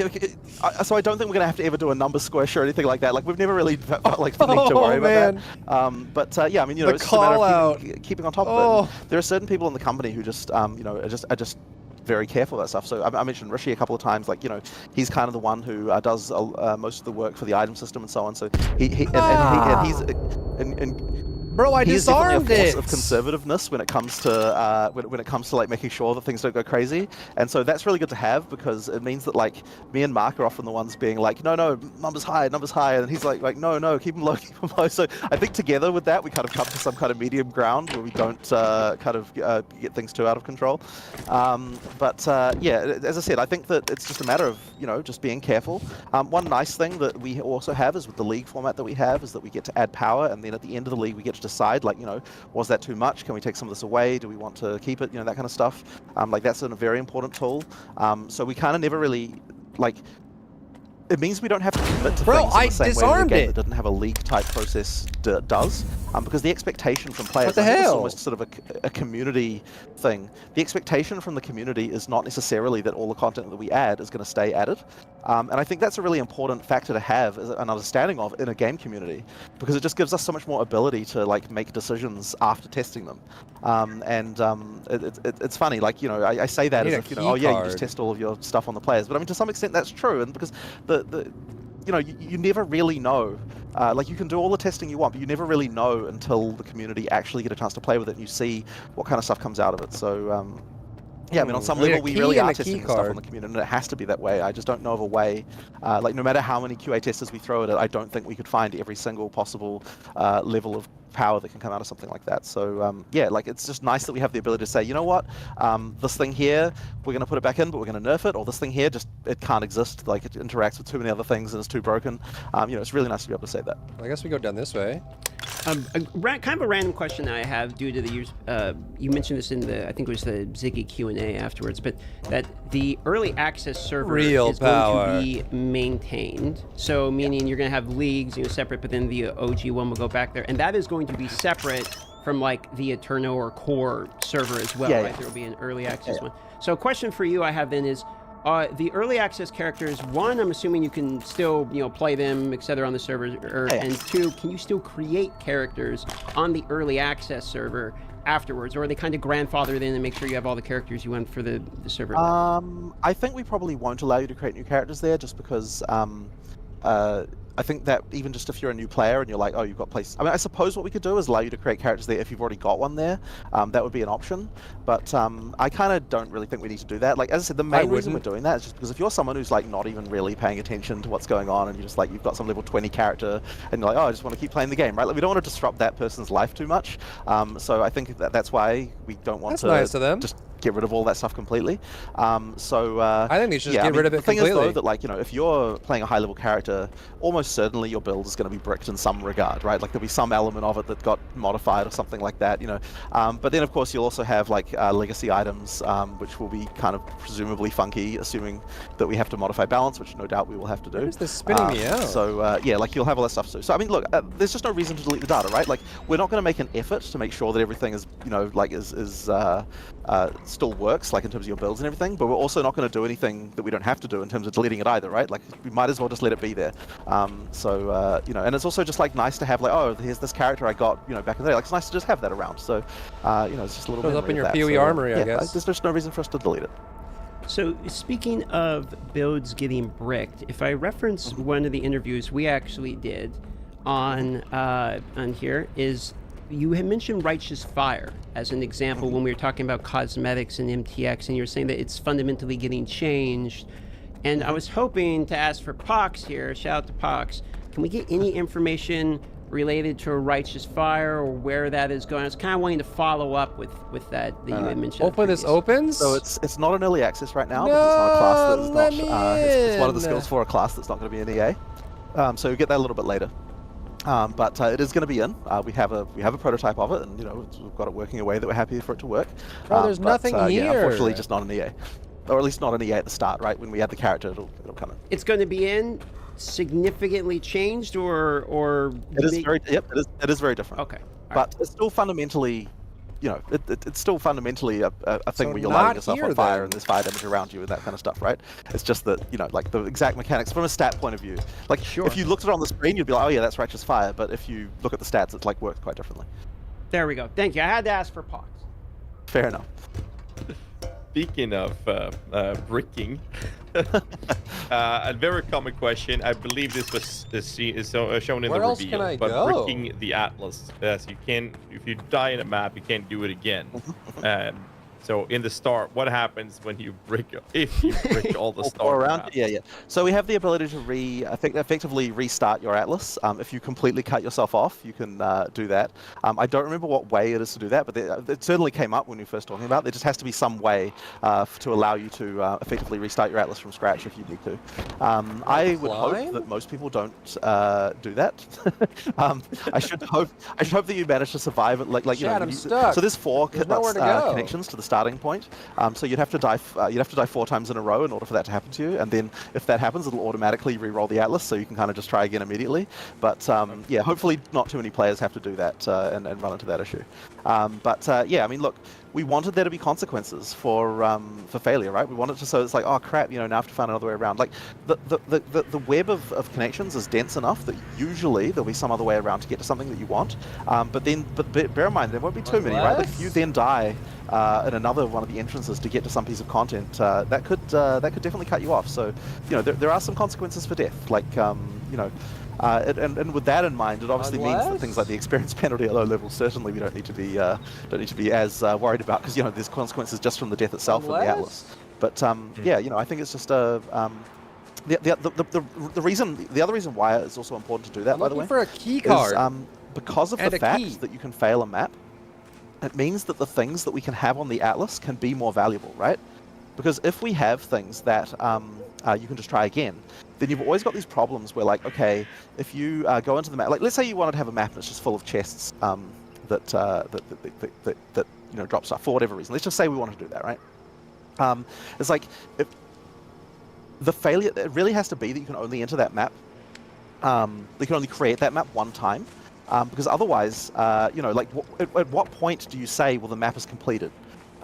Like, there always has to be things, like there always has to be some kind of condition like that. So by effectively just having the rule of like a map can only be created by you one time, it means that, the valuable stuff we can put on there, like monsters and things like that. Like, if you could have mods on the Atlas that are like, increases the number of rares by a ton, and that's fine because I don't even know what Atlas thing they're talking about. It's the end game map that you'll be dies on purpose and then goes back in and kills them again. That kind of stuff. Like, effectively, like that's the kind of exploit that we're trying to avoid here, and so it just allows us to have much more valuable stuff on there. I don't know where to go, dude. By the way, have a bit of this problem in campaign that we have to worry about. Like, we cleared this because you can respawn at checkpoint. Now at we're any just time. missing a key card, and so I don't have a map marker be really anymore. careful about this stuff because I mentioned before that at the end of dead ends you'll get rare chests. Well, if you can set it like my we had quest an has no before map we fixed marker it, now. where if you get a checkpoint Retrieve that's close the to a rare access key chest, from the because at a ward. dead end, you can die on purpose, respawn at the checkpoint, just open the chest again and again. Where? And so yeah. So effectively, what we have to do is make it so that when you revive from a checkpoint, all of the things like chests and rare monsters, they have to stay dead. Even if you opened them or killed them after you did the checkpoint, for the next version until you recreate the map and get to do it from scratch again, because that stuff would be exploitative if you were able to, to not save that after you died. So there's like a few little things we have to worry about with the checkpoints for exploits of that, but thankfully in maps you don't, because there's no, you don't have to worry about that element, since if you die, you're done. I have a follow-up to that, because I felt like when I tested the campaign, now the game is very different from when I tested it last time in LA, and there was one mechanic, and I kept saying gearing and getting skill gems felt so good. I felt like I always were given the tools I needed when I was progressing. And I had no idea about the mechanics until you told me at the event about this loot table rare that randomly for PoE 2 generated in the area, PoE 1. and if you didn't kill it, that would be available in the next zone. to give you like an appropriate flask. So I'm guessing that feature is also for there, so you can't farm that. I'm guessing. But a lot of people don't know about it, so maybe you can elaborate. This is what I needed. What we've done in the very, very early game in order to make it so that to guarantee a certain number of skills and things like that is that there's a couple of encounters where if you fail to find the encounter in the first area, for example, then when you go to the second area, we will drop the item that you would have gotten if you'd found that first encounter, just to make sure that if you didn't run into this, but you did run into a later one, then we can forward that on to the next area, and then we do that a couple of times with a few different encounters. It's kind of all stuff like in the first sort of 10 levels, this kind of stuff, just to really make sure that people actually get some of those important drops. Like when you're level sort of 15, 20, missing out on one skill gem is not really a big deal, but when you're really low level and it's you've got very few skills, if you miss out on that crucial upgrade of getting the next tier of gem, that can matter so much that we just can't really allow it to happen. So we need to have as many chances as possible for people to find those things. But at the same time, we didn't want to just spam you with that type of gem, because then it's oh, I've got tons of these. Well, it would feel wouldn't feel very valuable if you did find them all. So we want to all of those encounters. They do have loot that you get. There's still a reason to do all of them because they have their own unique stuff as well. But effectively, if you do miss some of them, you're still getting some of those really crucial things like gems, skill gem upgrades and things like that in those first few areas. Stash. I actually think, though, that some of that problem might be slightly ameliorated by the fact that we've got the map now where you can see all the encounters. So I think that in some cases people might be looking at there. But we still have that system just because, it's nice to be able to, to just make sure that people don't fail. No key card, bro. So speaking of the map, I got just a couple of questions related to the map. One is when we're talking about breaking the map and not being able to go to certain areas if you fail too many. Does this account for bosses too? For instance, pinnacle bosses, and are they linked together where you fail the maps around it, you cannot go do the boss now? It will be, child. Yeah. Oh. It's not me. Because if you fail, the cities with the Uber bosses, those are extra special because if you fail. If you fail one of those, if you fail to kill the lieutenant, then the boss will disappear from the Uber boss will disappear from the center of the city as well. So those ones are you really have to be able to do those fights, and it will be quite challenging. That one, of course, is extra challenging because you need to find another city, right? That one's going to be something that I think will. Be quite challenging. Key card. So yeah, that's for the ultra pinnacle content, that 7th system, which has Madge right I don't now. want to say the name because we didn't spoil it. But that pinnacle boss encounter. That one will be quite hard to get to.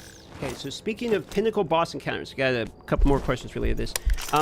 Are the bosses? I hear there's what you said, tier 1 through 4, correct? Level. You're talking about in terms of loot drops and things like that. I think I've talked about this before. In terms of difficulty ramping, I don't There's think floors. we got clarity on whether or not you can modify these maps. Meaning, can you like further modify the or floors? Okay, so you're talking about the trees at the end where you add the difficulty. Yes, exactly. Yes. Yeah. So yes, so there's 4 tiers. Yes, that's correct. And so beyond that, can you modify the bosses themselves? Are the bosses static Yes. and you modify on your tree only, or are the bosses almost like maps? You know how you can modify like there's 4 invites, floors for instance, from PoE 1. So endgame can you for each further boss. modify these? Let me think about that. So generally speaking, not. So I'm pretty sure the Breachstone can't get mods. Can Simulacrums get mods? I don't know. I'm not sorry. I'm not actually sure. Getting there, Benny. No problem. The ultimatum ones. Yeah, but don't worry about it, child. Because those ones have that extra mechanic for You modifying. just want to make him. sure it's as good as it can be. I'm actually not entirely. So like, look, what I will say is, in general, like it's not like it isn't the same for every league. Like for each league, we can decide what we want to do there. But generally speaking, for those 4 in-game things, the main thing you're going to be doing is modifying the difficulty using the tree like that, and that difficulty scaling does introduce things like, it can even modify things like how skills work and like, the number of minions that a boss might summon and things like that. Like there's all sorts of stuff like that, but it isn't random what you're doing there on the tree. So for the pinnacles, it really is just kind of mostly just that difficulty change. Okay, got it. I think the reason people were asking is they were wondering if, like, there's a hardest baseline challenge where it's like this is sort of a baseline you can use on can you clear the hardest content. So people were wanting some clarity on that. For the pinnacle boss, it definitely is the case. Okay, thank you very much. So another question I was kind of wondering when I was looking at the map, I noticed you use the example of like the paradise, for instance, you get the bonus experience, and that is obviously on the beach because it's tropical. So I'm assuming the uniques are zoned out to the biomes that you have specifically, and if that is the case, since the biomes are determining maps, do these unique maps also have drops associated with them? Essentially where I'm going with this is, are certain biomes going to help you target farm certain types of items? Cool. Absolutely, and we want to do even more than just what you were saying with the unique maps. Like we have just certain map. Like this map has got this theme, and therefore it can drop more of this item and stuff like that. Like we absolutely. And the thing is, this is one of the great things about the new way that the Atlas works, is that with the previous Atlas, we couldn't really allow for target farming in that same way, or when we did, it was always a problem, like with div cards and so on, where, I mean, obviously we modified div cards so you can move them around now, but generally speaking, it was the case with the old Atlas that if we made it so a map had something special, then everyone would just play that map continuously forever. So with the new system, we effectively can say that, it's okay to have wild variance in between, the value of certain things, because, you're limited by having to find more of it. But I need a key card, which I haven't that the thing you want spawns in desert biomes, and then you're using towers to find the desert biomes, and then you're looking around, okay, like finally, I'm just going to go through all the deserts. You can absolutely do that. In the case of Untainted Paradise, that one requires being on the border of the water and maybe I just missed it. And a forest. So only forests next to ocean, I believe, will cause that map to spawn. And then like we can do other things like that as well. Like we can have special spawn conditions about this needs a when you key get this card, and this, which I that's when don't this have. can spawn. And so that's like a way that we can kind of like fiddle around with rarity. But also, if players learn these things, then they can know what to look for. And there's a door over here that's map, locked that I as far can't as, like, open because I don't have a finding key. stuff as well. So that can be a bit fun. So I'm assuming that's going to influence things like racing, etc. But another question I had then is, does that mean that the people's individual map, because you said it's infinite, it's generated, etc. So does that mean each person has a completely random different starting point? Like for instance, maybe I'm more prone to find Tainted Paradise, sooner than a different person?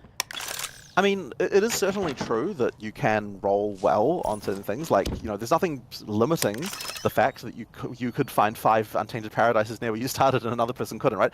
But I think the law of averages will just mean that in general, it kind of ends up averaging out to the same kind of thing. Sure. I like it is an interesting point that you make about racing, because it does mean that if you're looking about the race to 100, it is possible for one person to get luckier than the other as far as what maps spawn for them. True. But then by the same token, it's possible for someone to get lucky on what items drop for them or some other one of a million things. So the longer you play effectively, the more the law of averages happens, and the more kind of it just comes down to play skill rather than randomness. Oh, there's nothing. But yeah, ultimately, everyone gets a different experience there. And when you reset your, when you do the thing where you run out of where you no longer have any nodes to explore, by the way, that does change the seed of your atlas, so you'll get a new random layout as well. So that's just worth mentioning. That's good. That's good to know. So you can actually re-roll the complete layout if you want. By dying 4 times. Well, yeah, but I think there might even be a way to do it without dying. I'm not 100% sure on that. I can't remember what the way to trigger this was, but yeah, that is a thing. Okay, the Atlas rolling meta coming up soon. Yeah, but here's the thing, right? Because we made sure, we did think of the one thing of like, you're not going to get an untainted paradise within the initial fog of war that you can see when you first enter the Atlas. So, like we're not going to allow that special stuff to spawn right in that first circle. So I do have one follow-up here before I send it over. Why did you reload my game? Like, am I just bugged based or upon what? this concept. So if there's certain biomes that are going to Feels spawn like I'm certain bugged. types of unique maps, and maybe certain biomes are more prone to certain type of item drops, etc. But the maps themselves, I don't can't even like have take an that objective. untainted paradise, put it as a consumable, and then trade it on the market. Does this mean No, you're you can't. expecting much more social play, where it's like, hey, I found this unique map. Who is expecting this unique map, and having people actually looking for other players that their particular, atlas Just restart the game, has I the guess. maps that people are particularly Maybe I looking was for. Is this supposed to be something able you to guys are interact with expecting one of and those, but I planning around couldn't here? because I'm bugged. I think it could definitely happen for sure. It feels like I've just as to whether hit that's a good or not, I guess wall we'll and find there's out. no Like, it's really sort of feedback. hard to know what the sort of social dynamics of something like that will be. Sure. But yeah, absolutely, it's something that I have no doubt will start to occur. And the concern with this stuff is always, do you start to get and sorry, the name of the server of the thing is of the Discord server that's incredibly infamous is slipping my mind right now. But there's an infamous Discord server where people do trading for things like that, and so there is a concern that it's like, I'm effectively trading access to something like that for out of game, which is always a concern. But I guess we sort of decided that we were sort of hoping that it doesn't end up going that way. And we were so excited to sort of change the Atlas over to this method that this is just something that we decided, I think we're willing to take the risk on that one. But I mean, it's sort of an interesting one. Like, if that becomes a problem, we might have to find a way around to solve it. I guess we'll sort of just have to see. I mean, look, yeah, we'll see what happens. Fair enough answer. I'll send it over to Ghazi. I think he had a question. Yeah, we'll throw in one and rewind back in time a little bit to an interview you did with a D4 streamer, Vudio. And in there was a question regarding competitive game modes and races and whatnot, community events. With Cicerin has the Gauntlet event that's been very prominent with. And the question was about that being in PoE2, and you answered yes. Now, what we want to do is have you spill more of the beans here and give us some more details. Can you give us anything? Are there any plans in the works, etc., etc.? So at the start of early access, we won't be able to do any of that stuff. We just haven't had time. But look, it's definitely the kind of stuff that I like to do. Like, I really like those sort of PvE, but yet competitive type of Retrieve the events. key. Is it back on my map now? They're just really fun to me. I have no doubt that we'll be doing some of that stuff. It's just that, yeah, like for early access, we just haven't had time. The custom league system will come back in PoE2 as well, so you'll be able to do that stuff, and that sort of helps people organize their own races and things like that, which we'll have there. It won't be, once again, not day one of EA, but pretty soon after that. It's here, but I've looked through this entire place. That is literally just like maybe we try here. Port the interface for that over to the Path of Exile. I don't really know what else to do, man. It just hasn't been done am yet. I just so bugged? as soon as they've got that in order, then or am I denting? Then that'll be available. So yeah, like we're absolutely. Let's try going over here, maybe. I think a lot of people really like the old school races that we used to have many years ago, like the Descent races. 2 p.m. there, midnight there, 12-minute races. 4:18 Like everyone here. can participate in that. Yeah, Because they're like that's the race to 100. We talk about that a lot, right? But that's a very I feel like I that's a lot gotta of get up there, dedication but and time there's invested. But Yeah, these yeah. Maybe I shorter need a key races, card. an hour, half an hour, endless delve, like I think a lot of people really Maybe like I to see need to them go come back back. to a town that I has would as the well. ward The funny and thing ask them about for a that key was that card. as cool as it was, and as like much as the community liked So them, I don't find any for ward whatever here. reason, it just didn't really result in people like it just didn't really result in like actually more people playing, and that was kind of the reason why we found because it really sucks because like this is one of those cases where it's just a mercenary decision of like this while everyone loves it, it just doesn't result in more players. So that's like if we're talking about spending time doing all that stuff versus adding more content to a league launch that definitely adds more players. Unfortunately, it just had to go to the leagues. But the thing is that it was just really cool, and so like if I had some spare designers up my sleeve, then I would 100% get them working on this because it's something that is just super awesome. And I definitely think we should try it again as well for PoE 2. Like, you know, times have moved on a long time since back when we were doing that stuff. So I think it's worth another try and see, like, does that stuff actually heat up into an actual, you know, into a scene of racing and so on that actually What do you mean, causes, Basuda? you know, there to be like, you know, like just interest in itself coming to the game. So yeah, like, look, I have no doubt we'll try some races, just not immediately. And before I send it over to DM again, yes or no, are you in favor of having a Battle Royale PoE 2 event? Well, I mean, it would certainly be cool. Let me think about this. I'm just thinking. Is it more skill-based gameplay? You know? Yeah. So I'm actually just thinking about this. I'm just thinking as you're saying this. Like, okay, so how would the new system translate to a battle royale format? Because one of the things that was interesting, I think, about the PoE 1 version was the randomness of what skills you found. But in PoE 2, of course, you've got the uncuts. I mean, that probably is fine, radiation. I don't know. It's kind of interesting. Like, it wouldn't really be hard to do to just try it. The thing with something like a mode like that is it's really easy to just like try some random stuff, but to really make it actually good would require quite a lot more work.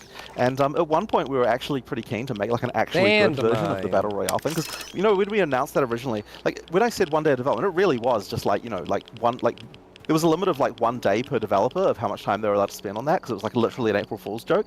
And it turned out like it's kind of like one of those things that's like fun for for a few days, but it didn't really have like long-lasting good gameplay, because like no one had I mean, we didn't really test it, right? We just kind of just like did some random shit and put it up there, and it was kind of cool. So that was a fun little experience. But we did discuss apparently like should we make an actual proper getting version bugged of on this, this like quest. be something that actually works well, and we were kind of almost did, but I don't know, just like other stuff happened, we didn't end up doing it. But you know what, maybe we should have another just like random fun battle royale and PoE 2 event, just even if we don't like, you know, just another one of those just like ultra kind of garage style, just like, you know, everyone just like make some random stuff and just put it in there and we'll just see what happens. It could be fun. I think so. I used to do way more, like way back in the early days of PoE 1. I used to do just like way more rando stuff like that. And I really enjoyed doing it, but for various reasons, like it's kind of like, I don't know, like I just never really, like, oh, man, I find this so fun. So a random example of this is I was like, okay, you know what I'm going to do? I'm gonna have a level 1 DPS competition. So we had a competition for like, what is the character that can get the highest DPS at level 1? And then what we decided, I think we gave away, like, we're like, okay, if whoever wins this, we're just going to give like a t-shirt or something. There was just some random like prize that we were just going to give away.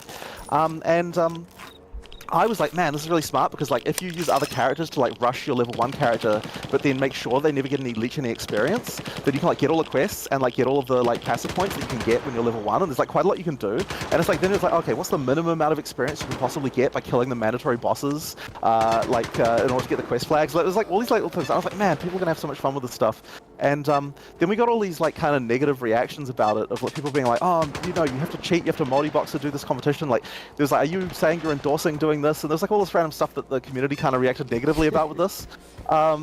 Because I guess they were kind of feeling like, oh, yeah, you the know, radiation like some guy is who's like scary willing to here. spend all this time and like find the best level 1 item is going to be the one who wins it. And it's like, well, yeah, that was kind of the point, right? Like, I was hoping that a bunch of people, like some random like total basement dwelling people would be like, you know, I'm going to spend like frickin' a week on this and like find like what the best possible way with like all these steps is going to be, and then that person will get a prize, right? Like, it's just a completely out there thing. You know, that is what happened. But for some reason people got angry about it, and I was kind of like, you know, I guess I just don't understand. Like, to me, that's cool. It's like, it's not like this is some big feature that we worked on, right? It was just a random idea I had. So like, I really love doing that kind of stuff, and I feel like you know, like it would be cool to do more of that, but it kind of requires, I guess, a certain mindset in the community. So I don't know. Like, there's always this worry whenever you do something like that of like, why are you wasting time on this when you could be doing some other thing, right? Yeah, that can be a concern. I missed all these. I'm just sitting here thinking back, because I think the reason this came up in conversations on previous podcasts we did with Pox. Pox was going through all of the different battle royales and PvP modes and all these fun events, and I realized there's all these fun events that I missed out on being, you know, a newer head to PoE. So I kind of hope at some point those do come back. You would have never You experienced. know what? You never would have Go ahead, experienced. You never would have experienced Descent, which was another one of those kind of like, kind of relatively quick to make things that we did, where we just kind of remixed a bunch of content and put it in a random order with like special chests and everything. And it was kind of a race event for a race that wasn't the game, and it honestly didn't take that long to make. But yeah, it was pretty cool. It was fun. It was fun making all that stuff. It was really fun. All right, well, plus one for. It was incredibly enjoyable. Well, what you missed, Ian, the best one was like I remember you guys put the BR into a Twitch Rivals, and it was it was massive. It was hilarious. Well, plus one for mini games coming in the future. Something that I didn't. Maybe I'm just dumb, but I didn't see it in any of my early play tests. I didn't see it in any of the interviews or any of the footage you guys showed. Gym quality is obviously a thing. We have like Gym Lean Legionnaire, for instance, showing you a plus 12 the quality. Obviously, it's scale, not support, was the difference made. But how do you actually do that? From my I didn't see any gym colors anywhere, so I'm curious to know what's going on with gym quality and the impact that you're hoping gym quality will have in the game. Yeah, so effectively what we've done is made gym quality a late game thing, because so it's kind of an end game that you get it. It's not restricted to any one system or anything like that, but it's just something that starts dropping in end game only. And effectively, it's trash. Yeah, they just increase like various things. Now, gym quality was one of those things that I think was a bit overcomplicated, or like there was things where like we want to try and do a little bit better when it comes to like what stats we're choosing to scale to make that a little bit more fun. I don't have a full list of what they are or anything like that yet. Mark, this is actually something that's like coming in really late. Like I know gem quality is a thing we're doing. Like the balance of that has only been done in like the last few weeks. But yeah, it is a thing. It's like it's nice to have another kind of grind that's like just to perfect the gem. And there's even a few other things like that of like perfecting your gems. There's one other one, but I don't know whether it got in or not. So maybe I shouldn't mention it. That's relating to that. So no, you can mention it. Sure, a little bit later. Go ahead. The thing is, like, you need to have like quite a few different systems at the end where it's like, okay, you could just like Luna. Luna's super cool, 20%. man. You can eke out another 20% of this. You can eke out another 20% of that, right? And so you kind of want to have a lot of those things. So there's the role of fusing orbs, which that was the thing. I don't know whether it's in or not, so I'll just leave that as a cliffhanger there. There's things like you've got gem quality, you've got which I think is the 20%, and then of course the Gem and Legionnaire can go above that. Now, generally speaking, it has to improve the skill by 20% in some axis, but we're not going to say, it's not just going to be just damage, like it's going to be something, ideally a stat, like it may be in some cases, but ideally it's always something that's kind of a bit more interesting than that. So that's the hope anyway. And because of the fact that it's not just damage, that means that we can have it be something that's sort of end game only. And it's going to be harder to get than most other things, because regular quality items you can get by, How do I get back by up salvaging there, bro? from other items that drop with quality, but I believe that gems don't drop with quality, Is that so zombie? every single point of that is going to be hard earned using a GCP. How do I get back up there? Cutter's Prison. Yeah, that'll kind of be one of those Maybe just the final road? grinds at the end game of like getting all of those, getting enough of those, yeah, I think that should be. I think that is zombie. Just one of those extra things. Answers that. So speaking of skill gems, there was one other skill gem that we saw teased one time and then wasn't talked about again, which was mounts in particular. Also is going to the Ranger, right? We saw the Ranger, but two questions here, which is, are there more than just the Roa mount, and are mounts more than just Ranger? Can I be expected to be a Titan double-fisting two-handed maces swinging off the back of a Roa? Unfortunately not. Okay. So the Rangers are the Roa, I should say, is a Ranger. Well, no, I mean it's not Ranger only, but the bonus that it gives is the ability to fire while without slowing down. Only bow. Well, only like arrow skills are ones you can actually fire off the back of a Roa. So anyone else could ride it, but it's not going to give you any advantage to do so, because it's just like the main thing you're getting is the ability not to slow down with arrows. Yeah, it's not like some larger system really. It's just like a thing we made for that, and we just thought it was cool. Because the thing is, we don't want mounts to be like faster. So the reason why it's faster for the Ranger is because she gets to not slow. She just effectively gets to not pay the penalty of slowing down while shooting. But we don't want mounts to just be faster than running in any case, because if we do that, then it's like the whole different gameplay consequence, and like that we don't want to have to deal with. We have both of you speaking at the same time. Effectively, that sort of limits we're listening the to the number of things we can podcast. do We're with a mount listening like to that. Jonathan's Now, I think it'll be cool later responses. to do more mounts for more things. Like I'm sure there's ideas that you could have that'd be cool. But for at least for the time being, that's the mount that we've got, and we won't be I am hearing, for the sake of roleplay cosmetic Andy, I do get to at least sit on the mount and walk around in town or something like if you that. want. Okay. Sure.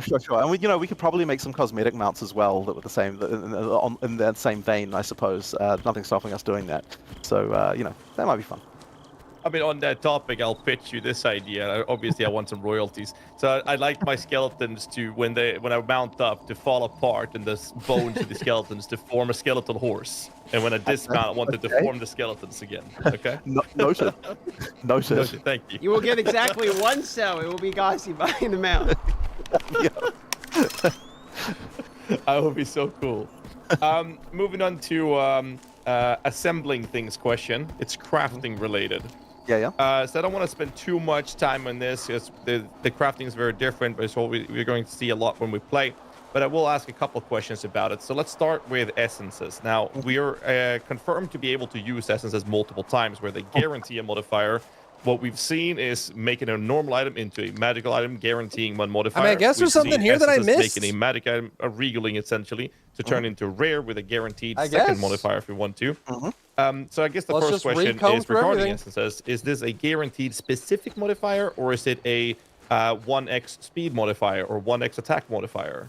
Yeah, so it is listed as it's one of a group, but in many cases, that Total for a given item type, resets? there's only one mod of that type that could spawn anyway.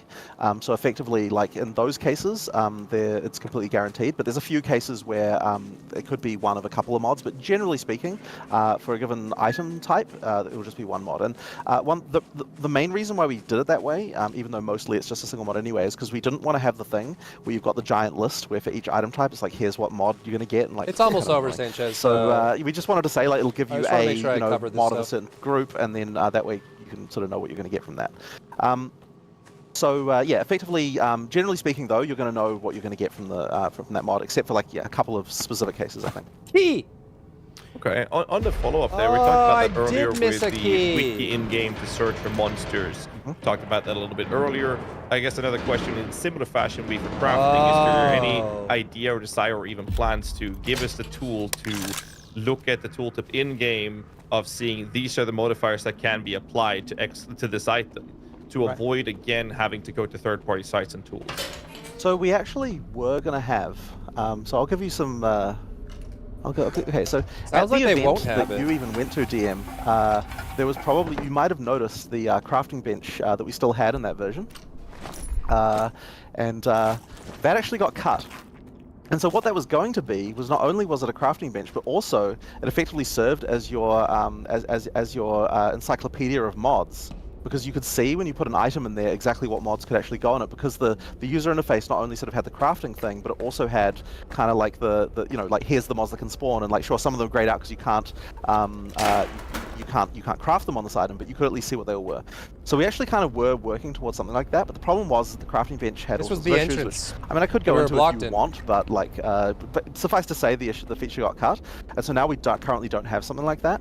And that's a bit of a shame, because I do think that being able to see that stuff in game Yes, is that good, would and be like very we good. were actually doing something useful with that. Hopefully they do it long term. So it's possible that we might bring something like that back a little bit later. Like we did a bunch of UI work to kind of get this to be the case. And I do think that it's good to have that stuff in game. It's just Very that we good don't to currently have have that for mods. That's a bit of a shame. So you do have to go to Not third-party to dive sites. into. I mean, that sound. You will Go go ahead, sorry. I was going to say, not to dive into the reasons for the cut of the crafting bench as much as to, do you still expect it to come, or is it a decision like we shouldn't have this in the game as much as like it's not ready technically, there's bugs or something, it's like a to be determined, or is it like, nah, firm decision? It was a design problem, not a technical problem. So I might as well just go into it, right? Might as well just go through the whole thing. So effectively, we had this whole... So during betas, actually, we had a lot of feedback all the time about people saying, I don't have a way... You're not giving me the tools to fix the problems that I have with my build, right? And the type of player that we were getting that from a lot was PoE1 players, right? Because they're used to the crafting bench. And the crafting bench absolutely is a way to be able to fix problems with your build. So the first way that we I'm trying to think back. So the problems that we had with the crafting bench is it kind of trivialized certain mods, and the issue the designers often have is like, okay, effectively what are you it doing? does is because the mods you can get from the crafting bench are kind of like, they're not top tier, but they are kind of good enough, I guess. So it meant that effectively a rare item was only it was only 5 mods plus a crafted mod, and that sort of reduces the amount of power you can get at the top end on some level, or like the level or the degree to which randomness can cause an item to be good relative to the average item. Which some people would say is a good thing, right? And some people would say is a bad thing. But the point is, there was always this contention around this, right, with the designers and so on. So that was like sort of one of the issues. And so then, the other issue was just the way the costing was. I think it was just like, got it, nice. Exactly what yeah, we weren't happy about with that, but effectively we weren't happy about that. They just need to fix it up. We came up with another design. And the first design of it was, what we're going to do is we're going to say that whenever you get an item, you can salvage a mod off an item that will destroy the item, and then you'll get some kind of juice of that mod, or like maybe some kind of essence or something like that. Like, you know, effectively you'd get some kind of amount of like something for that mod, and then you would build up to the point where you can then put that mod on another piece of gear. So we tried this out, and the problem that we were having is that if we tried like 5 different ways that this could work in terms of like how it could work, and generally speaking, there was always this fight every single time of like, if we make this like easy enough so that players can easily do it, then the designers start to get unhappy about the fact that items are becoming too trivial, like we're not happy about this, like all these sort of issues like that. And if we make it so that the players, so that the designers are happy, then the players are like, this is just busy work and it takes me forever and I have to salvage all these items, you're making me make decisions, and there was like all sorts of things that the like players were just not very happy about. Like, it just didn't feel fun to actually use. Like, I actually was never really happy with it in terms of just the user experience of using it. So we had built this whole thing, and like we balanced it a whole bunch of different ways, and then I think we were a bit too close to the issue, because the other thing that was happening through all of this was like, you know, like Mark often was like, oh, you know, what if we just didn't have the crafting bench? Like, can we just not have it? Like, the item system does work. Like, there's all these complaints, but you know, like, but maybe we just don't need it. And I know that Rishi as well was kind of like, yeah, I don't. Oh, they thought about not having it. He was like, I prefer not huh? to have it, but then like if it works this way, then I am okay with having it. And it's like, no one was happy. You know what I mean? Like this is not a good thing when you've got a system like that. So eventually, I think as I said, it was saying, I was a little bit too close to the issue, because I was like, we can't launch into early access without a crafting bench, because the crafting bench is just a thing that PoE players expect, and like, if we don't have a way for players to feel like they've got a way to solve problems like resist or something like that, then people are going to crucify us, right? Like, it's a really big issue. And eventually, and I don't remember who exactly, I think it was Rishi even. Bro, I can't see over there. He basically just said, hey, so, because that's right, because at one point I was like, what if the crafting bench just added an extra mod, so it didn't affect the existing mods? You could just add an extra mod, even if you've already got the mod on the item. If it just adds an extra mod, then it would solve the problems, because an exoskeleton, it doesn't like interfere with the randomness of the other mods, but it also lets you solve your problems. So like, there shouldn't be any issue, like sort of thing. And that we were kind of like, yeah, that'll solve the problem. But we still had the problem where people weren't really enjoying actually destroying and salvaging mods of items. Like, adding the extra, like, here's another thing to think about in the item system was just something that people weren't just wasn't fun. So then Rishi said, okay, well, you're talking about adding an extra mod to all items. Well, we already have the socket system that we created for Ultimatum for the Val Orbs. Because at the time, what that did is it could add one socket, but you didn't have existing sockets on items. So it was like, what if we just allow sockets to spawn on items? We have.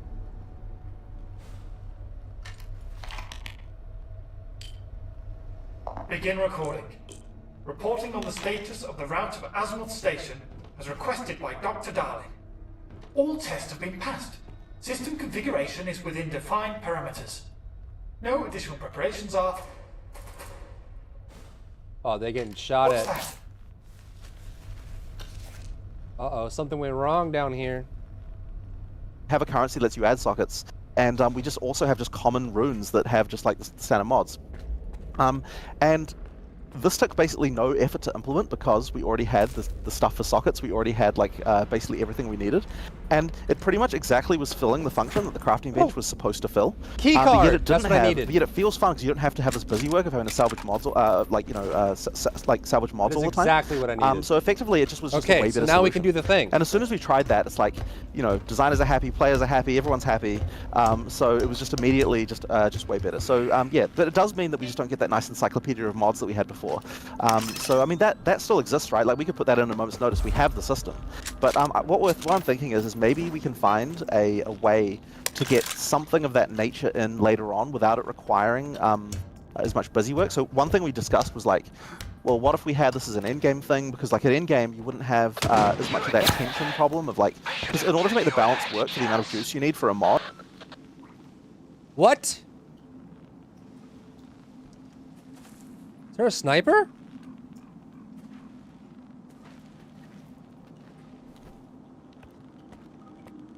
Oh, I think I see him.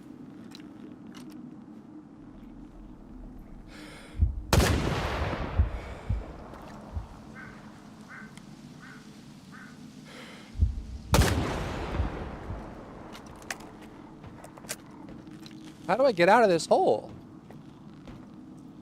Let me out? I guess I have to climb it, huh? Bro thinks he's so... Oh! Bro thinks he's so cool. Have a good starting experience, so others will not? No, everyone's gonna have a good one, hopefully.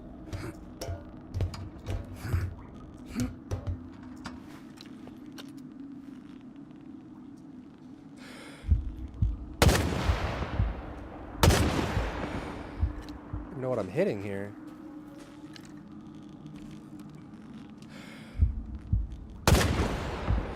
I don't know what I'm hitting. I don't even know if I'm hitting him.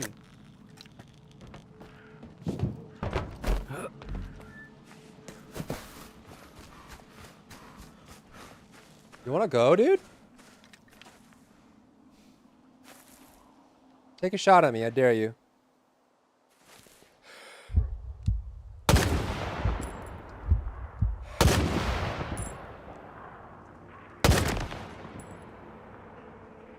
How does homie have so much health?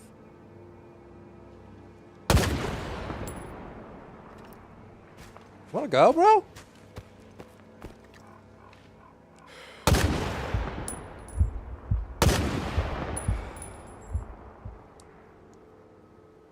What is he doing? Bro.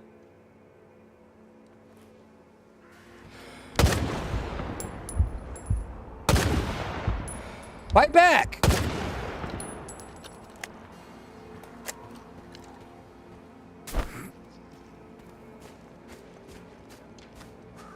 What is he doing?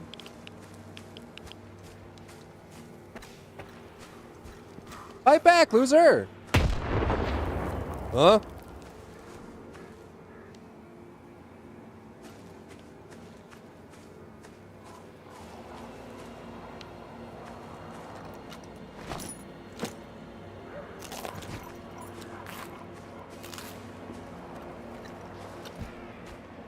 Well, now we have the key card for this place. I think you gotta go around the other way.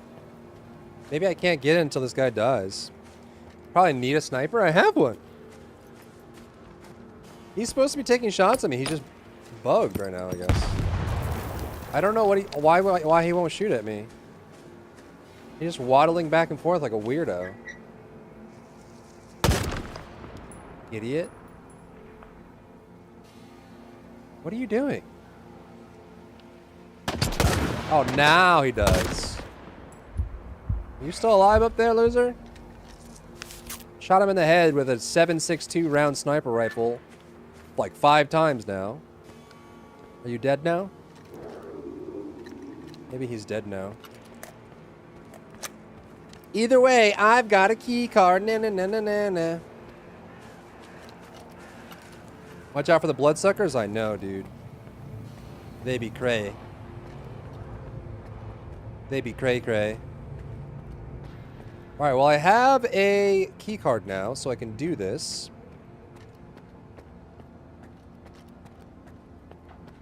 Let's do the thing, bro.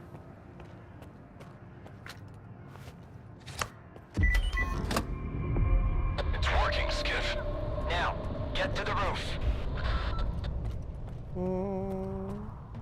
La Bamba? Oh my god, so much La Bamba.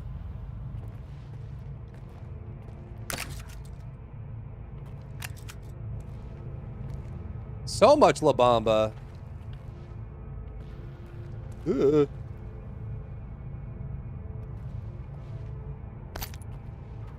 Bamba?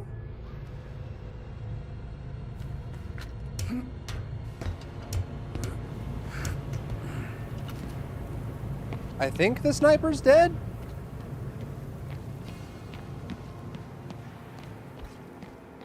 I think.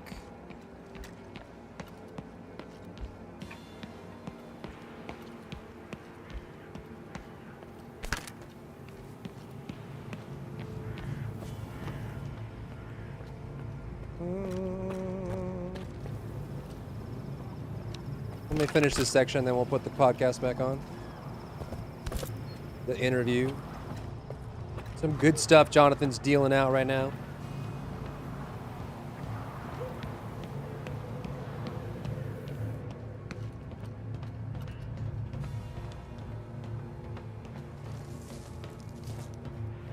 See what this guy was doing up here. Little bro. Little bro. Those who are in eternal union with the monolith can never be stopped. The monolith, huh?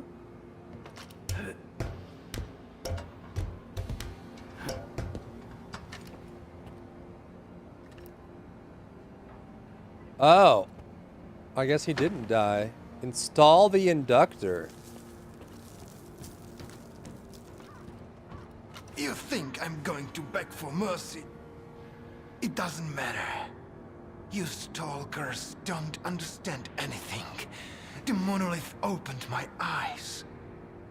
I'm not afraid. Not afraid to die for its glory. Why'd you do it? Why are you doing all this? You are not one of us. You'll never understand it.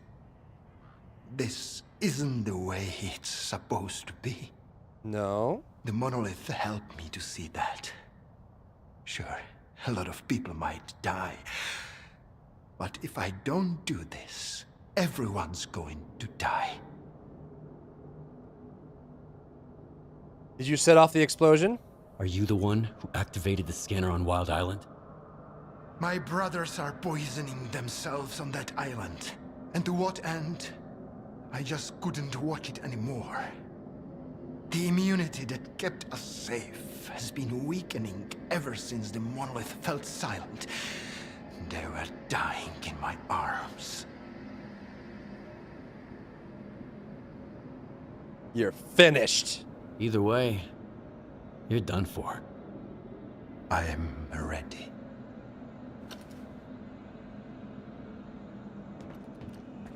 Did he drop his sniper rifle? Can I has?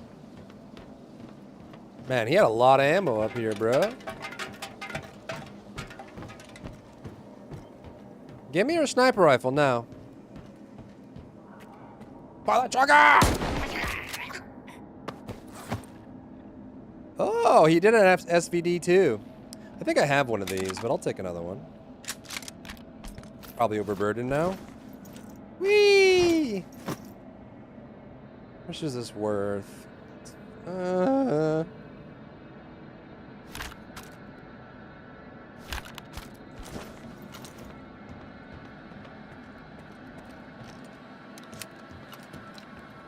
All right, time to install the inductor, bro.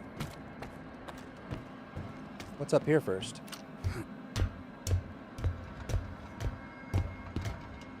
Oh, this is to turn it on. I see. All right. Why is this here? Am I supposed to yump off? All right, let's see. I'm turning it on.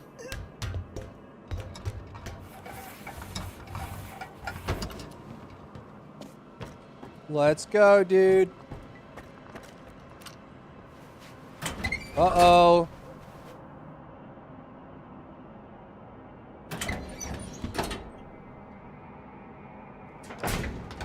Uh-oh.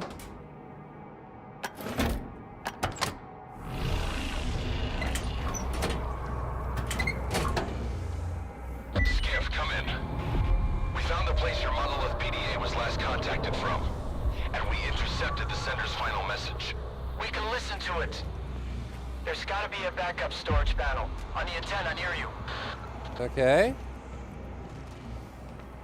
Backup storage panel.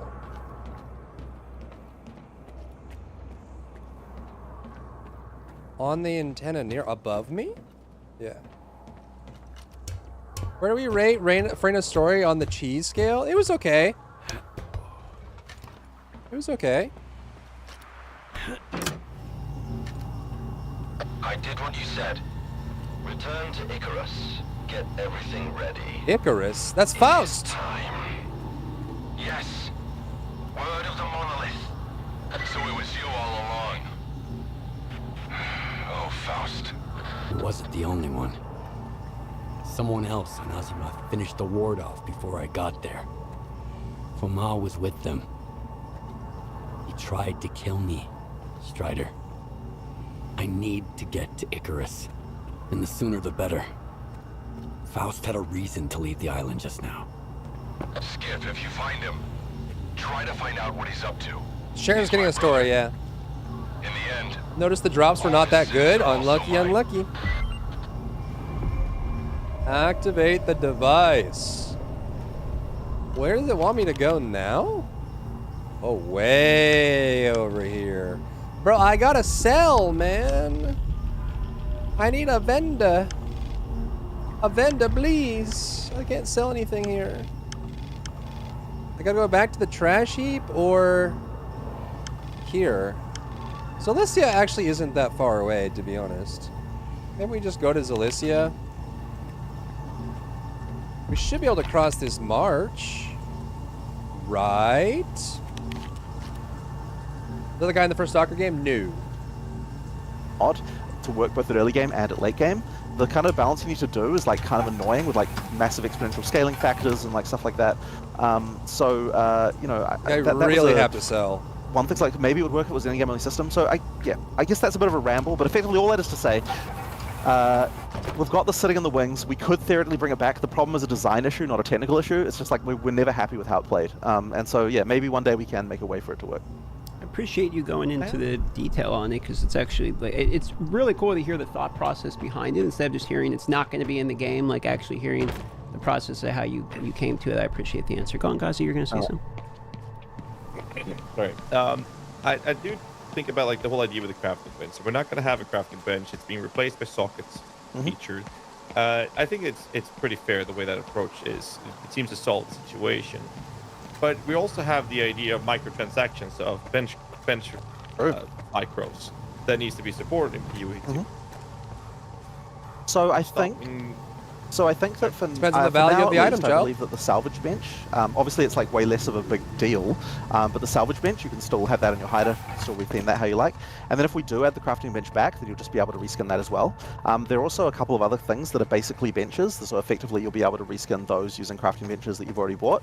So long as they're in the game, then you have that. So effectively that's what you get for now. I do understand that it's like a little bit weird because the bench is not, like the salvage bench is not as big of a deal as what the crafting bench was in PoE 1. So like you could argue that the reskin has less value in that sense, but it's still a thing you can put in your hideout and still use in that way. So we still have the compatibility there. But think of it this way, like it might be a far-fetched idea, where like think of the crafting bench if you put in your item in that you want to craft on, and then implement the feature like Rogpog crafting. So you have a menu, say, hey, I want to use a Chaos Orb. You click on that one, it will tell you this is what's going to happen to the item. Then you have to click craft.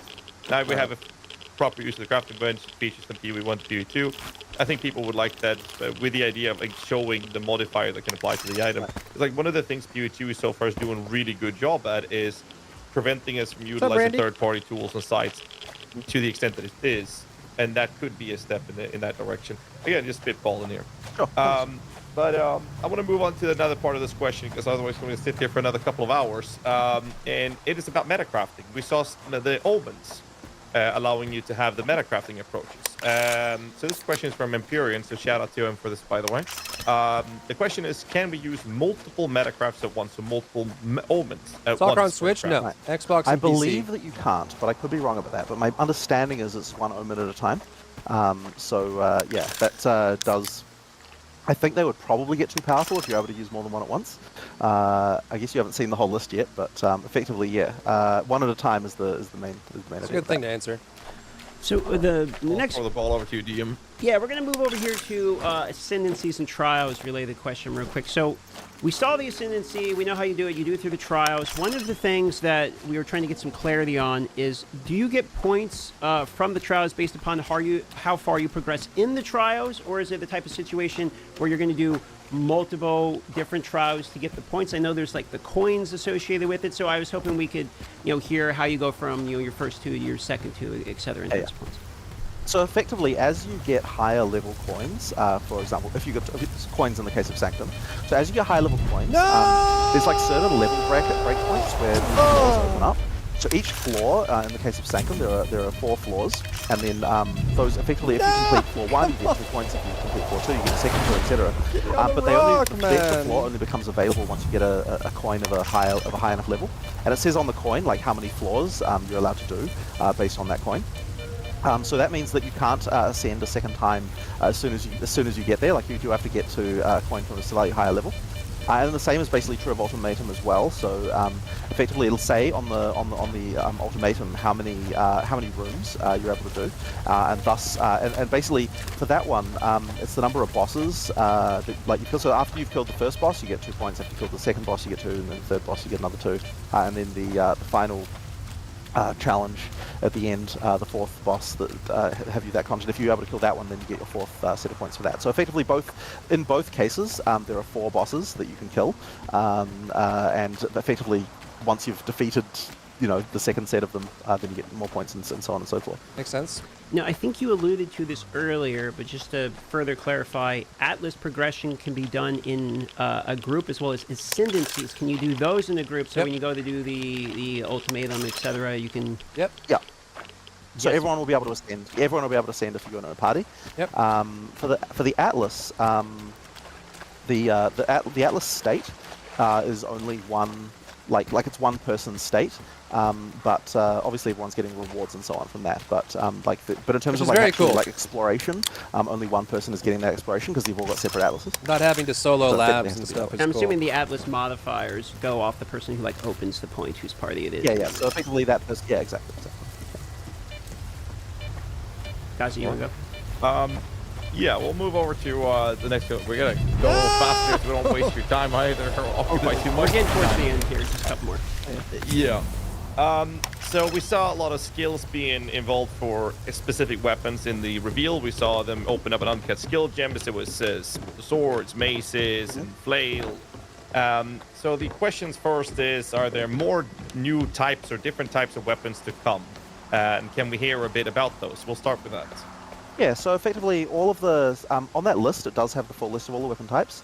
Now I should mention that the weapon types for classes that are sort of designed for classes that we're not releasing yet, we're not giving the skills for those out either at the moment. And that's just because get out of the floor, effectively the weapon set of skills there is the class, and then if we're doing that, we'd also have to do all that other work as well. So effectively, there would be no point if we did that. And that does actually mean, by the way, that swords are not dropping in PoE 2 right now because there's no sword skills for them, so there's no point in having them do that. So effectively, yeah, the ones that we've announced, those set of ones, that's what you're getting at the moment. And yeah, as throughout early access, we'll add some more. But effectively, we do have that list on the side, so you can see what they'll all be. Must be up there. And we'll talk more about the specific playstyle of each of those weapons as we get through it. But I will say one thing is that the skills that you get on each weapon type, I do want to make sure that each weapon type feels very different from one another. I would say that in PoE 1, that the difference between an axe and a sword is not really that important. And I kind of want to make sure that it feels like the skill set you get for each one is more distinct, and and thus the playstyle is different. So yeah, you'll obviously see more about that as we have more classes. Fair enough. But you said that there were Give Stash now. And in the playtest that I've been part of, we've seen both wands, scepters, and staves. But skills related to those. Is that something we're going to see in the future? So the wands are kind of part of the occult line. And each wand has its own skill on it. So there's actually a bunch of skills on those wands, and yeah, as you play through the game, effectively those will be part of your set of skills as well. And then scepters have so there's actually 2 lines of scepters. There's the ones that are more minion focused, and those either give you minions or things that support minions. And then there's the ones that are kind of designed to be more more for a different class. So there's another class as well that uses scepters commonly. I actually don't know whether or not any of those scepters are in the game currently, but effectively there's like kind of a line of scepters that are designed. They give you spirit, but they're more not so much about minions. They're about something else. Templar So question you've got mark? that. Yeah. It's pretty obvious, I suspect. But pretty obvious. But effectively, so you've got that as well. So and then you've got the staves, which also have their own set of things as well. So effectively, there's actually quite a lot of skills that are represented there that you don't see in those lists because they're kind of separate. And actually, one thing I should mention that maybe wasn't obvious is that anytime something says it grants a skill, that skill is supportable with support gems. So like in the in the presentation, if you saw an ascendancy class and that ascendancy class node says grant skill and then some skill, you can support that skill with sockets on your character. So like that time stop, for example, like that's a supportable skill. You can put things on that and stuff like that. So that's actually kind of one of those things that's not entirely obvious from just looking at it. Fair enough. We'll move over to the next question, which is with life not on the passive tree. Shout out to Kriparian for this one.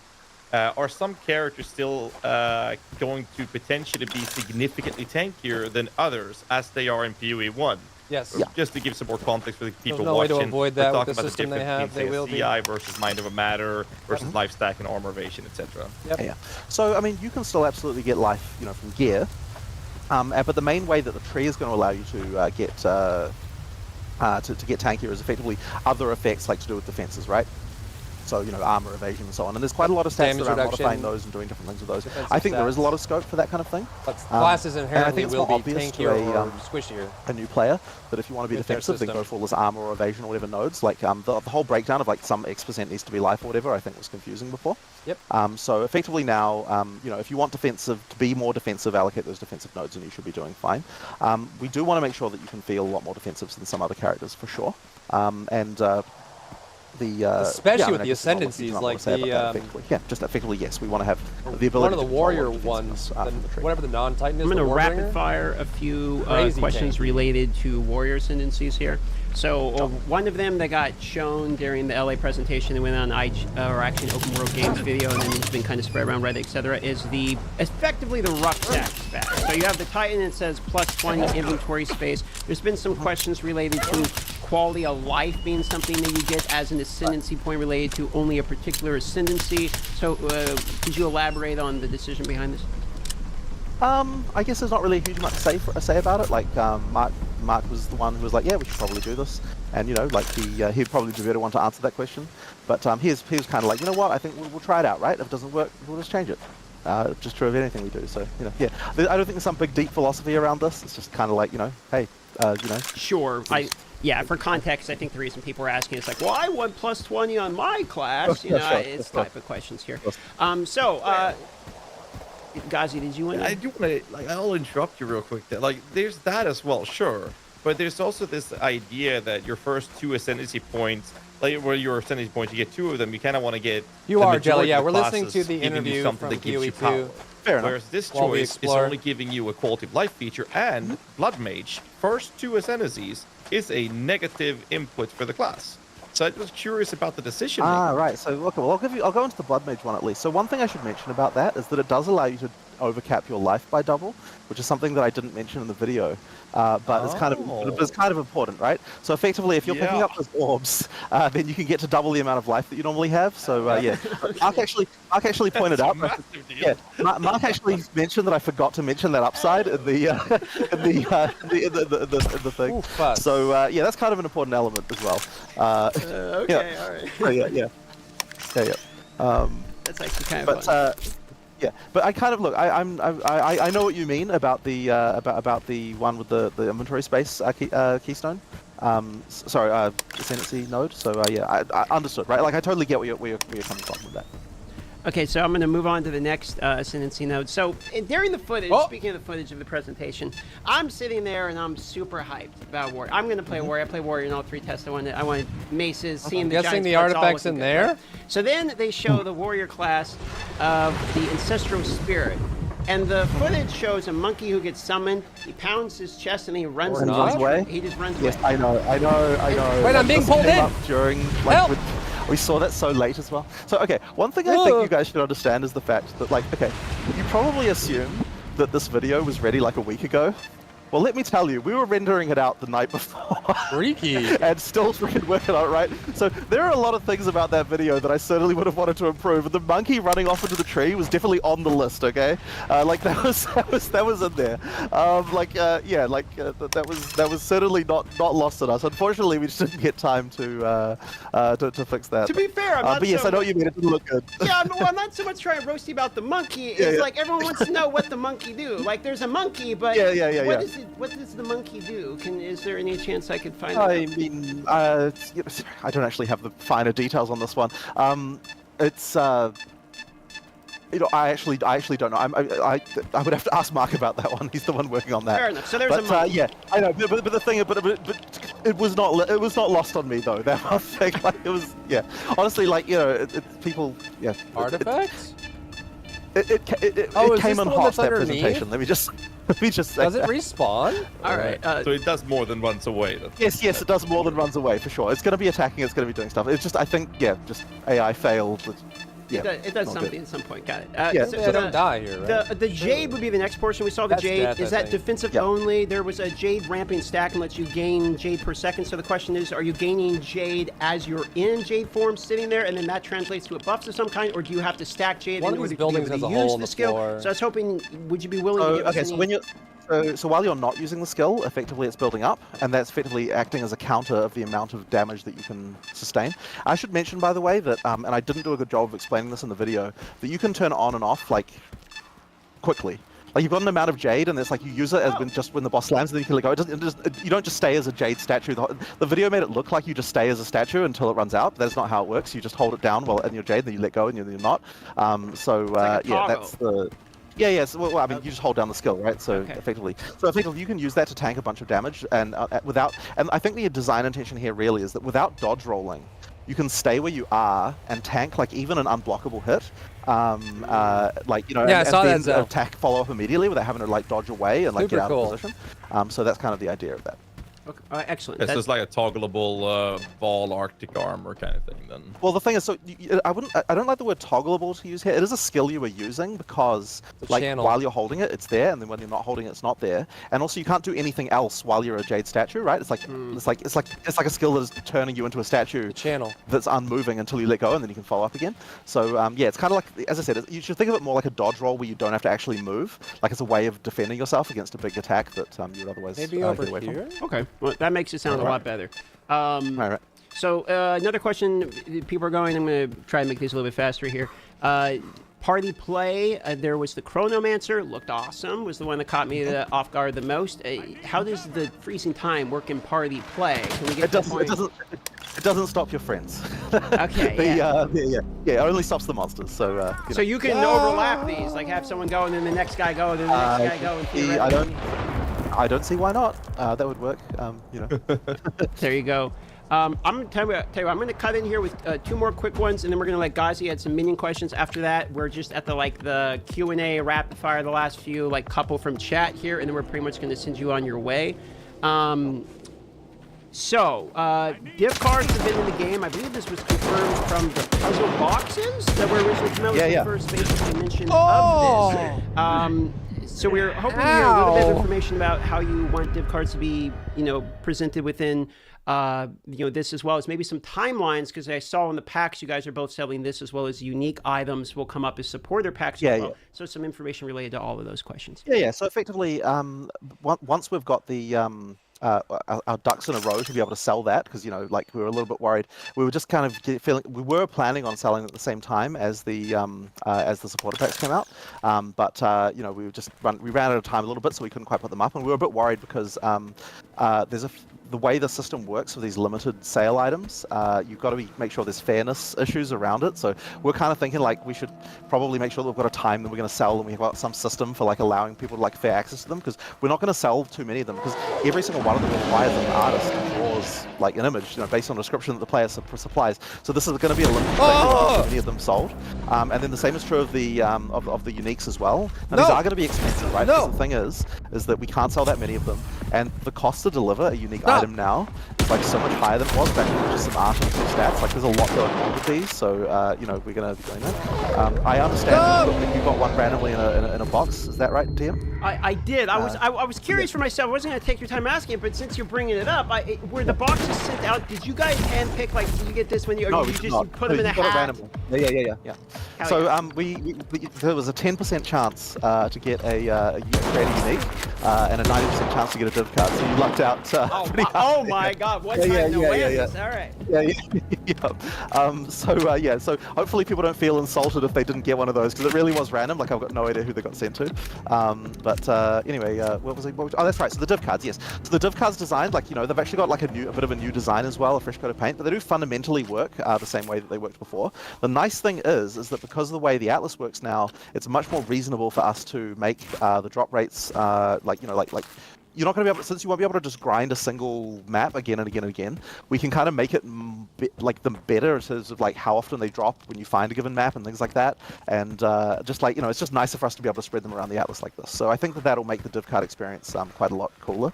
Yeah, I think hopefully it's just a fun time, right? Like just like a, you know, like it's Hopefully. we like doing this community stuff.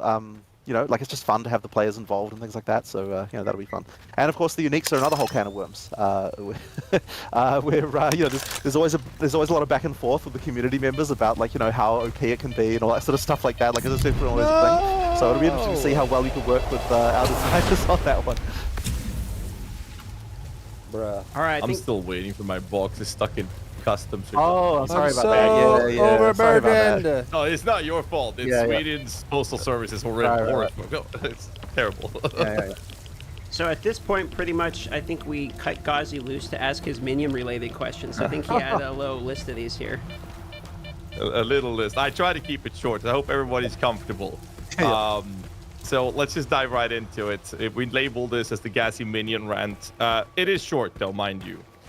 We can start with the footage we watched earlier from content creators had the demon form from the Infernalist.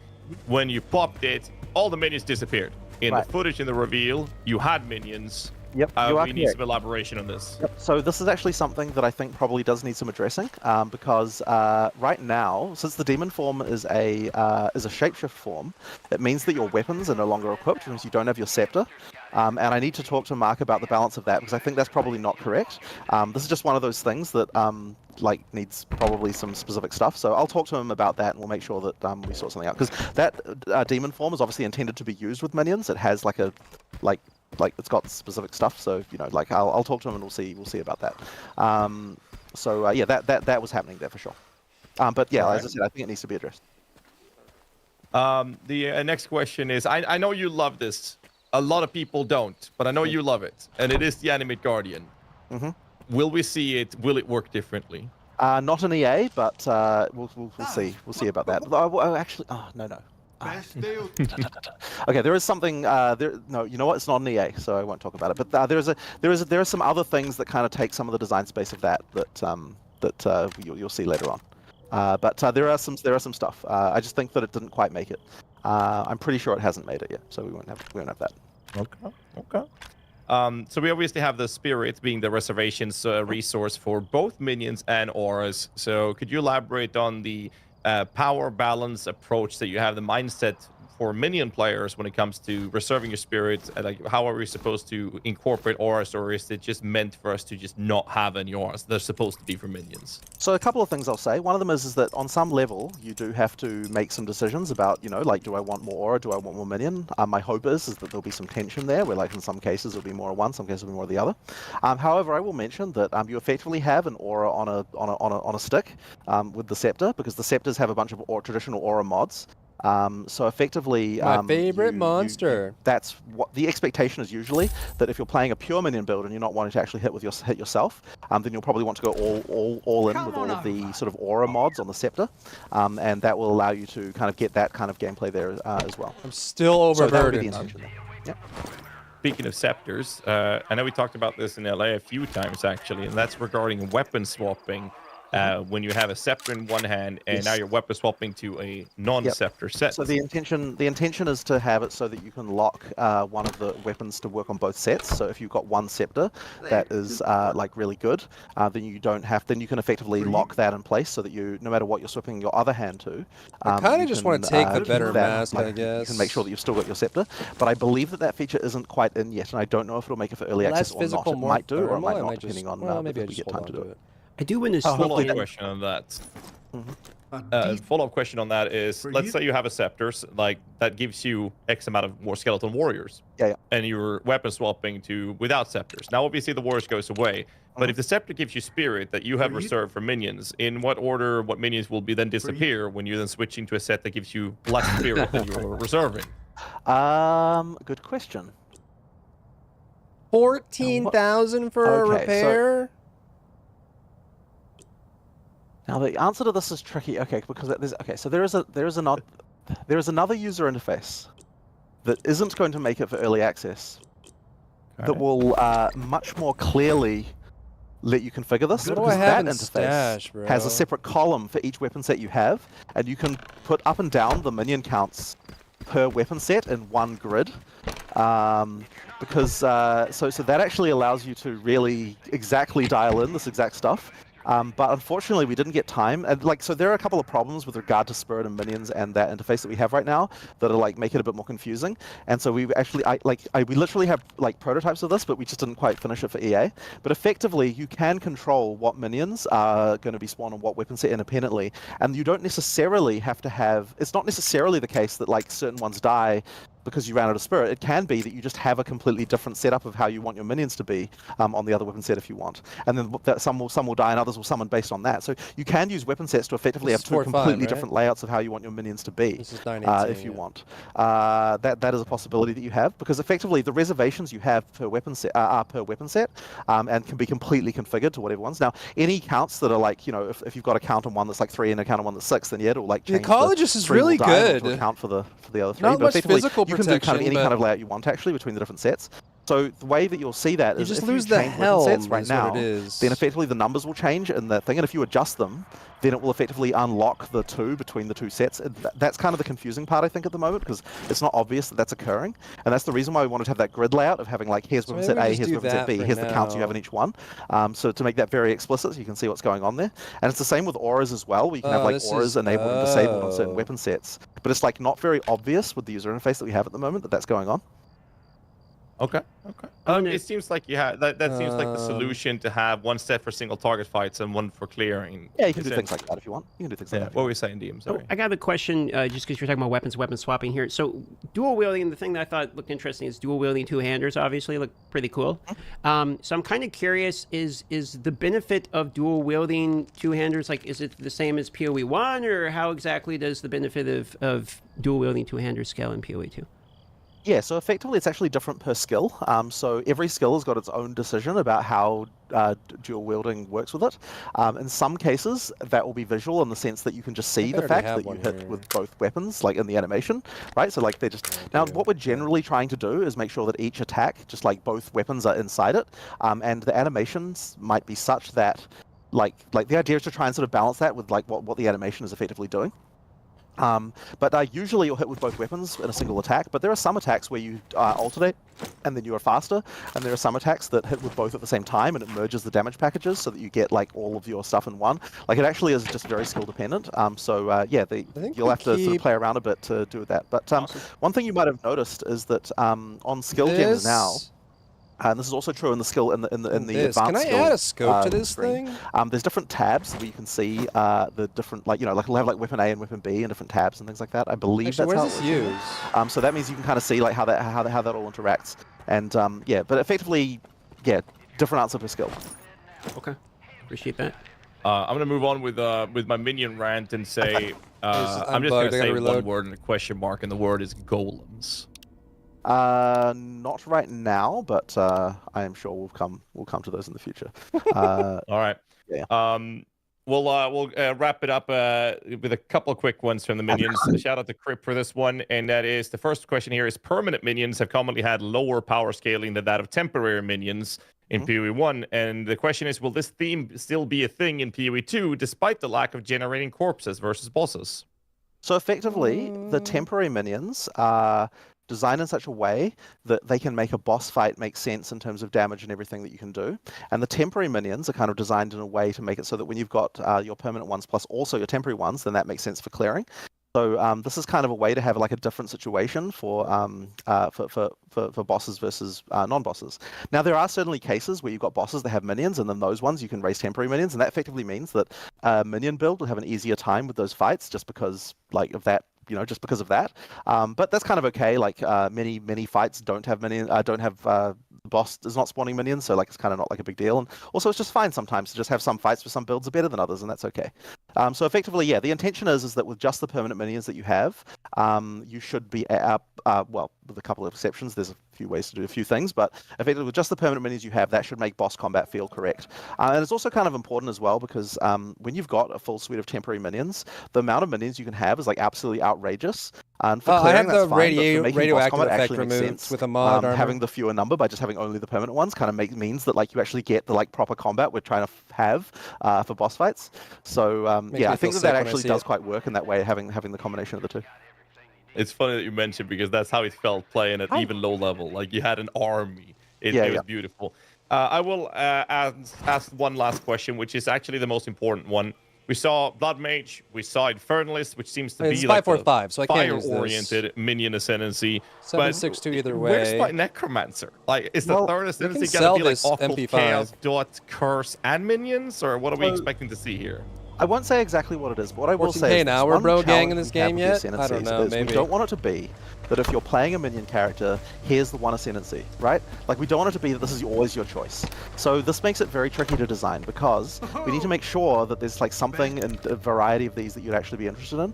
And so that being said, look, I think it's a cool fantasy that we want to have this sort of Necromancer type thing, but I think that in order to do it, we have to make it so it's not just so obviously what you need to pick that's the only choice. And effectively, so this is the design problem we have. So I think that effectively there just was a shelving of like we're having trouble solving this problem. We'll just go with these two for now, and that's kind of like the main issue. So yeah, that's effectively the design constraint we're working around with this. So now we are, we made it through all our main questions. We have a handful of just like, you don't have to elaborate much, just real simple ones that we put from the chat right before the start. And then, thank you. We went about a half hour longer than we were planning to hold you, but we appreciate you taking the time.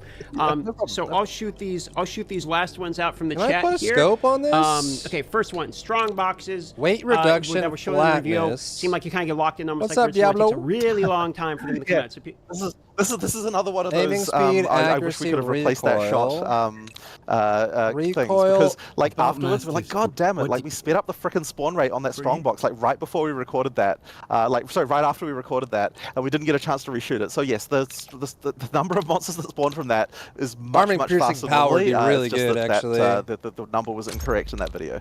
So you should expect the strong boxes just to be better than that. I believe that the smoke thing. I think the smoke thing was just a mod on it, wasn't it?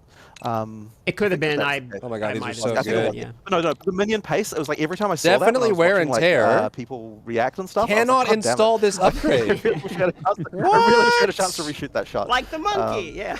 Yeah, like the monkey. Exactly. All right, so next one here. He can't modify this analog weapon concurrently. Like if you have an analog stick plus a mouse, can you use them both at the same Wear time? resistance? This is somebody asking about Wait, he can't modify any of these? So we plan to have it so that you can. Oh, it's glowing gold if you so can. the UI will swap dynamically between the homie console just sucks, I guess. And the you got no more room in hell too. Nice. Like when you just use each controller, but right now it doesn't do that.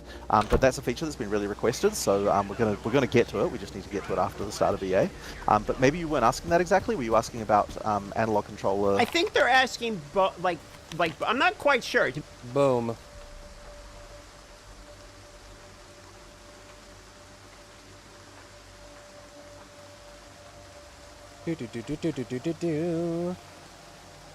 Well, chat, I think I'm gonna chill there. Hopefully that was a chill stream. We got a lot of stuff coming up, but I'm gonna jump off. Thanks for hanging. We learned a lot. We're chilling today. And I'll see you guys tomorrow, okay? Have a good night. Cheers. 0707.